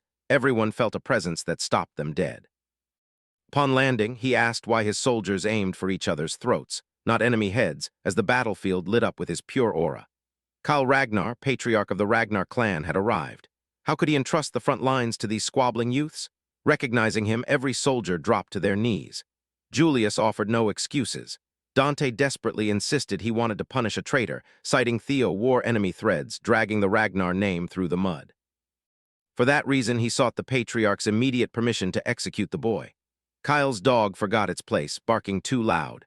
A dog biting at will with its master watching needs a harsh lesson. Under increasing pressure, Dante buckled. Kyle demanded a status report. Commander Thorkel Ragnar, one of the few still able to speak, reported the fourth successor, Gishar Ragnar, kidnapped by Troyven. He was on board with Theo's plans. Thorkel urged a pursuit squad, not petty politics. Kyle focused on Thorkel, reminding him the family's law is strength. Losers die. Despite his complicated bond with Gishar, Thorkel didn't want to lose a brother. How can they speak of clan if they abandon their own? The patriarch corrected him. Ragnar is no place for playing happy family. Even so, Theo backed Thorkel, though not for familial ties. Not saving Gishar won't cost a successor, but their family's honor and the fear their name commands. The Ragnars must instill terror greater than death. Now they must punish anyone daring to harm a Ragnar, ensuring no one ever tries again. Terror is the key to never being disrespected. Dante dismissed Theo's persuasive speech as bullshit sophistry, then pathetically tried to shift the conversation to treason. Annoyed, the patriarch smacked him down again. Kyle was impressed by Theo's silver tongue, speaking of Ragnar honor as if already the family head. An interesting excuse Kyle would entertain. The patriarch organized rescue squads to retrieve Gishar at once. As soldiers deployed, Kyle asked his son to stay and discuss with the old man. Thorkel, seeing his father favor Theo, felt conflicted rejoining his unit. First servitor Ain faced Ed Troyven's fury. He swung her by the neck. Enraged, neither Theo nor the relic was delivered. His number one dared return with only a consolation prize. Ain blamed the Ragnar main force's arrival. She simply refused to kill such an interesting Theo Ragnar so soon. After a beating, Ed Troyven resigned to failure. The resurrection ritual was impossible without the ancient dragon's relic. The commissioned priest proposed the dragon sword as an alternative. A top-tier weapon relic, the mad dragon emperor needs it against Kyle, so it can't be sacrificed. Making Troyven's situation dire, Ragnar's main force finally attacked, breaching front lines rapidly, claiming to seek their successor. Ed knew the patriarch would shrug off one successor's loss, citing the law of the strong. Awakening, Gishar rage-baited Ed Troyven, believing his master and sister pushed for his rescue. The priest warned their HQ's discovery was inevitable. The demonic cult's barrier offered limited time. Abandoning the site would delay the ritual. The mad dragon emperor's resurrection is only possible in the northern territories. They barely reached the north's edge, retreating now. They might never return to this icy land. Desperate, Ed chose to sacrifice Gishar Ragnar and the dragon sword, far from optimal but their only choice. Realizing his fucked-up fate, Gishar's screams were silenced. The cult had to finish before angry Ragnars broke through. A gnarly, bloody process, a lamb to the mad dragon. The altar's fleshy tendrils left Gishar's body massively lacerated. Under bloody skies, his flesh offered to the dead. With Ragnar's blood and relic, Ed Troyven kickstarted the mad dragon emperor's resurrection, altering the timeline. Kyle's extreme father-son bonding, ripping a hole in space-time, entering and showing his boy what lay beyond, perfect for quiet conversation. Lodbrok's soul appeared beside Theo, sensing his entry into a time-space gap. Kyle Ragnar's swordplay is beyond mere swordsmanship. Lodbrok claims the patriarch no longer seems human. Kyle didn't appreciate Lodbrok and Theo's chatter. He brought his son for a private talk. This space is no place for an old-era ghost. With a glare, he forcibly shut Lodbrok's Thundergate, disconnecting her from Theo's mind.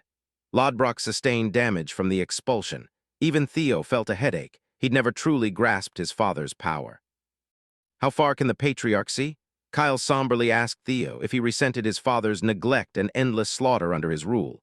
Theo was caught off guard but chose truth, nodding. Kyle appreciated his boy's honest answer, not panicked denial. The patriarch slashed a finger, showing the strength to sustain the world. He never minded sacrificing the small for the greater good. The clan ruthlessly safeguarded this realm. He was a crazy regressor hunter, partly true. He weeded out rats, bringing only chaos. Most regressors were rats. The biggest chaos rat was his father, the mad dragon emperor. Kyle had to quell the geyser for clan survival. His hands, stained with familial blood, protected the bigger picture. Pursuing stability, Kyle Ragnar grew too powerful unknowingly. Theo recognized the brilliant structure on his father's back. He last saw such a halo in the Pantheon. Kyle was partially bound by the chains of fate. His power transcending the human realm triggered a grand calling for a grander battlefield.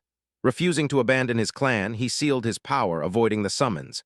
The more strength he revealed, the tighter the chains of fate bound. Thus, he used fear as his primary tool to rule. With fear. Kyle Ragnar needs no sword to uphold his family. He's more god than human, a monster. He showed his son the family head's immense burden. Can the boy break destiny's shackles? Theo doesn't even know if his current path was the true path. Nirvana expanded his mental realm, entering big brain mode. Space rumbled as he confidently claimed the clan, calling, and realm would be his responsibility. He aimed to be family head, surpassing his father. Kyle loved that confidence. The kid's arrogance was unbelievable, truly his father's son. Kyle found another reason to stay, fighting his calling longer. His son must now prove if that arrogance was truth or empty bluster. Kyle watches always. This is Theo's open challenge to the big boss, prove himself a worthy successor. Meanwhile, Thorkel's unit searched far beyond the map's edge. No one was around. He realized too late what was happening. Thorkel sensed a disturbance in the empty air, lifting his spear to poke it out. He quickly confirmed they were trapped by a demonic cult's mirage barrier. The commander tore it down, revealing the horrors beneath. The flesh altar had burst, splattering the entire HQ with tainted blood. The Ragnars swiftly investigated every blood-soaked crevice. Identification results: the withered, lifeless remains of Lord Jishar Ragnar. Hearing this absurdity, Anchio forced her way to the altar's remnants. She threatened death to anyone who stood in her way. Black Snow investigators gave her space to mourn. Ancio Ragnar was devastated by Jishar's death. Thorkel agonized, convinced his brother could have been saved had he arrived sooner. Thankfully, Julius accompanied him. The site reeked of demonic cult rituals. A successor's body, faint relic energy, a clear picture. Ancio was going through the stages of grief. Her master's utter indifference to his disciple's death was a memory she'd carry. The tyrant, ignoring his remaining student, admired Ed Trovin's move. Kyle and Theo had exited the private rift. They sensed a familiar stench. Kyle even joked about beheading his father again. Sensing a global shift, the patriarch urged Theo, "Stand on business." Trials in this life always come sooner than expected. The Mad Dragon Emperor has been resurrected. Troivan's true war goal was always to revive the patriarch. Ragnar initially doubted, but the gruesome altar confirmed the Mad Dragon's return. They resolved to end the war swiftly before Troivan unleashed that power. Under aggressive assault, Troivan lost ground, pushed to the brink. Yet, a month of intense searching yielded no trace of the Mad Dragon Emperor. The 9 dragons met to plan their next move. Julius suspected their recent wins were a trap. The tyrant dragon arrived late, his words as foul and confrontational as always. Fresh from the front, he dismissed an old fossil's return. His priority, crush visible enemies. Results would speak. A fellow dragon chastised him as short-sighted. The Mad Dragon specialized in mental manipulation. Should that old monster truly act, Ragnar could crumble internally. She hinted the tyrant might already be compromised. Dante snapped back. "Worry about your weak daughter, not my business." The Black Dragon halted their bickering. Momentum is with them. Once the capital falls, Troivan is finished. Seizing the Black Dragon's point, Dante urged them to greenlight crushing Troivan's capital. 3 days before the final assault, the white-armored dragon cavalry prepared, all longing for this war's end. Selford teased Irene about her dress for the victory ceremony. A bad idea. Despite impending victory, Theo felt a profound unease. In his past life, this war was 5 years distant. Had he forced the enemy's hand? Theo's actions changed too much from the future he knew. When things go too well, unpredictable variables often appear. He knew one person who could offer clarity. Lost in thought, Big Bro Thorkel paid Lil Bro a friendly visit. They discussed their strange situation. Thorkel teased his little brother for worrying about the enemy like a traitor, then laughed it off. Theo never properly thanked Thorkel. Despite Jishar's tragic end, Ragnar would stay on top. Thorkel believed strong internal bonds ensured victory. His tone serious, he asked Theo a simple question: what Ragnar did his little brother envision? Theo answered, his Ragnar wouldn't be built on the law of the strong. It might sound naive, but he wanted an order built on trust, not fear. Thorkel pleased with Lilbro's answer. He returned to his unit, suggesting Theo rest 3 days. Theo found Thorkel unchanged from his past life. Sharing many views, rivals for family head, yet as allies, none more reliable. During downtime, Hulkus invited Theo to spar for old time's sake. Theo had other plans, summoning Umbra to check the future. Isolated, Commander Thorkel pondered his brother's reply, proud of a brother he wouldn't fight. Chilling, he spotted an old man trying to cross a raging river. The old man stumbled, nearly swept away by the current. Thorkel quickly saved him. Thorkel suggested a safer, longer route, but the old man was desperate to cross, carrying herbs for his sick grandson on the other side. Known for his kindness, Thorkel offered to carry him. The old man and the valiant commander trudged through the raging river, chatting casually. As they shared stories about their families, the old man questioned Thorkel about his father. Thorkel never felt close to Kyle Ragnar, their clan was no place for family, and the question stirred sadness. At the far bank, the old man invited Thorkel to dinner. Thorkel declined, but the old man had other plans. The atmosphere shifted as Grandpa's grip on Thorkel's back tightened. Thorkel realized his error. He'd shown vulnerability to the man who should never see it. The old man read his mind, voicing his feelings. Hooked by Grandpa's manipulation, the mad dragon emperor invited Thorkel to the dark side. While his brother was ensnared by Grandpa, Theo flew near Ragnar's northern demon sea forest. His destination, the ghost castle hidden by a barrier. At midnight, as the barrier weakens, the castle reveals itself. This elusive hideout, the former family heads retreat from 2 generations past. Matron Hilda Ragnar. Umbra and Theo arrived just in time. Despite its ghost castle name, it was surprisingly well-maintained. Entering, he was hyped to chat with that enigmatic woman. Hilda showed goodwill and curiosity at the nomination ceremony. Surely she wouldn't threaten his life. Even if she did, Theo had a backup plan. He entered the ghost castle, roaming its halls. The halls eventually showed visions of a woman training herself. The vision, intangible, was likely illusion magic. Hilda meant to show him these scenes herself. Training visions soon bled into war. Theo found himself on a raging battlefield. Her aura so intense made him instinctively tense despite her being an illusion. The Grand Matriarch, for some reason, showed him her past. Before he knew it, Theo stood in Hilda's throne room, loyal soldiers lined up, revering Hilda Ragnar. Another past vision, Hilda's life ending in blood at home. Such a powerful death, so gruesome, felt surreal. The vision then looped to her training montage. Stacked visions revealed what she meant when they first met. With one look, Hilda clocked his ass as a regressor. She shared she was a regressor like him, but her lives had run out. When regressors die, they return to a specific point in time. Illusory visions revealed Hilda's brutal ascent. She conquered, beheading foes and displaying their heads on spikes around her castle. Unbeatable, she suffered her only L from the man she loved. He stabbed her heart through the throne's back for her sins, seeing her as a monster. Instead of regret, Hilda felt fury at her blind spot.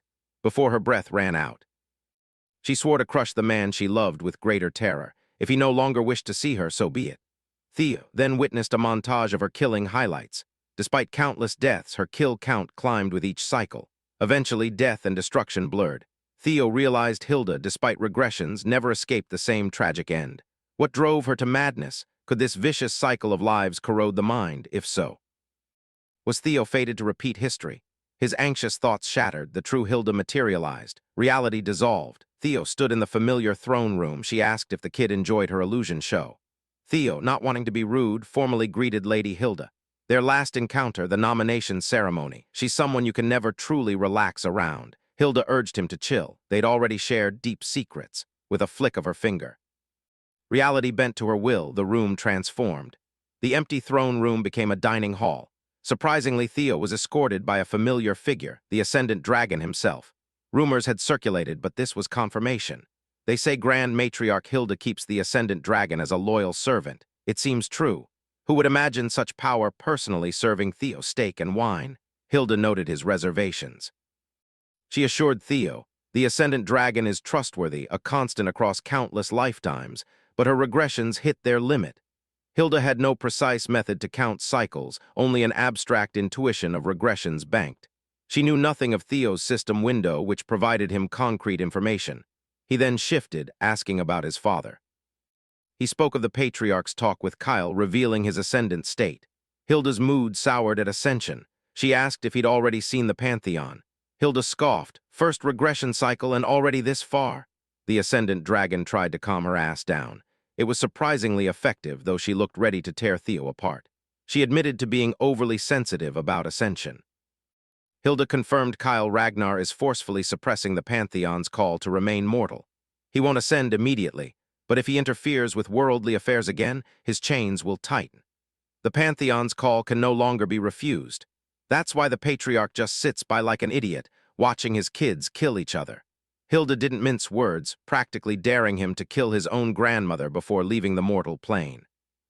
Theo was relieved to have secondary confirmation about his father's ascension. Kyle Ragnar's past life seclusion before the Great War now made sense. But Theo wasn't here for old intel. He'd had enough of appetizers, he wanted the main dish. Hilda, familiar with regressors, wasn't surprised. Theo had siphoned info on her from Black Snow. Hilda was revered as a god for her prophetic parchments, divine foresight in a scroll given for profit or allegiance. Her countless regressions explained the authenticity of her parchments.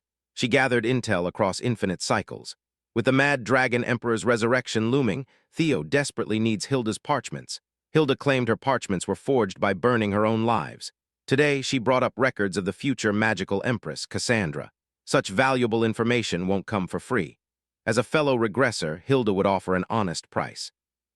For prophetic knowledge, Theo had to become her disciple, volunteering his cycle's details. Theo refused before she finished. Hilda was visibly annoyed, unaccustomed to rejection after so long. Theo reasoned he'd avoid her political games. Decades removed from family headship, she could still interfere with Kyle's era, become the power behind the next head. She only showed Theo her past lives to build camaraderie as fellow regressors. But it had the opposite effect. It only made him realize her power obsession mirrored the Mad Dragon Emperor's insanity. Hilda turned cold, seeing her gentle approach was wrong from the start. In this family, the law of the strong always prevails. Reality warped and suffocated Theo. In a moment, he was transported to her deathly domain. For one last time, Hilda gave him an offer he couldn't refuse, be spared and become the Grand Matriarch's disciple, or else. Inside her domain. Theo was ensnared by seductive apparitions, held firm as they took over. The clan's matriarch instantly deployed a bizarre glass domain. Most would crumble. Hilda always got what she wanted. Even if crushed, she'd claim it. A regression rookie was no match. Farrell noted 1 minute had passed since she trapped the young lord. Theo had struggled for an hour. His spirit should be broken. Instead. The first to crack was Hilda's domain. Dragonization and Nirvana boosted Theo's willpower and endurance. The Grand Matriarch's apparitions were annoyingly persistent, multiplying endlessly. Theo pushed past his limits. After an hour of struggle, he cracked the domain. The crack was small, but enough for one move before it sealed. Succumbing to Hilda's domain, Theo summoned a slithering shadow from within. He pointed at the crack, releasing Umbra covertly. Umbra, knowing its mission, slipped out just in time. Outside, Hilda saw the shadow escape her domain's crack. She knew of Theo's demonic shadow dragon. Farrell asked about pursuit, but Hilda saw no point chasing a master-abandoning beast. Cracking her glass domain was a feat. Even Robert, the black dragon, took over 3 minutes to escape initially. Theo just shattered that record. She wished to prolong his torment. Farrell praised his master's brilliant idea. Internally, he worried her old habits resurfaced. Theo Ragnar was just a young swordsman. She was going too far. Hilda's current cycle spanned 150 years. Her true age across countless lives was unknown. Farrell didn't want a promising sprout to wither, yet his loyalty to the Grand Matriarch was absolute. Hilda's mind changed when another uninvited guest entered. She told Farrell to step back, anticipating a grand entrance. As expected, the newcomer came in hot, forcing an entrance through the ceiling. It was Robert Ragnar, the Black Dragon. He saw the glass domain, recalling his torture within it. With a light touch, he shattered it. Robert wasn't one for games, especially with Theo Ragnar's survival on the line. Moments later, Theo vomited a black substance and awoke. Umbra came through, getting him the desperate help he needed. Theo knew Robert had been tailing him since his talk with the Patriarch. It was no secret. The Black Dragon had hinted his presence multiple times. Robert, his father's watcher, acted more as a protector. Theo played dumb, but Robert knew his cleverness. He thanked the Black Dragon for the help. Theo could handle the escape alone now. Hilda wouldn't make escape easy. She torched them from afar, feigning a meal invitation for her great-grandson.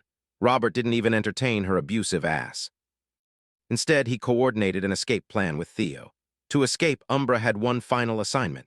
As Hilda Ragnar continued her reality-bending tantrums, Robert signaled Theo to run for his life. He matched the Black Dragon's speed, running alongside while Robert tanked Hilda's nukes.